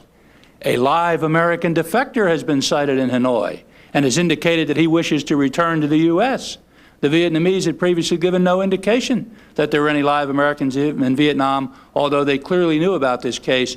The defector has also claimed that he knows of other Americans apparently who are alive in Vietnam, and it is politically wise, perhaps, for the President to protect himself on this issue by reasserting his continued interest in a full accounting, unquote, memo internal in the White House. You see, you really can't blame families for the concerns that they have. This is devastating stuff. We can't change what happened. But by God, we can make sure it doesn't happen again, and we ought to make sure, Mr. Chairman, and I certainly will work to do it, to see to it that we can put a policy in place very soon to see that this kind of nonsense does not continue. So I want to make that point. I'll make one final point, and then I'll be quiet. There was another, this is a related issue. And Dr. O'Grady talked about categories, and Category 1, Category 2, Category 1 being confirmed capture or confirmed knowledge of what happened, suspect, doubtful, unknown, unrelated, 1, 2, 3, 4, 5. In 1982, there were 166 confirmed Category 1 categories. And there were Category 2, which is suspect knowledge, 1,123. Now, something happened between 1982 and 1991 that somehow diluted this number down to 64 or 65 discrepancy cases. I've never received any adequate explanation as just what the heck that means as to why this has happened. Anybody, I know if my father was one of those 1,123, I don't care what you call it, Category 2, 1, discrepancy, whatever it is, my father's missing, and why is he not a discrepancy case? So I think it's important that we start looking at some of the semantics and put this stuff back together in some common base of definitions that we all understand, so they're all working with the same dictionary here. Thank you. Senator, I couldn't agree with you more. I think both points are very well taken, and the committee is not going to be concerned about which administration, what happened under. The obvious effort here is to try to just lay out what did happen. I think one of the points that's raised here is very important, and the committee's going to need to understand it. We need to look at it, is the standards that have been applied here and how some of the judgments have been made. I think everybody agrees some of these judgments are really tough. And if you've got two wingmen or something who saw a plane go down and the plane exploded and there was no parachute and so forth, you've got to make some judgments. But and nobody's going to contest that. Am I correct, Dr. Brady? That there is a process here. But those are not the cases at issue. But that's not what's at issue. That's exactly what I'm just about to come to. Yes, as long as there is a working hypothesis as to what the standards for identification as a discrepancy case are clear and objective. And that is what we need to understand better. I think there needs to be more airing of that in order to help everybody. And I think it will help those in the field. It will help those back home trying to make choices and decisions. And again, that's part of the opening up here. And we are going to open that up, and we're going to look at it. Senator, can I just add one more piece of information relative to what Senator Smith stated? Beyond the more difficult judgments, there are certain definite judgments. Certainly, there'd be no debate, I would imagine, as to Category 1, Category 2s, and many Category 3s. Let me just give you some examples of some of the numbers confusion done with screens and mirrors that I have encountered in my own research, and I'll be very brief. But let me just tell you, when I finally got the Kissinger list released to me, there were a total of 70 names. I also have the original list and the narrative, so it's interesting that one narrative was provided, though the name was omitted from his original list. I then went back to my own database and cross-referenced those names with all of the men, that is, as of 3/86, when this list was approximately released, whose names did not appear on the Kissinger list, who were known Category 1s, confirmed knowledge or capture. There were, I know you were interested in databases, 99 of those men at the time. In addition, if you include other men who meet such criteria as radio contact on the ground, seen in captivity alive, pictures in captivity, good parachute, no evidence of crash difficulties, you can identify at least, and I'm not an expert, and I was able to find these men, you can identify at least another, excuse me for a moment, I get my total, 110. That's over 200 right there. And that's based on my research. And I don't have the staff, the resources, the capability, the time, or the money that the Department of Defense has had for a very long time. In addition, I would tell you, I have some other confusion that you might be able to help me with. I was reviewing General Vesey's testimony of September 30th, 1987, to which I had referred. And at that time, he referenced 224 total discrepancy cases. He broke them down like this: 70 known POWs, seemingly consistent with the original Kissinger list, 28 having died in captivity, 58 probably captured, 156 likely knowledge, then further broke it down: 137 in North Vietnam, 59 in South Vietnam. Those numbers don't even add up to 224. But more importantly, on July 17th, he then quotes in his testimony 119 discrepancy cases. So we've lost about 100. And then further breaks the list down as the 22 remains returned, 4 fates resolved with no remains. Again, we don't know who they were or what criteria was used to resolve those cases. 31 fates resolved, remains not available. I guess they couldn't find them, as in my father's case. And 62 fates still unknown. Now again, the figures. I have been looking at figures using my computer for years, and I can't come up with consistent figures. SINPAC lists don't correspond to Department of Defense, other Department of Defense lists, or DIA lists, or other lists. If you could unmuddy just the numbers for us, remembering those numbers represent men. They represent fathers and brothers and husbands. They're not just numbers. And when we see 100 of them missing from one testimony date to another, we wonder, who did they lose again? Please help us find out. Thank you. Well, that's a fair inquiry, and as you know, yesterday I inquired about the database and was not given a complete answer on that. We'll be talking about it shortly, and we will pursue that. Are there any other questions? Mr. Chairman, I've Senator been Reed. able to watch most of the testimony from my office. This is on one of our channels. And I'm sorry I missed it. It's most interesting. I have no questions. Thank you very much, Senator Reed. Mr. Carey? Yes. I would Mr. like the Papadakis. opportunity to state a few things, if possible. Absolutely. I was invited here because my father's case is, I think I was invited here because my father's case is one of the 62 discrepancy cases. And I've always kind of wondered why. You've got the narrative. It's included as part of the attachment. I've gone over all the files, and there's not that much information in them past that narrative. It pretty much contains all the details right there.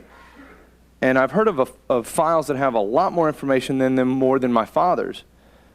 And I keep wondering why it's a discrepancy case. I just have a gut feeling that there's there's some more information out there that I'm not finding out about, that somebody knows about, why it's a discrepancy Have case. you made that inquiry of your casualty officer? Or? I always request, and the Casualty Affairs Office provides me a copy of all the records that they have. They're at the mercy of Have you all sought the a organs. briefing as to whether or not there's additional information? No, I have no credible evidence, just a gut feeling that Okay. I've got to think that something else is out there, or why is there... Well, one of the things, as I said, we're going to try to do, I emphasize try, is unscramble the numbers issue, is try to get some accountability on where we began with numbers and how we moved from the beginning on down the road to different numbers. What standards were applied to make the determinations about these cases that moved them from one category to another. Now, my hope is, and I think Carl Ford is absolutely genuine on this, I have no reason to believe otherwise, there will be forthcoming, and I'm putting myself on the line based on what the Secretary of Defense said to me yesterday in this committee, a flow of information such as I think we haven't seen before. I am told there will be a declassification, and there is strong commitment on this committee in the private conversations we've had that other than the source and methods issue, which every senator wants to legitimately protect, that the information ought to be forthcoming and that families ought to deal with that information, and that's reality. Yes, sir. And we're going to try to do that. There's a huge database of information out there. that hasn't even been correlated to any specific individual. I think they published Agreed. 15 volumes of information in 1978 of information uncorrelated.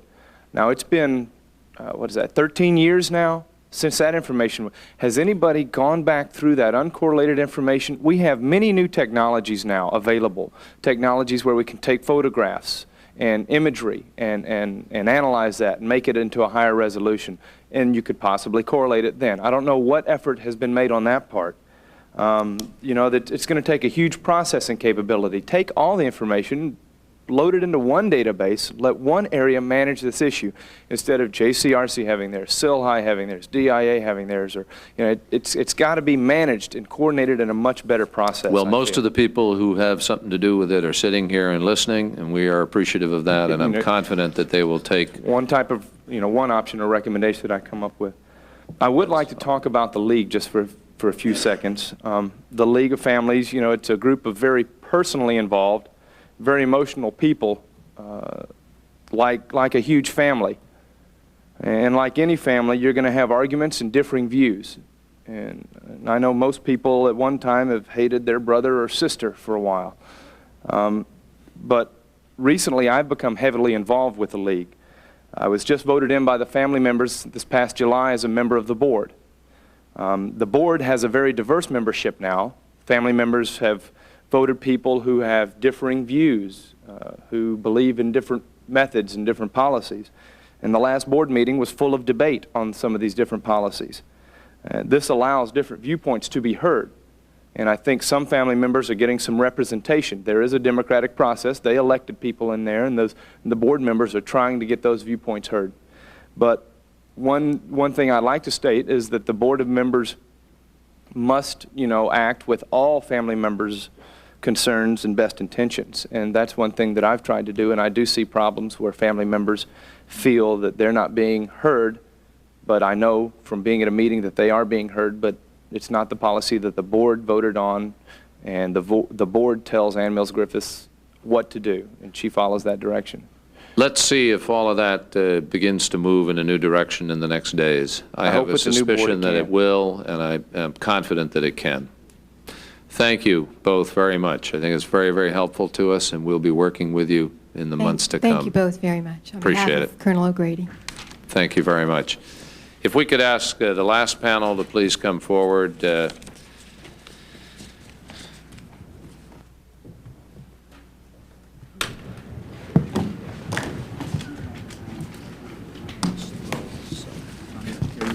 it. No, you've been terrific, Gary. You're great. Thank you. We have Mr. Dennis Nagy, the Acting Director of the Defense Intelligence Agency, Bob Sheets, the Chief of the Special Office for Prisoners of War Missing in Action, Defense Intelligence Agency, and Charles Trowbridge, the Deputy of the Special Office of Prisoners of War. Thank you, gentlemen, very much. If you'd raise your right hands, do you swear to tell the truth, the whole truth, and nothing but the truth, so help you God? Gentlemen, thank you. You've been extremely patient, though I must say I think it's probably been helpful to listen to some of the panels and get a feel for where we're heading here and what some of the observations of the witnesses are. We welcome your opening statements and obviously would appreciate that to whatever degree you can summarize. The full statements will be placed in the record if you can do that. Mr. Nagy. Thank you very much, Mr. Chairman. Vice Chairman, members of the committee, I have submitted a written statement for the record, and in a moment I'll take some time to summarize that statement. First, however, I feel compelled, as you know. Could you pull the mic a little closer? Yes, and thank you. First of all, I feel compelled, as you note, having sat through now most of the first 2 days of testimony before this committee, to note that I've listened carefully to what the families have had to say, the veterans, our own personnel who operate within the field, DOD policymakers, had the time to think about that some more. All of this testimony reaffirms in my mind the compelling reasons why we must continue to apply our absolutely best efforts toward making significant progress on this issue. I have personal reasons why this is compelling to me as an individual. Friends of mine are contained in the lists. Joe Ross, Larry Tatum, a variety of others. Lance Sijon was a classmate of mine. There's no holding back in terms of my personal efforts and desires with regard to seeking resolution to these issues. As the acting director of DIA, an agency whose name has been mentioned frequently during the testimony so far in these 2 days, I feel a particular responsibility to speak with candor and clarity about the role of DIA, both what it is and what it isn't. I hope that my testimony and that of my colleagues today and in the days ahead will work toward accomplishing that end. As noted, I brought with me the chief of our Special Office on POW MIA Affairs, Mr. Bob Sheets. Mr. Sheets has many years of experience within the intelligence community and as an investigator. He's just recently returned from his second visit to Thailand. On that visit, he was accompanied by Colonel Bailey. Bob Trowbridge, who is sitting on my left, I'm sorry, Chuck Trowbridge. Sorry, Chuck. As you all know, has many years of experience working in this area, both as a uniformed officer and as a civilian employee of DIA. Since my appointment as the executive director of DIA some 18 months ago, and during my brief tenure as its deputy director and acting director, I have worked to ensure that DIA is carrying out its responsibilities for accounting for POWs and MIAs fully and completely. The agency deeply comprehends the special nature of this mission and its importance to the American people. Moreover, the agency understands completely the need for us to share with the families of these missing men and the American people both our successes and our frustrations. As the Secretary of Defense promised yesterday, the agency stands ready to support this committee's efforts to bring together all of the facts on this issue as openly as possible. I am heartened by the opening statements of the committee chairman and members, and I must join with those who have preceded me in stating that DIA wishes to be a full and active participant in these deliberations in the hope that we can set aside past differences and work together toward a resolution. Much has already been said about the nature of DIA's mission and the procedures we use to ascertain the validity of all reports of live sightings of Americans in Southeast Asia. I believe that it is essential for me to state again both what the agency's role is and what it is not. The essence of DIA's role is the analysis of reports on the potential existence of live Americans held against their will as a result of the Vietnamese conflict. The most urgent of these are what have come to be known as live sighting reports. Before I go further, I should note that there is often confusion about what is meant by the term live sighting report. Such a report comes from first-person sources who believe that they have seen individuals alive in Southeast Asia who are or could be Americans. To determine the facts, these reports require extensive analysis, the tasking of additional collection systems, interviews with the sources, and investigation on the ground in Southeast Asia. Often it is felt by families and other Americans that by its very title, a live sighting report is a valid indication of the survival of an unaccounted for American. As much as we would all like to believe this to be the case, it's not. DIA's job is to determine the facts pertinent to the report and to follow the leads to their logical conclusion. Unfortunately, none of the reports so far have led to the recovery of a live American. Nonetheless, DIA will not rest until we have done our best to resolve all of the unaccounted for cases. As the analysis and other activities relevant to a report are undertaken, DIA is charged to inform members of the government and the families as quickly as possible of the report and our actions. During this process, when a determination is reached, DIA is to keep policy and decision makers and the families informed. This is often a long and painstaking effort that sometimes seems overdrawn. But I must remark that there is no room for error in this mission, and that I believe it is our responsibility to be thorough and complete. I believe that during the testimony it's been made clear that that was not often the case, or not always the case in the past. While this analytic work is underway, DIA is rightly called upon by others in the executive and legislative branches to support their POW and MIA activities. The agency is also asked to support the families directly and to assist POW MIA organizations. In addition, the agency carries out its mission by providing intelligence support in the recovery of remains and by serving as the intelligence advisor to the Interagency Group on Indochina POW MIA Affairs, as well as to the President's Special Emissary to Vietnam, General Vesey. In the future, DIA will also play a role in support of the Pacific Command's Joint Task Force, as noted by Secretary Cheney and by General Christmas. I want to assure the committee that DIA is dedicated to this mission and to the role it plays in support of the families and the American public. I can assure the committee that I will personally see to the provision of all possible information to the families. As to what the mission is not, DIA is not chartered as a policymaking agency and does not establish U.S. government positions on POWs and MIAs. Our role in the POW-MIA issue is analogous to that of the intelligence community in the arms control arena. That is, one of providing intelligence in support of U.S. arms control policy. In terms of the final resolution of the unaccounted for cases that we address, it is important to note that the final decision as to DIA's analysis rests with an interagency policy review group and that no case is completely closed until the return of confirmed remains or, of course, a live American. I must say that I was pleased yesterday to hear the introductory words spoken by you, Mr. Chairman, and by Senator Smith concerning the sincere desire of this committee to bring together all of us involved in this vital matter.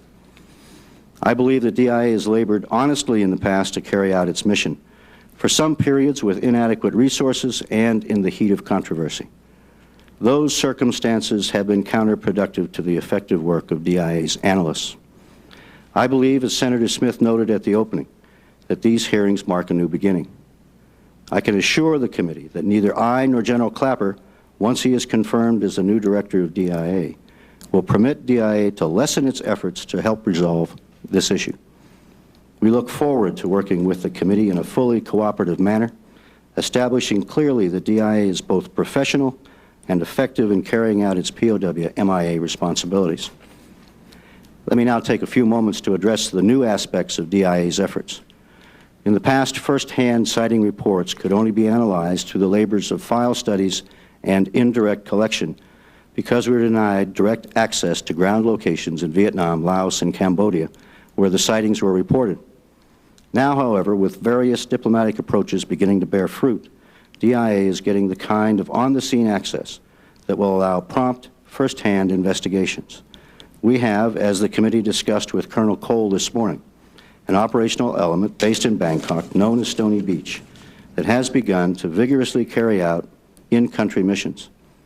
This element was established in 1987 ostensibly to interview refugees. It currently has 8 professionals assigned, 9 actual billets, and as was noted this morning, is being expanded with 9 additional staff members, reflecting in large measure the access that's now available.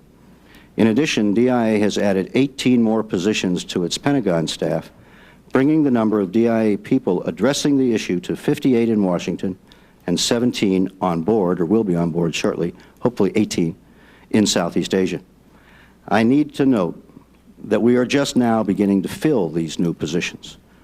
We have established an operational element in our office in the Pentagon to ensure quick reactions to all incoming reports and have a standing policy with that new branch to ensure that any report directly related to a family member is provided to that family member as quickly as possible. We are working with and have professionals assigned to the new office in Hanoi, and as the Secretary noted yesterday, we are moving directly to investigate reports in Vietnam. Mr. Chairman, I'm keenly aware of the challenges facing my agency and the government regarding this issue. In some quarters, DIA's image vis-a-vis the issue is not what it should be. I believe that the image does not reflect the reality of DIA's serious efforts in the past, the dedication and quality of its people, nor the enhanced current and future endeavors. I have no doubt the DIA has not done as good a job over the years as it might have. Internal DIA management reviews of this effort conducted since 1983 have clearly shown room for improvement. Since then, as I've already noted, we have increased the Pentagon staff, in fact, since 1983, from 12 to 58, have established the Stony Beach element in Bangkok and are now increasing its size, and stand ready to carry through on our commitment to the mission that Secretary Cheney confirmed yesterday. Mr. Chairman, this concludes my remarks. All three of us stand ready to answer your questions.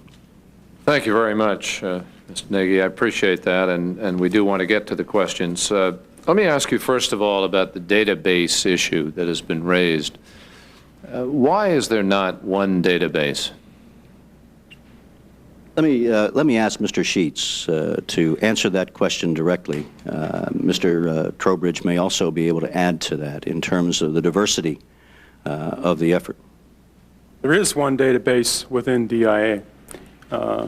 All our source reporting, all the reporting on that we've come to categorize as camp reporting, for all the first-hand live sighting reports, all the dog tag reports, all that material is contained within one computer system that when we make a query in that system, we are able to address all those databases.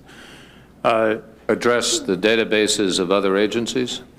JCRC. So the comment that was made, Dr. O'Grady talked about the cross-fertilization and so forth. Is that accurate or inaccurate? Well, I'd like to just clarify it a bit. Every intelligence report that comes in to DIA from CIA, NSA, from our own field element at Stony Beach, all those reports ultimately get added to our database. So when we make a query, the query will pass against all the data in our file. Periodically, we exchange tape files with the JCRC. They give us their crash site and grave site information and other kinds of reports that they get, and to the extent we've been able to sanitize material to the level that we can give it to them, we do that in database format and pass that to them in magnetic media. Is there any information regarding POW MIA that is outside of your base? I can't speak for outside the intelligence agencies. Well, would all CIA, NSC, obviously the DIA, all of your, what other agency might, any, I suppose, state? State cables come to every state cable that. What about NSC, CIA? Well, NSC, the National Security Council, is not a reporting element. They don't generate intelligence reports. The NSA, National Security Agency, would. If they had records on this, for instance, in the 1970s, would that have been ever accessed to your database? Every report that is issued by NSA would be in our database. Now, if you may in closed session. Any report issued? Yeah, what about intelligence, which, for instance, Brent Scowcroft is recently quoted as saying he doesn't believe there's anybody alive. Now, what does he draw that conclusion from? I will ask him eventually, but do you have any sense of that? I have no information as to how Mr. Scowcroft has drawn that conclusion. Let me mention with regard to the National Security Agency that in executive session we can address those kinds of issues. Generally, what we do is we receive the published reports from the National Security Agency, and those are entered into our files. We do maintain extensive day-to-day contact with the analysts, but rightly so, the National Security Agency has certain processes that it follows in terms of reporting. Could your current database be expanded? Well, I think you can always want more data, but I'm not aware of any source of information that we're not tapping into that we ought to be tapping into. Okay. I mean, and if some get identified, I'd be pleased to have that brought to our attention, and we'll take a look at it. Senator Smith. Excuse me, Senator Kerry, for interrupting your I just want to see if I could ask you one. When you say database, have you put in previous information, or have you just started at point A, 1982, and gone up, or have you put all the stuff in the computer, all the live sightings from 73 on up? Senator Smith, it's my understanding that every report that DIA has received, back to, I believe, 1975, but it could go back further. And Mr. Trowbridge ought to probably answer that. Sir, when you say everything entered into the database, there are hard copy files, but what's in the database and it's automated, for instance, as source information or identifying reports and certain data from those reports are automated. So the database is also an automated database, and it is also a hard copy database. But to answer your question, anything that is in the office, we could query the database, the automated database, and go to those source files of those What we're reports. saying is that it is not a virtual memory. Location? And it is Location. not all the reports, a picture of all the reports in an automated fashion. Location, name of individual alleged POW, or whatever. A number of data elements. And source. I would, That's all in the database, sir. I would add to that, Senator Smith, that every critical field that would be useful in terms of indexing and cross-indexing, I'm certain or hopeful at best is in the database. And should we find something in working with you in the committee that you think ought to be added to that database, we'd be happy to do it. Mr. Trowbridge, how long do you go back with this issue? Sir, I reported to the office in December of 1971. 1971. Yes, sir. Is there any purging of information that has taken place in the course of your service? No, sir. There has been information that was historical data that has no bearing on analytical work, just for the saving of space. But no... That has been categorized and put to in Suitland, but it's all indexed. There has been no purging. It's been archived, and it's available for recall if we need to. So it's your testimony that no data that was ever received with respect to any case has ever been subsequently deleted or changed? No, sir, not to my knowledge. And, Mr. Sheets, when you came to the office, can you share with us what sort of condition the office was in when you took over? Well, it was What year was that? When did you take over? Well, I took over April 8th of this year, just after the departure of Colonel Peck. What shape was it in when you took over? It was, very honestly, in a state of turmoil. The circumstances surrounding Colonel Peck's departure were controversial. There's no use saying anything else but that. And there was a lot of media attention on the office, and you could almost say it was rather beleaguered. I set about, being an intelligence professional, I set about doing immediately some things that I thought needed to be done. Took an immediate look at all the intelligence requirements that the office had on the books. A lot of people don't understand how the intelligence process works. You just don't sit there and wait for reports to come in. You have to identify your requirements. You have to get them tasked with appropriate priority. You have to identify the collectors, get them energized, and only then will the flow of intelligence come into you in such a way that you can be satisfied that you're getting the material that you need to be getting. Well, those requirements had not been reviewed for some time prior, at least in the 9 months prior to my reporting. So I did that. I went around and met with all my counterparts throughout the intelligence community at FBI, CIA, other places. That hadn't been done for some time either. Went out to JCRC and to the SILHI and met with the commanders of those two commands who we work very closely with, and that hadn't been done for some time. And finally, I got out to Southeast Asia and met with our Stony Beach collectors and did an assessment of their resource position and made recommendation to Mr. Nagy that their staff needed to be doubled in size so that they could adequately cover all the refugee camps to solicit firsthand sighting reports. Most people don't realize that we collect those ourselves. I mean, if we had some sort of a conspiracy underway and a cover-up, we wouldn't even be collecting those. I mean, DIA collects almost 90% of the firsthand sighting reports ourselves. So those are some of the things I did in the first 6 weeks or so upon reporting to the office. Well, that begs some other questions, but I want to turn to Ms. Trowbridge for a minute. Going back to 1973, after Operation Homecoming, were you aware of intelligence information that would lead one to believe that Americans were still alive in Southeast Asia, either being held or moving freely? No, sir. That information, everything we held in that time frame, I was not aware of any. There was very little reporting at that period of time. We were still in country.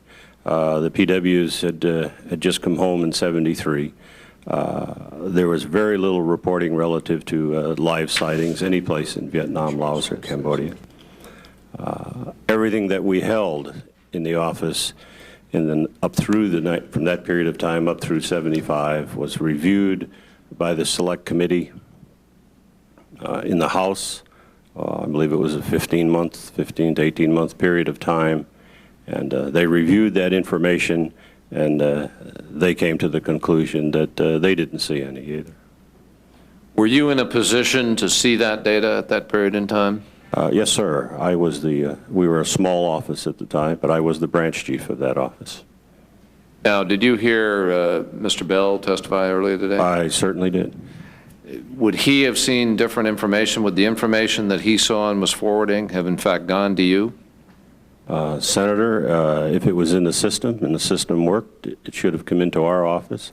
I have no idea what Mr. Bell is talking about. My interest is just as piqued as yours is at this point in time. So it is your, I'll strike that. I started a little early here and I've had a little longer, so why don't I give up some of my time here, Senator Smith? Well, it's almost up anyway, but Senator Smith. Mr. Nagy or Mr. Sheets, with the great the great opportunity for tunnel vision or armchair quarterbacking or looking backwards, essentially two entities were harmed, I thought, by the Peck quote-unquote allegations. Mike Peck certainly was, and the agency certainly was, at least in the public perception. If you had it to do over again, after receiving his letter, what would you have done differently? At the time, Senator, as you're well aware, we were in the midst of Desert Storm. The office was directly assigned to the command element. All three of us at that time, myself as the executive director, Admiral Schaefer as the then deputy director, and General Soyster, were deeply involved in that operation and one other important activity. And this is not by way of excusing what I'm about to say at all, but it's the facts of the matter. We were also involved in the process of working with Mr. Andrews and others on the restructuring of the defense intelligence community, resulting in a memorandum that was signed out by the Secretary on the 15th of March. Both activities occupied the leadership of the agency much of the time, 12, 13 hours a day, and throughout the weekends. When we received the letter, I need to say that as a backdrop. When we received the letter, Mike Peck handed that letter to me and the director, as he has stated that he did, in a sealed envelope, one to each. I went back to my office and read that letter and called my assistant, whose name I think has been mentioned here, whom I was using because of our other activities to assist me in working with the POW MIA issue, and asked her to read the letter as well. We both felt that Well, we both felt a great concern for this letter. I talked with the director later on that day at a meeting that we normally held at 1700 every day, and suggested that if he hadn't read it, he needed to read it, and that we needed to talk with Mike concerning what was in that letter and what he meant. Frankly, we focused on his request for retirement in the days that followed. Well, I'm sorry to interrupt. With only 5 minutes, I'm trying to jam in a bunch of questions, and I don't doubt any of that. There was a statement, there have been two statements made here. One, that he resigned, and a letter of resignation I thought meant resign, but somebody else, and I can't recall which witness it was today, said he was fired. Now, which is it? Was he fired or did he resign? Senator, he was fired. Well, was he fired after you received his resignation letter? No, sir. He was informed that we were going to replace him on the 8th of February. We received the memorandum on the 12th. What was the reason, if you got the letter, if you decided to fire him prior to the resignation letter, then what was the reason why he was being fired? The reason he was being fired was, in our opinion, twofold. One, he was not running the office adequately. He was not carrying out the tasks that we expected of an individual in his position. And two, we had gotten reports from General Vesey, from Carl Ford, from a variety of other sources that they did not feel themselves well supported. I'm asking these questions not to look back for any recriminations, but to try to look ahead as to how we can look ahead here. I read his letter. There are some things. There is some language in the letter, like conspiracy and other things that there's a broad range of disagreement on. I'll grant that. But as I read it, trying to be objective about it, I believe that the thing that comes through more than anything else was frustration, number one, but also I felt that he was also addressing the issue of two things. One, the issue of mindset, to debunk an often used phrase, and also he was addressing the tasking, the ad hoc tasking, the obfuscation, if you will, that took place, maybe not by anybody's direction, but maybe because of misdirection. I felt that those two things, when you read that letter, if you are sophisticated enough to know what's going on in there, or at least a little bit about the issue, those things came out. Conspiracy, that's a major charge, and we can dispute that. But those things came through, and to support that, as I saw it, was, and I don't want to go back into the debate we had yesterday with Mr. Andrews, but to support that was the Ty report and the Gaines report, both of which addressed mindset to debunk, both of which addressed and the Gaines report, both of which addressed mindset to debunk, both of which addressed ad hoc tasking, and both of which addressed the need to make major changes. That's what Mike Peck said in his letter. And when I asked you the question about whether you have done anything differently, would you have done this much? Do you feel that the press release that was issued by Mr. Andrews, which says that his allegations were false, do you feel that's an accurate reflection of Mike Peck's comments? It's an accurate reflection of the investigation that was conducted, so far as I'm aware. With regard to the two specific points you raise, that have being the mindset to debunk, which, as you note, was not a term originated with Mike Peck, but in fact dates back before in several of the reports that occurred before. Absolutely.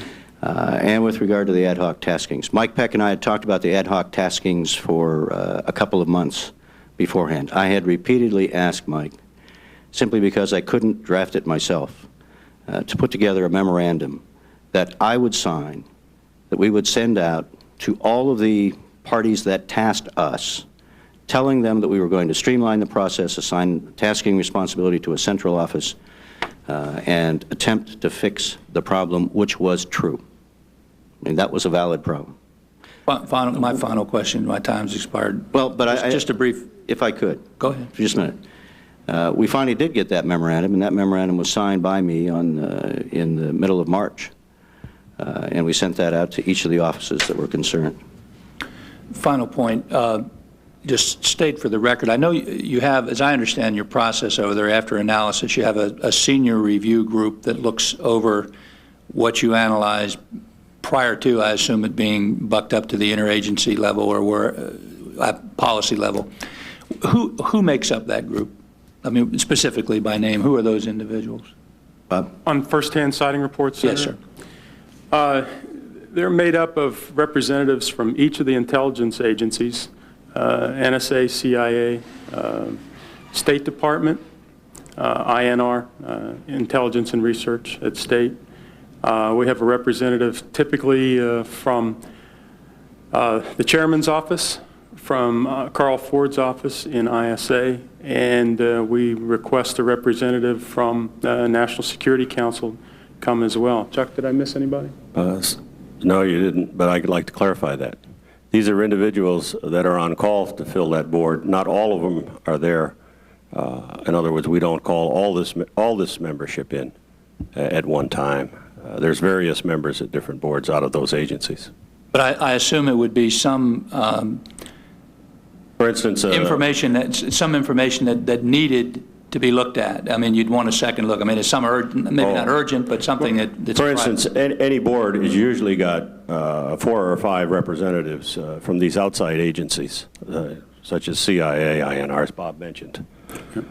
I'm not sure who was next. Was it you, John? I don't know who was next here. I think Mr. McCain is ahead of me. Thank my friend. Thank you all for being here, and thank you for being here at this late hour, and you've been patient for a couple of days now. We appreciate that very much. Mr. Nagy, was there a mindset to debunk that you know of at any time?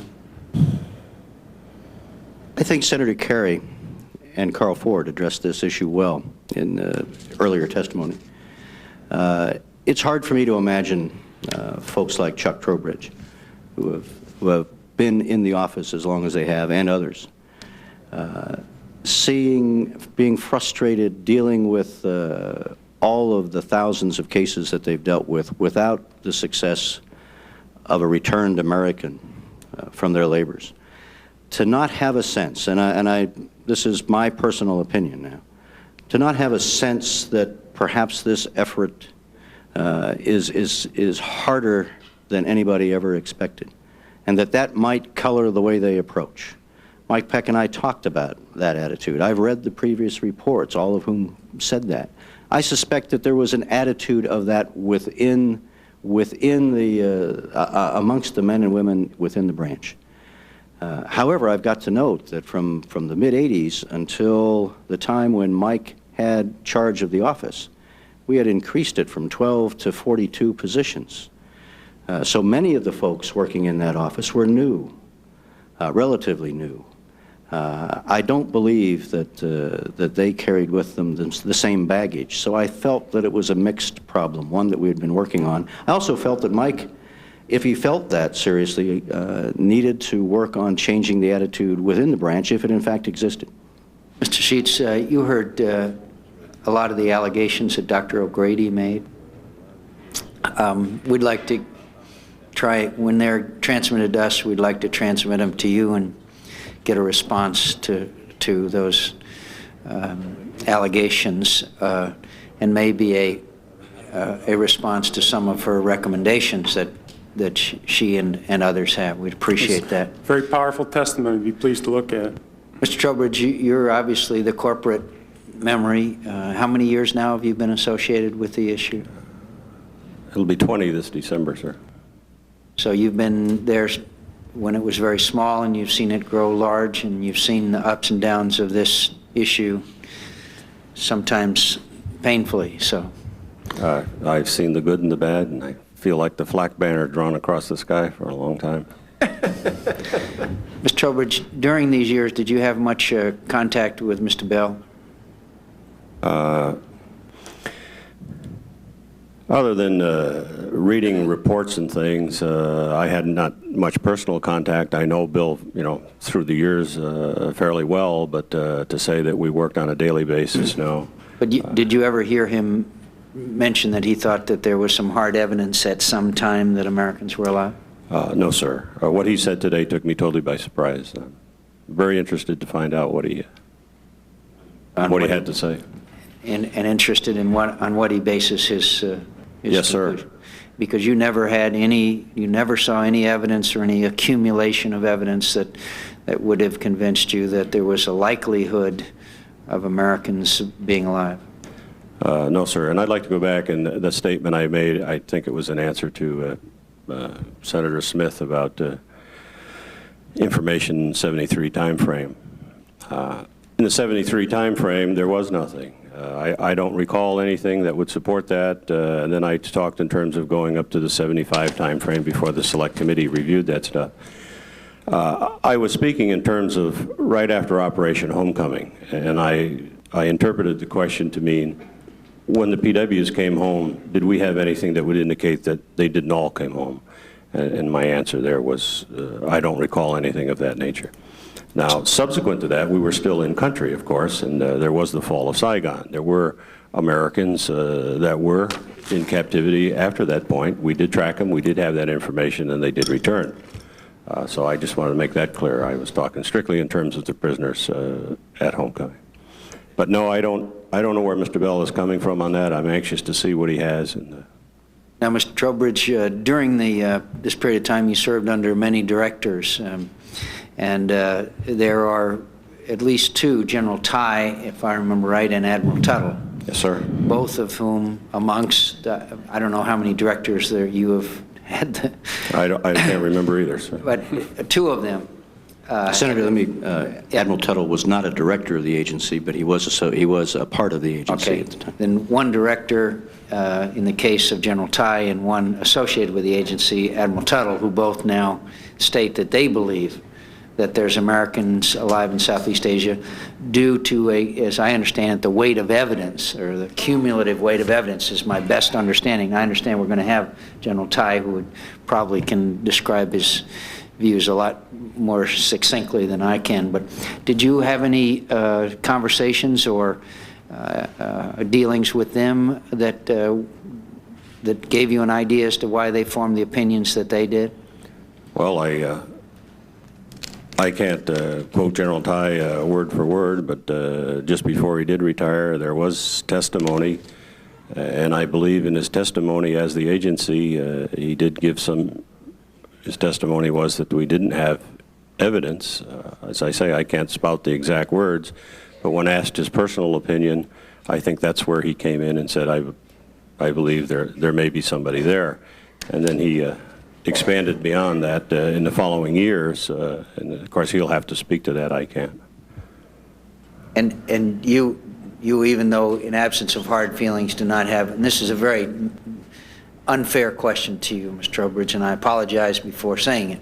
Do you have a personal opinion that there might be Americans alive in Southeast Asia? And the reason why I ask is that I'm not sure there's anyone besides you that has been constantly involved in the issue, perhaps Mr. Bell, nearly so as you and he have been. Sir, I'll answer it in these terms. Are there prisoners there? I don't know. I've looked, my personal opinion is the same as my professional opinion. I've looked at an awful lot of reports over the years, and I've gotten excited over ones over the years, and the ones I got most excited about are the ones that turned out to be something that was orchestrated. Somebody did a good job of putting a story together. However,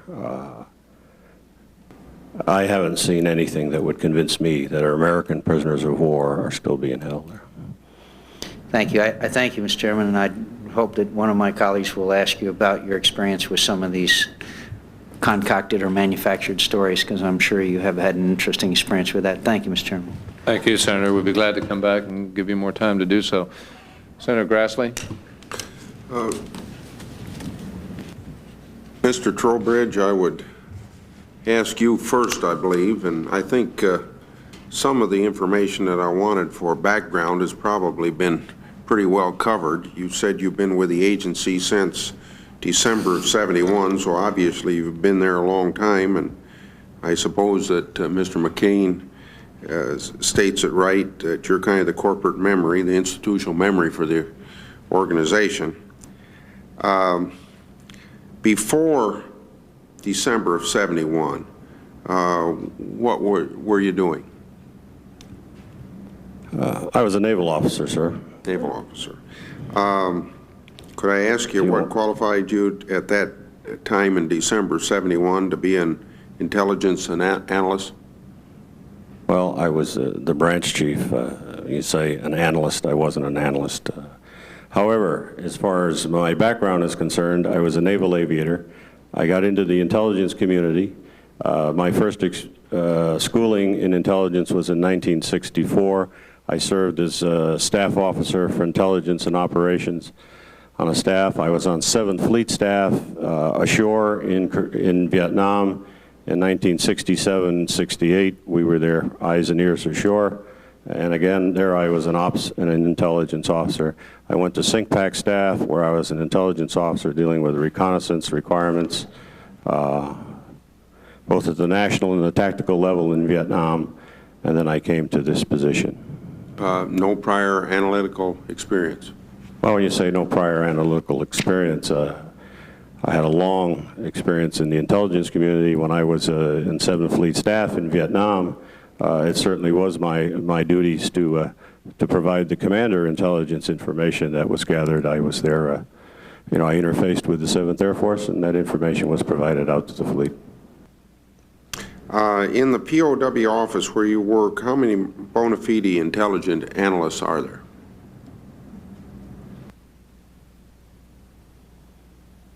Well, we have, I've got the numbers. I don't have the exact number right in front of me, but maybe Bob does.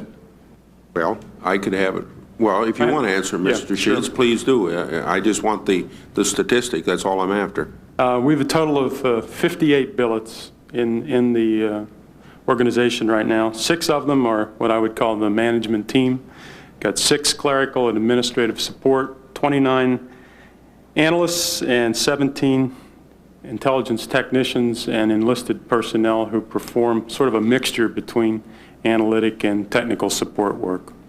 Adds up to 58. I think, Mr. Trowbridge, you probably answered this, but let me ask it my way. I don't expect any different answer if you assume you have spoke of it before. In any of your analysis of live sighting reports or other information, have you ever concluded that an American service person is being held against his will in Southeast Asia, all of Southeast Asia? As a prisoner of war? Being held, yes, as a prisoner of war. I don't believe we have, sir. Okay. Now, let me say strictly prisoner of war. I'd rather say against his will. You know, I don't know I'm not a lawyer. I don't know the true legal definition of prisoner of war, but somebody being held against his will. Not to my knowledge, sir. Now, we had reports, as I mentioned just a little earlier, after Operation Homecoming, there were individuals that were still in there were was an American presence there until '75. There were individuals that were captured. We did have reporting that we equated to these individuals.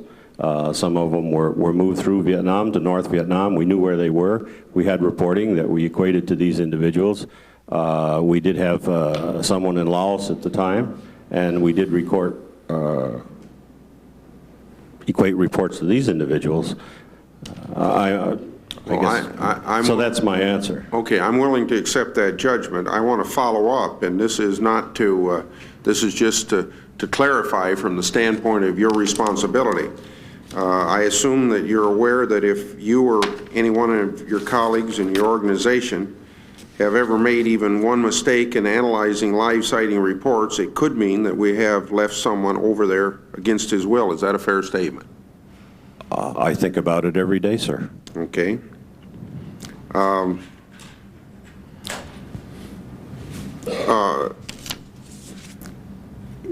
Do you, again, this is probably not repeating, but just to emphasize, I think what Mr. McCain brought up, and this is without any discussion with him, but do you believe, well, I guess I didn't ask this question of you, so I'm asking of you, Mr. Trowbridge. Do you believe that there's a problem in DIA with regard to the mine sent to debunk? No, sir, I don't. Mr. Nagy addressed that a little, and I'd be more than glad to address that issue with you. So often the Defense Intelligence Agency gets this handle of debunking information. We have received approximately 1,500 sighting reports. We presently have a little over 100 on the books that are unresolved. We have a fair number of those reports. I think it's about 68%. Where the individuals have come in and given us this report, the analytical work has been done, and we've equated that information to someone that is accounted for in one form or another. In other words, the reporting had to do with somebody that went down during wartime. The information where they talk about an individual being captured is right on the money. They've told us the truth. They tell us about somebody in Vietnam, say in that period, time, 75 time frame, sightings of individuals that are being held. Well, we equate that to the individual. We know who the individual is. Again, they're accounted for. They came home.Maybe they were a missionary. Maybe someone that was working there. Maybe I could save you some concern, because I think maybe you'd feel implicit in my question that there's some sort of, when I talk about a mindset to debunk, and not speaking for any of my colleagues, what they maybe meant, but I don't necessarily say that's bad motive that maybe is in the mindset to debunk. I would more say that it could be a case where, as I said a couple times yesterday, it may not be possible to see the forest for the trees, you know, that sort of a thing, where sometimes you could be so close to a situation and with no bad motive, you know, just maybe not read something correctly. And that's, I guess maybe I'd ask you to answer the question yes or no, just if you know that's where I'm coming from when I ask you this question. I certainly know where you're coming from, sir, and I think an analyst makes a judgment based on their experience, and they look at the situation, they look at that particular report, and if it's not a good report, then that's what you want out of your analyst. He should say that. Now, the mindset to debunk, that how can we debunk reports if people are coming in and tell us the truth, and we've equated those reports that people are telling us the truth? As I said, about 68%. We have a large portion of them where somebody actually did come in and tell us a lie. But all of that information is then provided in front of another board to take a look at. Certainly. Well, let me accept your answer and only finish that part of my questioning by saying that yesterday Mr. Ford was talking about the fact that a mindset to debunk may be part of the problem. And I guess I would conclude that if Carl Ford's correct, then directly or indirectly that reflects on you and other analysts in the DIA. And I just think that's something that you've got to think about. Again, I don't equate any bad motive to that. Let me go on. Senator, if I could. Sure. And I don't want to. I want to ask Mr. Sheets. If I could say something sure, without go ahead, please. detracting further from your time. My explanation to Senator McCain was a personal view with regard to how people work and minds operate in stressful situations, and these have been stressful situations for these individuals for many years. I don't believe there's an analyst within our shop, not one, who comes to work every day saying to himself, well, if I get any reports today, I'm going to put those down, because I don't think there's anybody over there. And it doesn't matter what the report says. I don't think they're conscious at all of, or operate that way in any way whatsoever. These are, in my view, honest, dedicated men and women who function as well as they can within a very difficult environment. I know what Mr. Ford said yesterday. I know what I said earlier with regard to the way attitudes develop over time with the pressures of the job. I think you're repeating, and legitimately so, but a point I made about the forest and the trees. Let me ask Mr. Sheets a question. Is it DOD's policy to give classified information to the Vietnamese, or have we in fact given some classified information to the Vietnamese pertaining to POW MIA matters?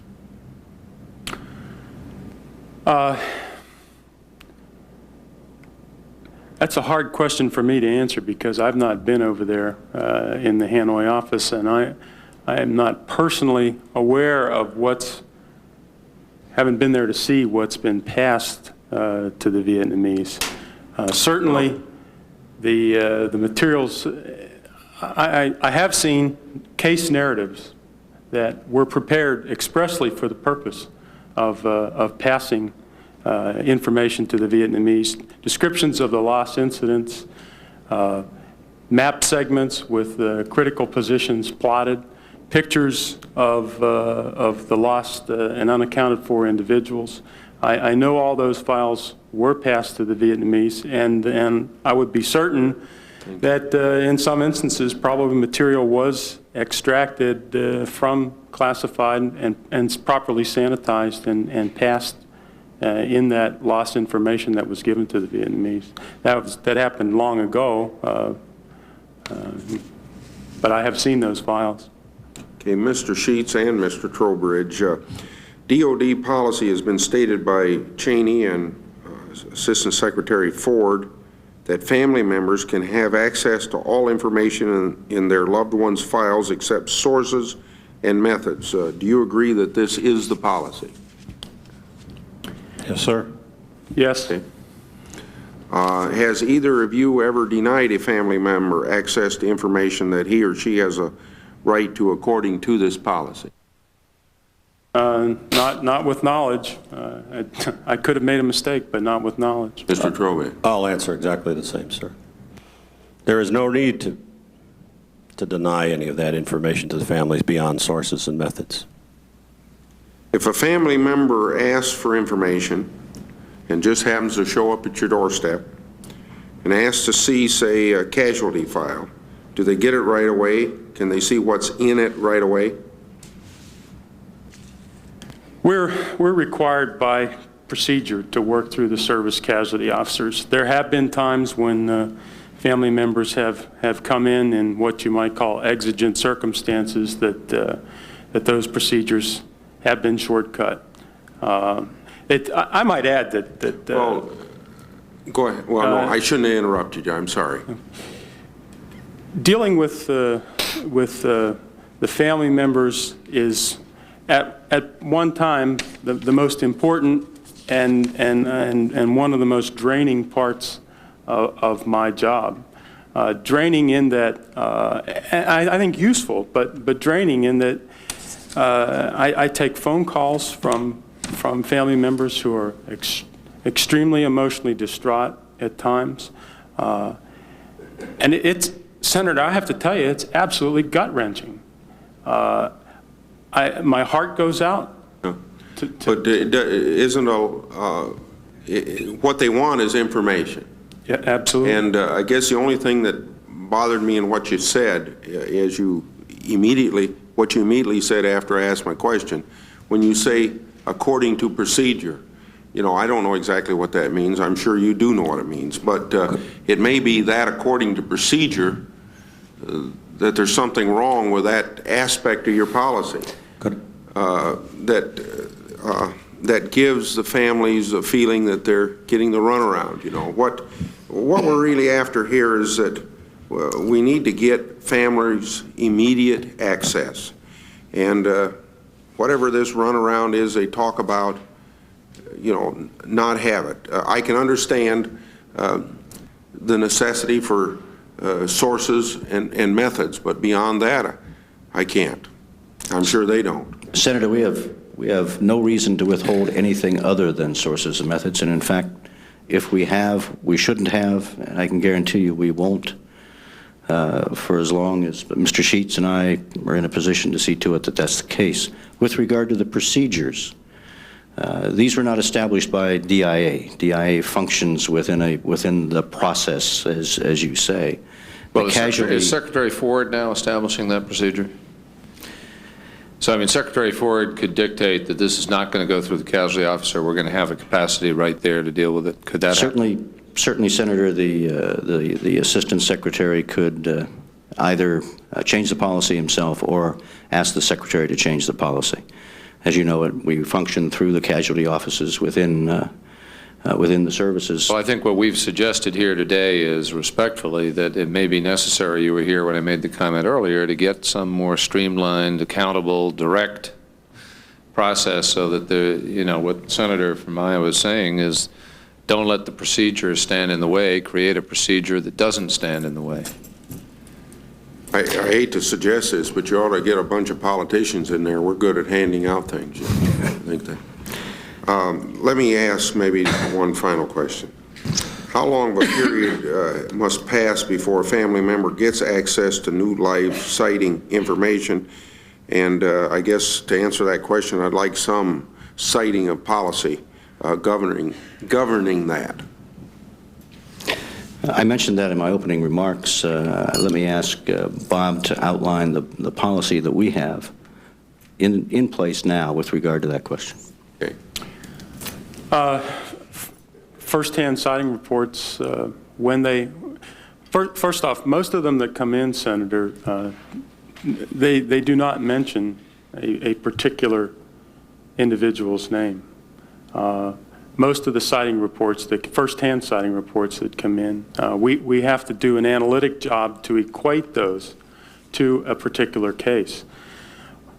What we try to do is once we make that relationship, that analytic judgment that makes that equates it, at that point, then it's incumbent on us to do whatever sanitization or whatever processing that's required to get it in the form that we can get it to the families. There are times when we're perhaps overworked, and that doesn't happen as quickly as it should. One of the things we just did within the last 2 months was reorganized the shop to create a new branch called the Current Operations Branch, which basically is responsible for reading every piece of traffic that comes in to our office, and any piece of traffic that comes in that we can immediately correlate to a particular case. The watch officer who's on duty at that time is responsible for making a copy of that report and immediately putting it into the process of getting it to the casualty officers. Where things, I think, do sometimes break down is in reports that cannot be immediately correlated, and they have to go through an analytic loop to get correlated. But I will admit that this is an area that needs more management attention and a higher standard of excellence, and I promise to give that to you. Thank you, Mr. Chairman. Thank you, Senator. We've been here almost 9 hours today, and I think similarly yesterday, and I'd like to try to move into a couple of sort of snappy answer questions if we can, and move this along a little bit. I'm troubled. We got a situation where in 1973 we had Operation Homecoming, people came home. Defense Department said there's nobody else alive, they're all dead. That was the policy. And yet families said no, they're not all dead. Today, 20 years later, we got how many discrepancy cases? What's the accurate number of discrepancy cases? General Vesey presented 119 cases to the Vietnamese. There are 119 cases, 20 years later, in which there was cause to believe, we couldn't know what to believe, but there was a reason in a number of those cases to say that a person was last alive, that we had knowledge they were last alive. Accurate? There were some other cases in that 119 that were not last known alive, but generally speaking. Correct. Yeah. I realize that. Yes, sir. So 20 years later, we've got knowledge of last known alive, but the Defense Department announced they're all dead, and you're saying that we had no intelligence in 73, 74, 75 that suggested they were discrepancies then, they only became discrepancies later? Sir, let me try and clarify that for you. you said a snappy answer. When you get into the discrepancy situation and numbers, it's going to take a long time. But I'll answer you with a snappy answer. As far as the intelligence was concerned, reports that we equated to individuals still being held in captivity at that time, the answer was no. The discrepancy cases were somebody that we're talking about today were individuals that were last known alive. But didn't we know they were last known alive then? Yes, sir, we did. Then why isn't that evidence of somebody being alive? How can you say they're all dead? I never If said they were. 20 years later, I never said they were all dead, and I don't see how you can prove they're all dead. did you agree with the statement then that they were all dead? I didn't make that statement. Did you agree with the statement I then? don't agree with it then. I don't agree with it today. Did you say that you didn't agree with it then?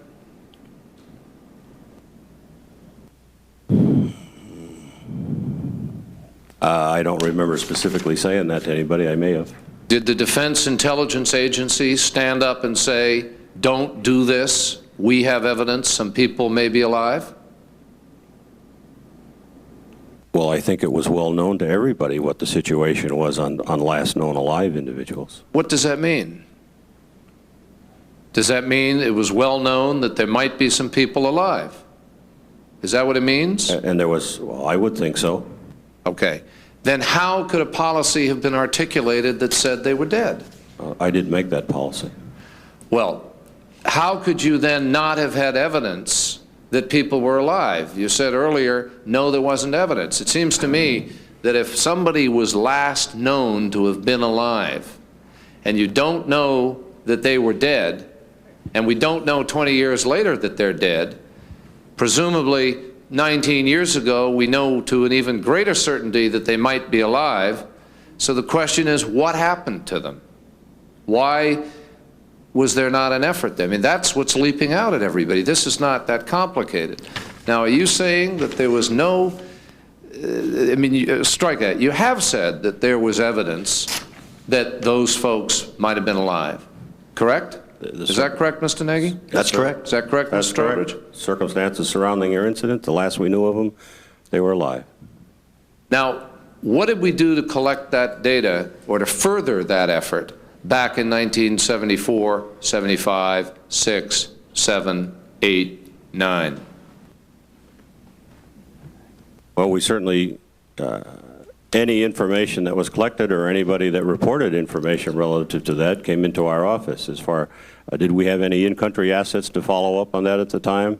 Absolutely not. Well, you see, it strikes me, respectfully, that this is more of a burning issue today than it was then.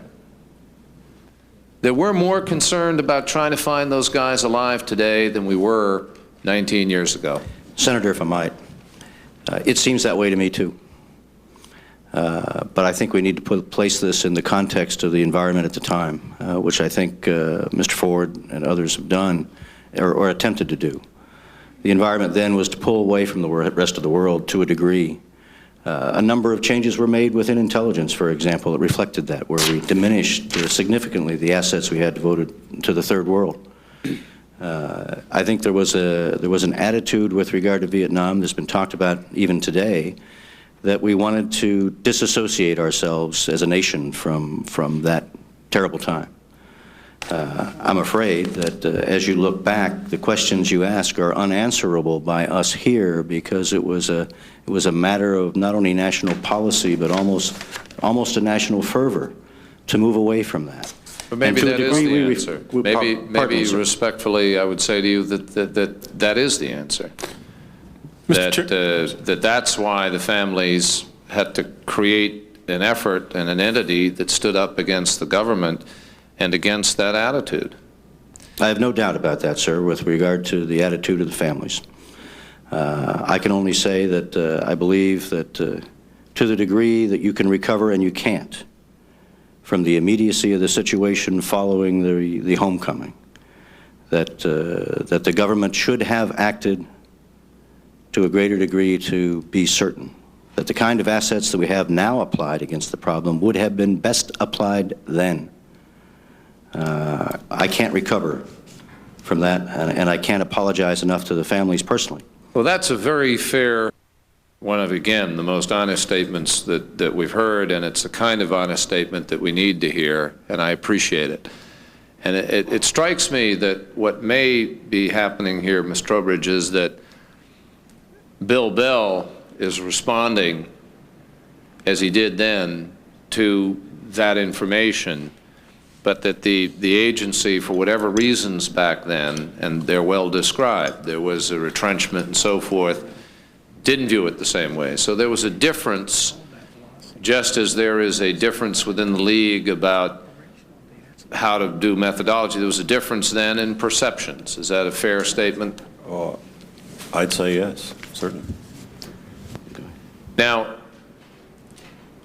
with respect to this sort of debunking concept that was raised a little bit earlier, you're all familiar with the Dooley case, are you? Let me. I'd have to refresh my. Well, let me refresh you with it. This comes from the report of the minority of the Foreign Relations Committee.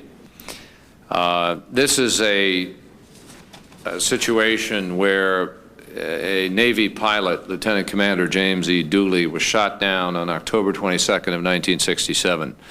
He was conducting a bombing run near Hanoi. He was flying an A-4E. He crashed just south of Do Son, Haiphong Province, and in North Vietnam. Fellow pilots saw his aircraft after it was hit. They watched it go down gradually until it hit about 1 mile offshore in the vicinity of Do Son. They didn't see an ejection. But there was limited observation by the fellow pilots because of the weather and because of the swiftness of the incident, so there was some uncertainty. He was listed as KIA, body not recovered. He was not returned or accounted for during Operation Homecoming. In 1987, a North Vietnamese refugee was interviewed by U.S. intelligence personnel at a refugee camp, and he described the shoot-down of an American jet aircraft that he had witnessed in 1968 while in the area of Do Son, Haiphong Province. According to the source, he said he saw the pilot bail out with a tricolored parachute, try to swim out to sea to avoid capture. The pilot fired a pistol at his pursuers before he was captured. The refugee said the captured pilot was stripped of his one-piece flight suit, placed in the sidecar of a motorcycle, driven across Do Son airfield, and taken away by North Vietnamese officials to a waiting automobile. Early DOD evaluation of the fisherman's information concluded that he probably witnessed the shoot-down of a pilot, J.M. Hickerson, who was shot down 2 months after Dooley in the same general area. Hickerson was captured. He was repatriated from North Vietnam in 1973. After Operation Homecoming, however, information began to surface that Dooley was alive. In 1973, a U.S. POW who was repatriated said he saw Dooley's name written on a wall of a prison cell in Hanoi. 2 Thai Special Forces soldiers released from North Vietnam custody in 1973 identified his photograph as a fellow inmate. Finally, a communist propaganda photograph of U.S. pilots captured in Hanoi, dated after Dooley was shot down, apparently showed a partial profile of a person who, quote, strongly resembled Dooley. Now, in 1989, the former prisoner POW Hickerson, in a written statement, described the details of his parachute landing and capture. And he was disturbed, Hickerson was disturbed, that the fisherman's eyewitness account of the shoot-down of a Navy pilot was wrongly attributed to him. He said that he'd landed on the inside of a peninsula at Do Son, couldn't have been swimming out to sea when he was captured, wasn't, as the fisherman described. Furthermore, he wrote he didn't fire his pistol before he was captured. He said his parachute was all white, not tricolored, as the fisherman stated. Stated when he was shot down, he wore a Marine utility uniform consisting of pants and shirt, not a one-piece flight suit, as the fisherman described. And finally, he was taken to prison riding on the back of a bicycle, not in a Jeep, or not in a car, motorcycle/car. These contrasting differences, however, did not result in a DOD change in the conclusion regarding the shoot-down or the status of Dooley. apparently, Colonel Childress noted in the file that Dooley was listed, quote, presumptive status of dead, body not recovered. His case was presented to North Vietnamese officials in 1984 and during the technical meeting that took place then. So the question, I guess, is that with respect to a case like that, first of all, is that sequence true? Does that refresh your recollection about that case? Are any of you familiar with that? I'm not familiar enough to answer your question, sir. Are you, Mr. Trowbridge? No, sir, I'm not. You know, the Dooley case I remember looking at the time. I can't sit here and argue the merits as to why we did one thing or another. Do you know whether or not there was a reevaluation? I know we took a look at it. I can't tell you where it stands today. Do you have any idea why? I'd be more than glad to. Why the Dooley case might not be, therefore, I mean, this raises, you see, this question of how we've got something listed as that's not even perhaps on the discrepancy, but that perhaps ought to be on the discrepancy. Now, maybe there's a rationale. Maybe something did happen to Dooley subsequently, and obviously the Vietnamese might know it. But if it's not even being presented to them as a case, how do we know? Senator, let me offer to provide all that we know with regard to this case to the committee within the next day or so. I would appreciate that, but it obviously raises a larger question which the committee can't walk away from and which we need to work on together. And that is the question of how many of these cases exist like that. And I think what we're going to have to do for this committee to be effective and for families to have their questions answered is we're going to have to, it's time consuming, it's tough, it isn't going to be easy or pleasant. And I wish we didn't have to, but we do because of, I think, an obligation to the families and to ourselves as a country. We can't resolve this if we've got these cases floating out there in that kind of status. And I think we're going to have to look hard at this issue of what those classifications are, how they get there, and whether or not we need to do some reevaluating with respect to them and include them in this process as we go along from here. And I think an openness to that reevaluation process and so forth will lend, again, a lot of credibility to this.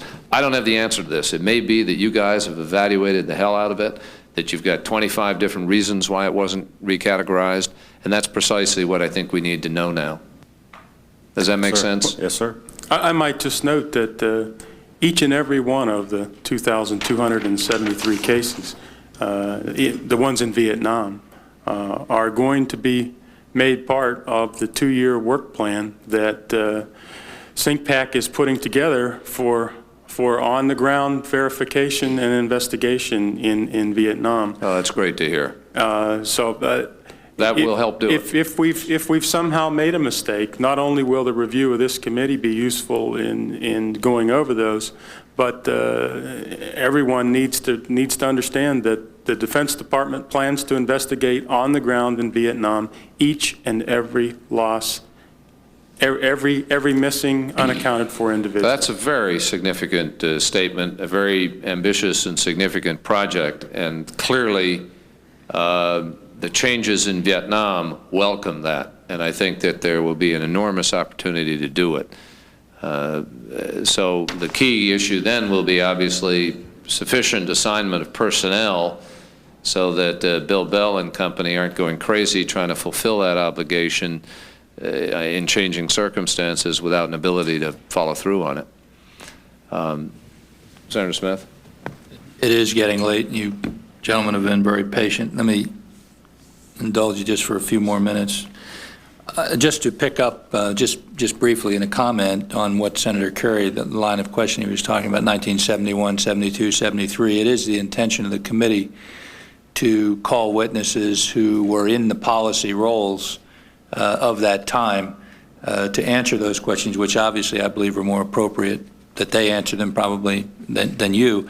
The only, I think, connection might be, Mr. Trowbridge, was the fact that you were there at the time. You kind of transcend all of these administrations, and it just it seems to me that if you had any feeling that there was no justification for saying everybody's dead, that considering the severity of the issue, it would seem like, I'm not saying you would have to make it publicly, good soldiers don't do that, but you can do it through channels, and there was nothing that you felt had to be sent up through channels that would dispute the fact of that statement, and based on your intelligence where you were at the time.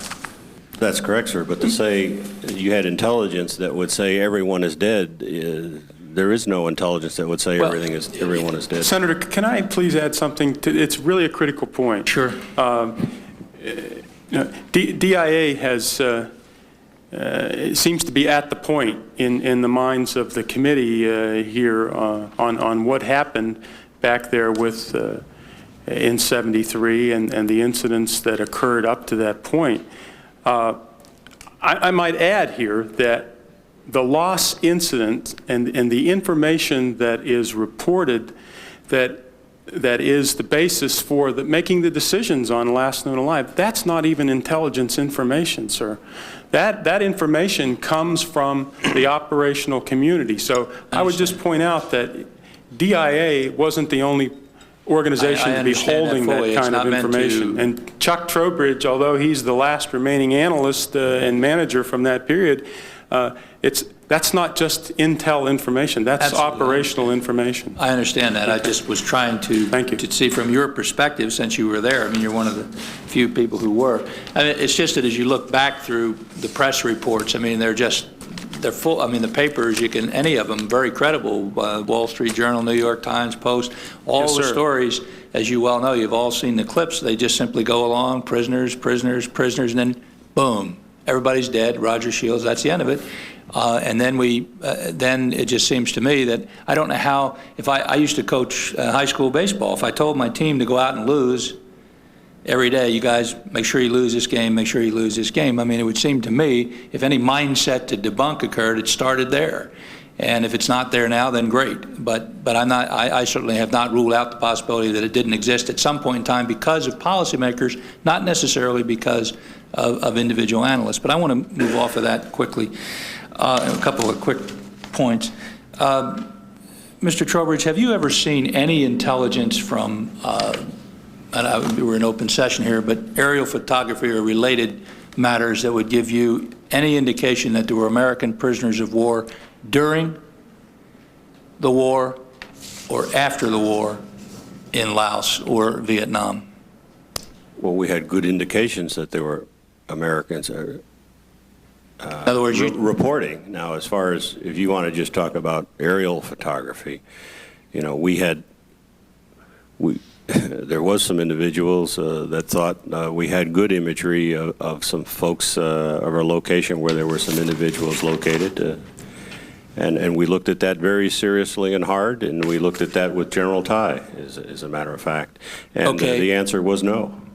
Now, you can, if you wish to clarify this now, fine. If not, we can do it in executive session. But I was told that the individual, and I won't mention his name, but you'll know who it is, who is the expert on this type of imagery, was absolutely convinced that the imagery that was presented was in fact Caucasian, were in fact Caucasians, and that when the Thai report brought that matter up, that another view then was offered, which said that was not correct. Is that accurate, as far as you know? There was a report relative to imagery in the Thai report that did not make its way into the final Thai report because it was aired. General Tai and his review group sat in on that presentation as to what our findings were relative to that, and the reason it's not in there is they bought off on it. As far as in other words, there was something that had stood there, an imagery analysis that had taken place that had stood there for a number of years, was reviewed during the Thai report, and another view was taken that was different. I mean, I just want to establish that that's in fact what happened. Is that accurate?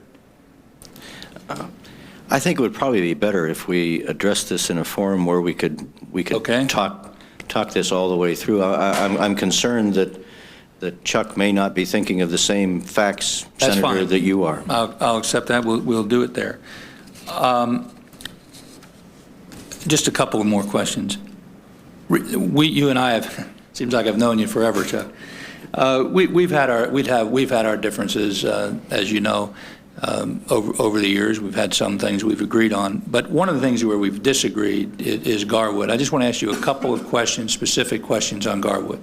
To the best of your knowledge, and anyone else can answer this, did you know at the time, any time after 1973, after Operation Homecoming, did you have direct intelligence knowledge from any source that Robert Garwood was alive in Vietnam? You mean until the time he came home? Anytime between 1973, after Operation Homecoming, and 1979, when he surfaced? In the 73 time frame, I'd have to say no. We had indications that he had moved north, but actually where he was, we did not know that. And I don't think we knew that, and I can't specifically say 79 until he came home.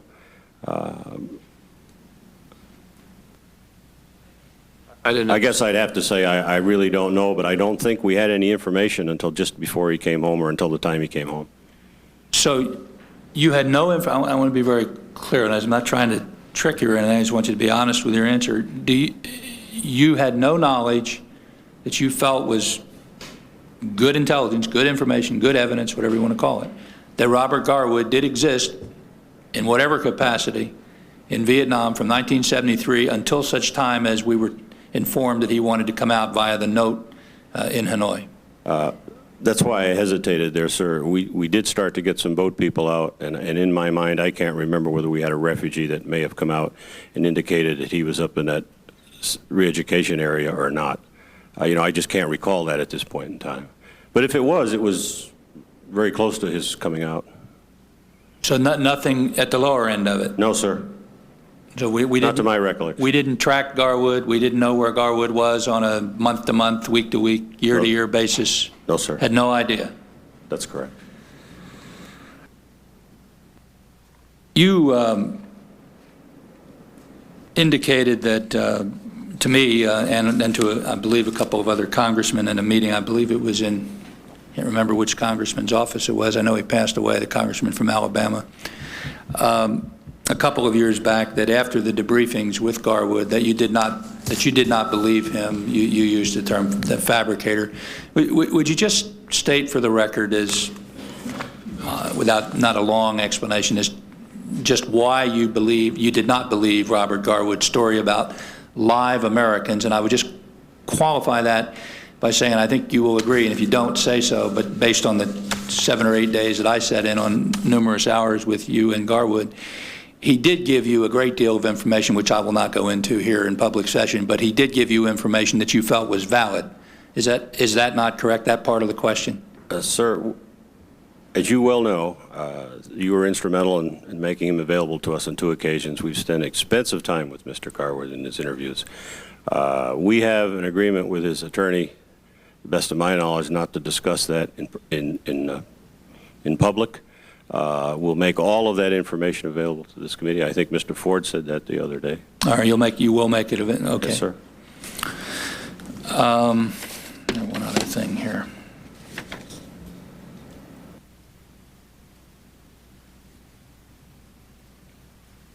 That's all the questions I have, Mr. Chairman. Thank you. I presume that if you're talking about his attorney at the time, Mr. Wapel? During the interviews. During the interviews. That was Wapel, wasn't it? No. Who was that? Vaughn Taylor. Oh, Vaughn Taylor, all right. Senator Grassley, do you have any more questions? Not have any more questions. Thank you very much. With respect to the Garwood interview, when he was immediately, when he was flown out of Vietnam, were you folks part of the decision-making with respect to any debriefings or how he would be met and greeted and dealt with? No, sir. We expressed our desire to get to Mr. Garwood as soon as possible. In other words, we wanted to get to him as soon as he stepped off the airplane.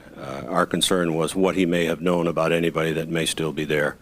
Did you express that concern and put in a request? I mean, did you try to see him immediately?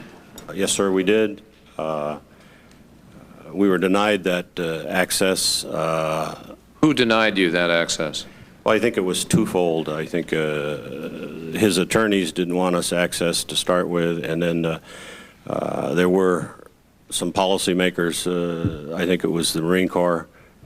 Where was the decision made that he would need attorneys? I mean, I understand when he got on the airplane and was greeted by an Air Force crew, he was served champagne and treated very well. Is that accurate? Sir, I can't address that. I wasn't. And I further understand that when he got off the plane, rather than being met with more champagne, he was met with arrest and reading of his rights. And I can't address that either. I don't know. Okay. So you have no knowledge of, well, when was the first time that you did get to debrief Bob Garwood? After his court appeals went through the whole court system, and it was many years later. And I think it was through the good offices of Senator Smith that we did get to him finally. So it's fair to say that here's this person who came out of Vietnam, for whatever his status was, who was not debriefed by United States officials for years afterwards. Well, I wouldn't say that exactly. As you'll see in the file, he was talked to by the Marine Corps. He was talked to by some members of Congress that headed the POW MIA task force from the House side very early on. But from an intelligence perspective, not from an intelligence perspective. No, they did ask the questions relative to the prisoner issue, though, and they're part of the record. Would you say, in retrospect, that is a gap, that's a mistake, that this man should have been debriefed the moment he stepped off the airplane? In my mind, it is, or we wouldn't be faced with the situation we were many years later with Bobby Garwood. I think we've learned that lesson in a sense, as you know, with the other returnees and other circumstances and situations, such does take place. Well, every single one of the Operation Homecoming returnees were debriefed immediately upon stepping off, so we knew the lesson before that, didn't we? Yes, sir. We wanted to talk to him. He was treated differently. Yeah, excuse me, John. I think that's what, again, it's not necessarily your area, but just to put on the record, I think that's what concerns me. Garwood stated, contrary to what has been said in the press, that he had information on live Americans, but when he was arrested, charged with desertion, court-martialed and all that stuff, his attorneys at the time advised him not to talk. But it just seems to me, if you wanted to put together some type of logical explanation, if you just 6 years before had declared everybody dead as a policy, and somebody comes out alive, your policy doesn't look too good.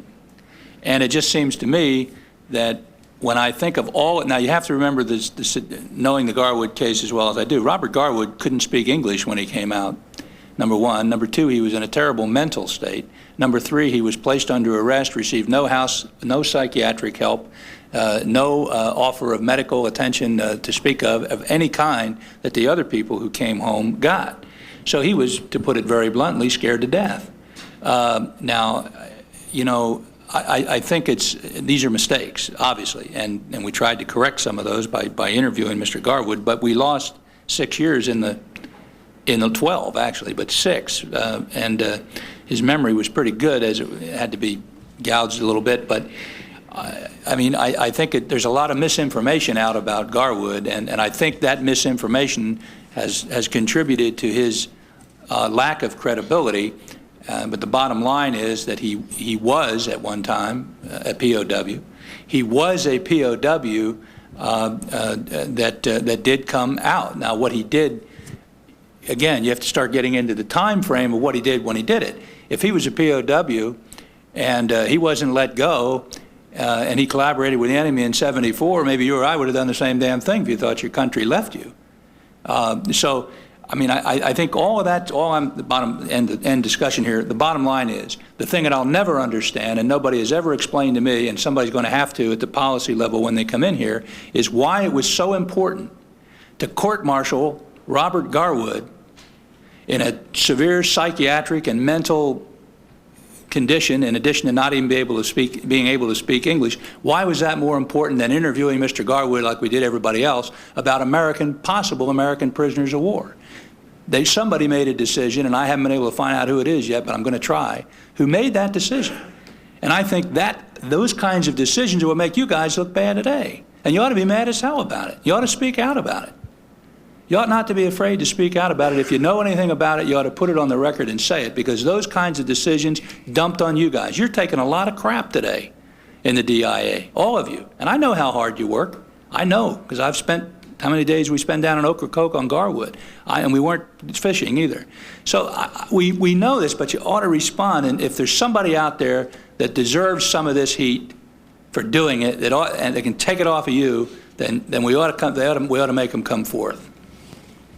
Let me just say that, as I've said previously, as part of trying to understand how information has been treated and how we got from here to there, we're going to go through all of that. And this has been an interesting day with respect to a lot of this. Let me come back to the current status, because a significant focus, obviously, of the committee is on our capacity to do this now, on our ability to follow through now. And we all acknowledge that there were mistakes made, and we're going to try to chronicle so we understand it. But are you satisfied that you have the resources today, the commitment today, the capacity today, so that we're not here again and we're not going through a reevaluation of the intelligence evaluation process now? Are we where we have to be? Let me answer that, Senator.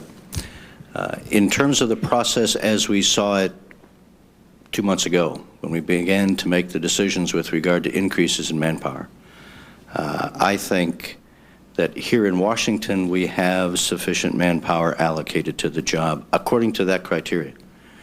With the chartering of your committee, with the other changes that we see coming as they should, in our view, with regard to relationships with the families, the provision of the material, a variety of other actions which we all agree are necessary and appropriate.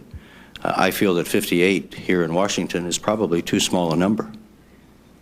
So you think you need some more folks? I would think so in terms of this. If we are to continue the normal analytic process and provide service to the families as they deserve it, and to you, Senator, well, here on this I would committee. concur with that. I think you do, and I think it's got to happen, notwithstanding the expense, because the expense of not doing it in terms of good faith and people's perceptions is just that much more costly. And obviously the families, the obligation to, this is a matter of the national highest priority, then one day longer is too long. And we ought to be, desert storming the evaluative process here in order to guarantee we don't have to wait longer. Now, if we can do it for that, if we can do it for the oil in the desert and so forth, we can sure do it for our fighting troops that we have questions about.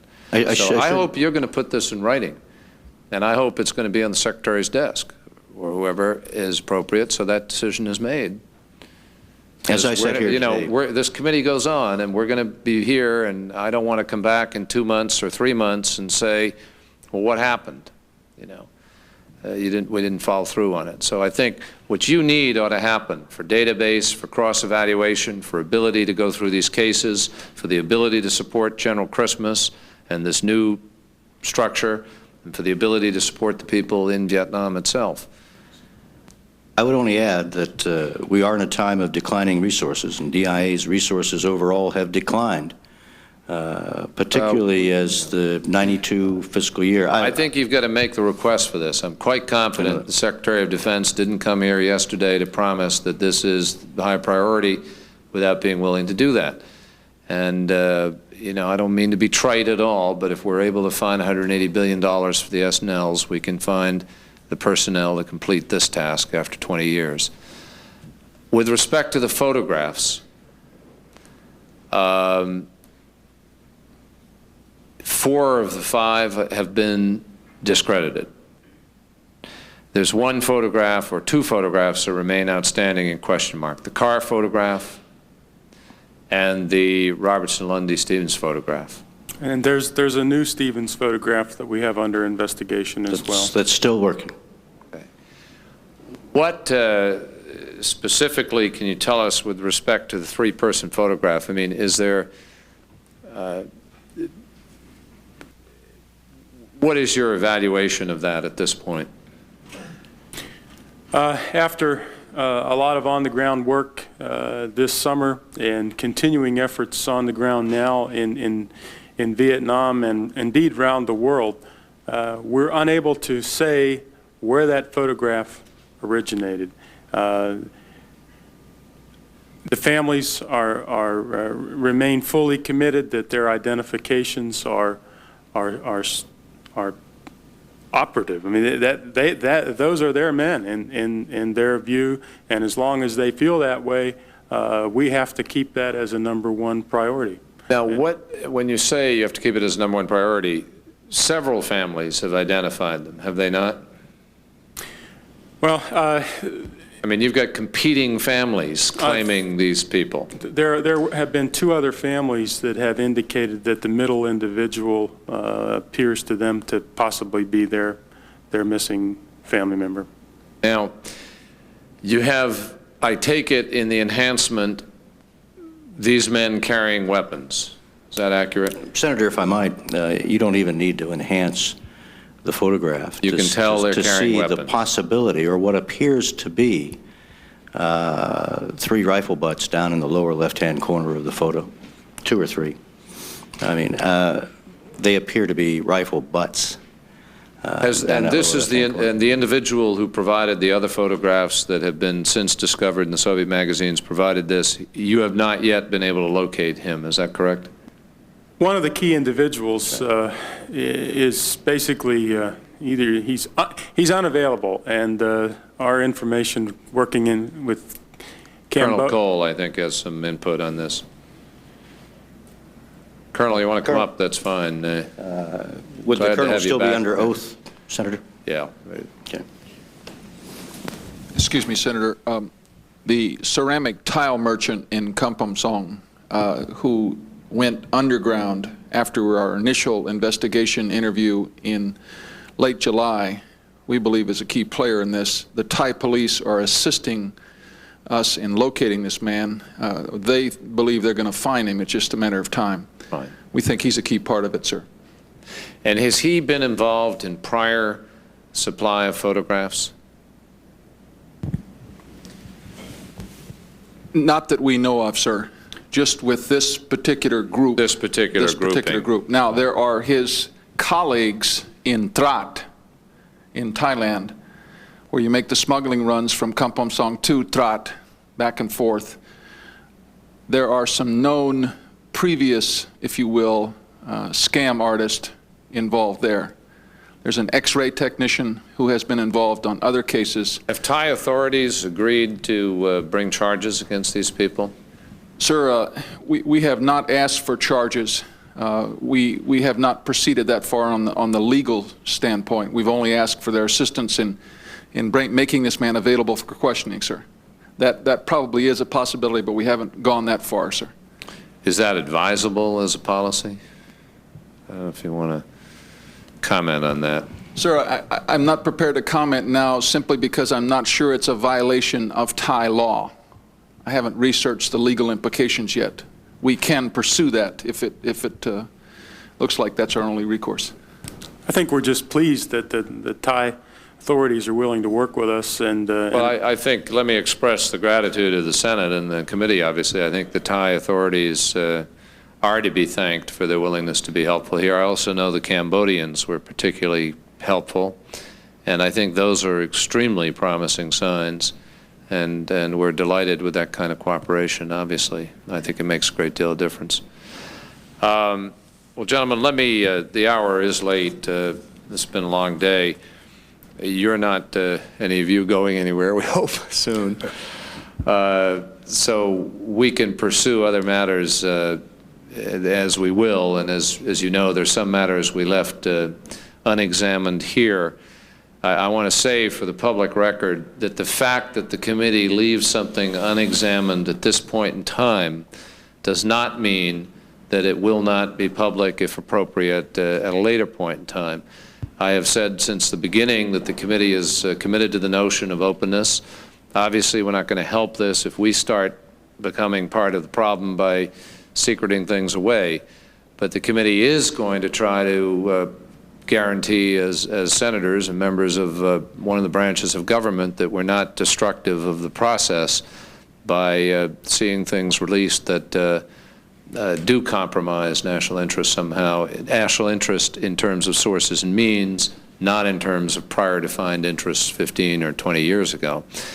And I think the composition of this committee is such that people can have a good sense of trust that the committee as a whole is not going to operate contrary to that interest. Do you have anything you want to add to clarify? I know Dr. O'Grady made some fairly strong comments. I don't know if you want to address any of those at this point in time. Any of you? I think whatever comments we want to make would be probably best saved for the wrap-up session tomorrow. Fine. Well, we appreciate that very much. We're very appreciative to you for the time you put into this, and Mr. Trowbridge, a lot of years and a lot of effort, and we certainly respect that very much. Thank you very much. Thank you. Thank you. We are adjourned until, I believe, 9:30 tomorrow morning.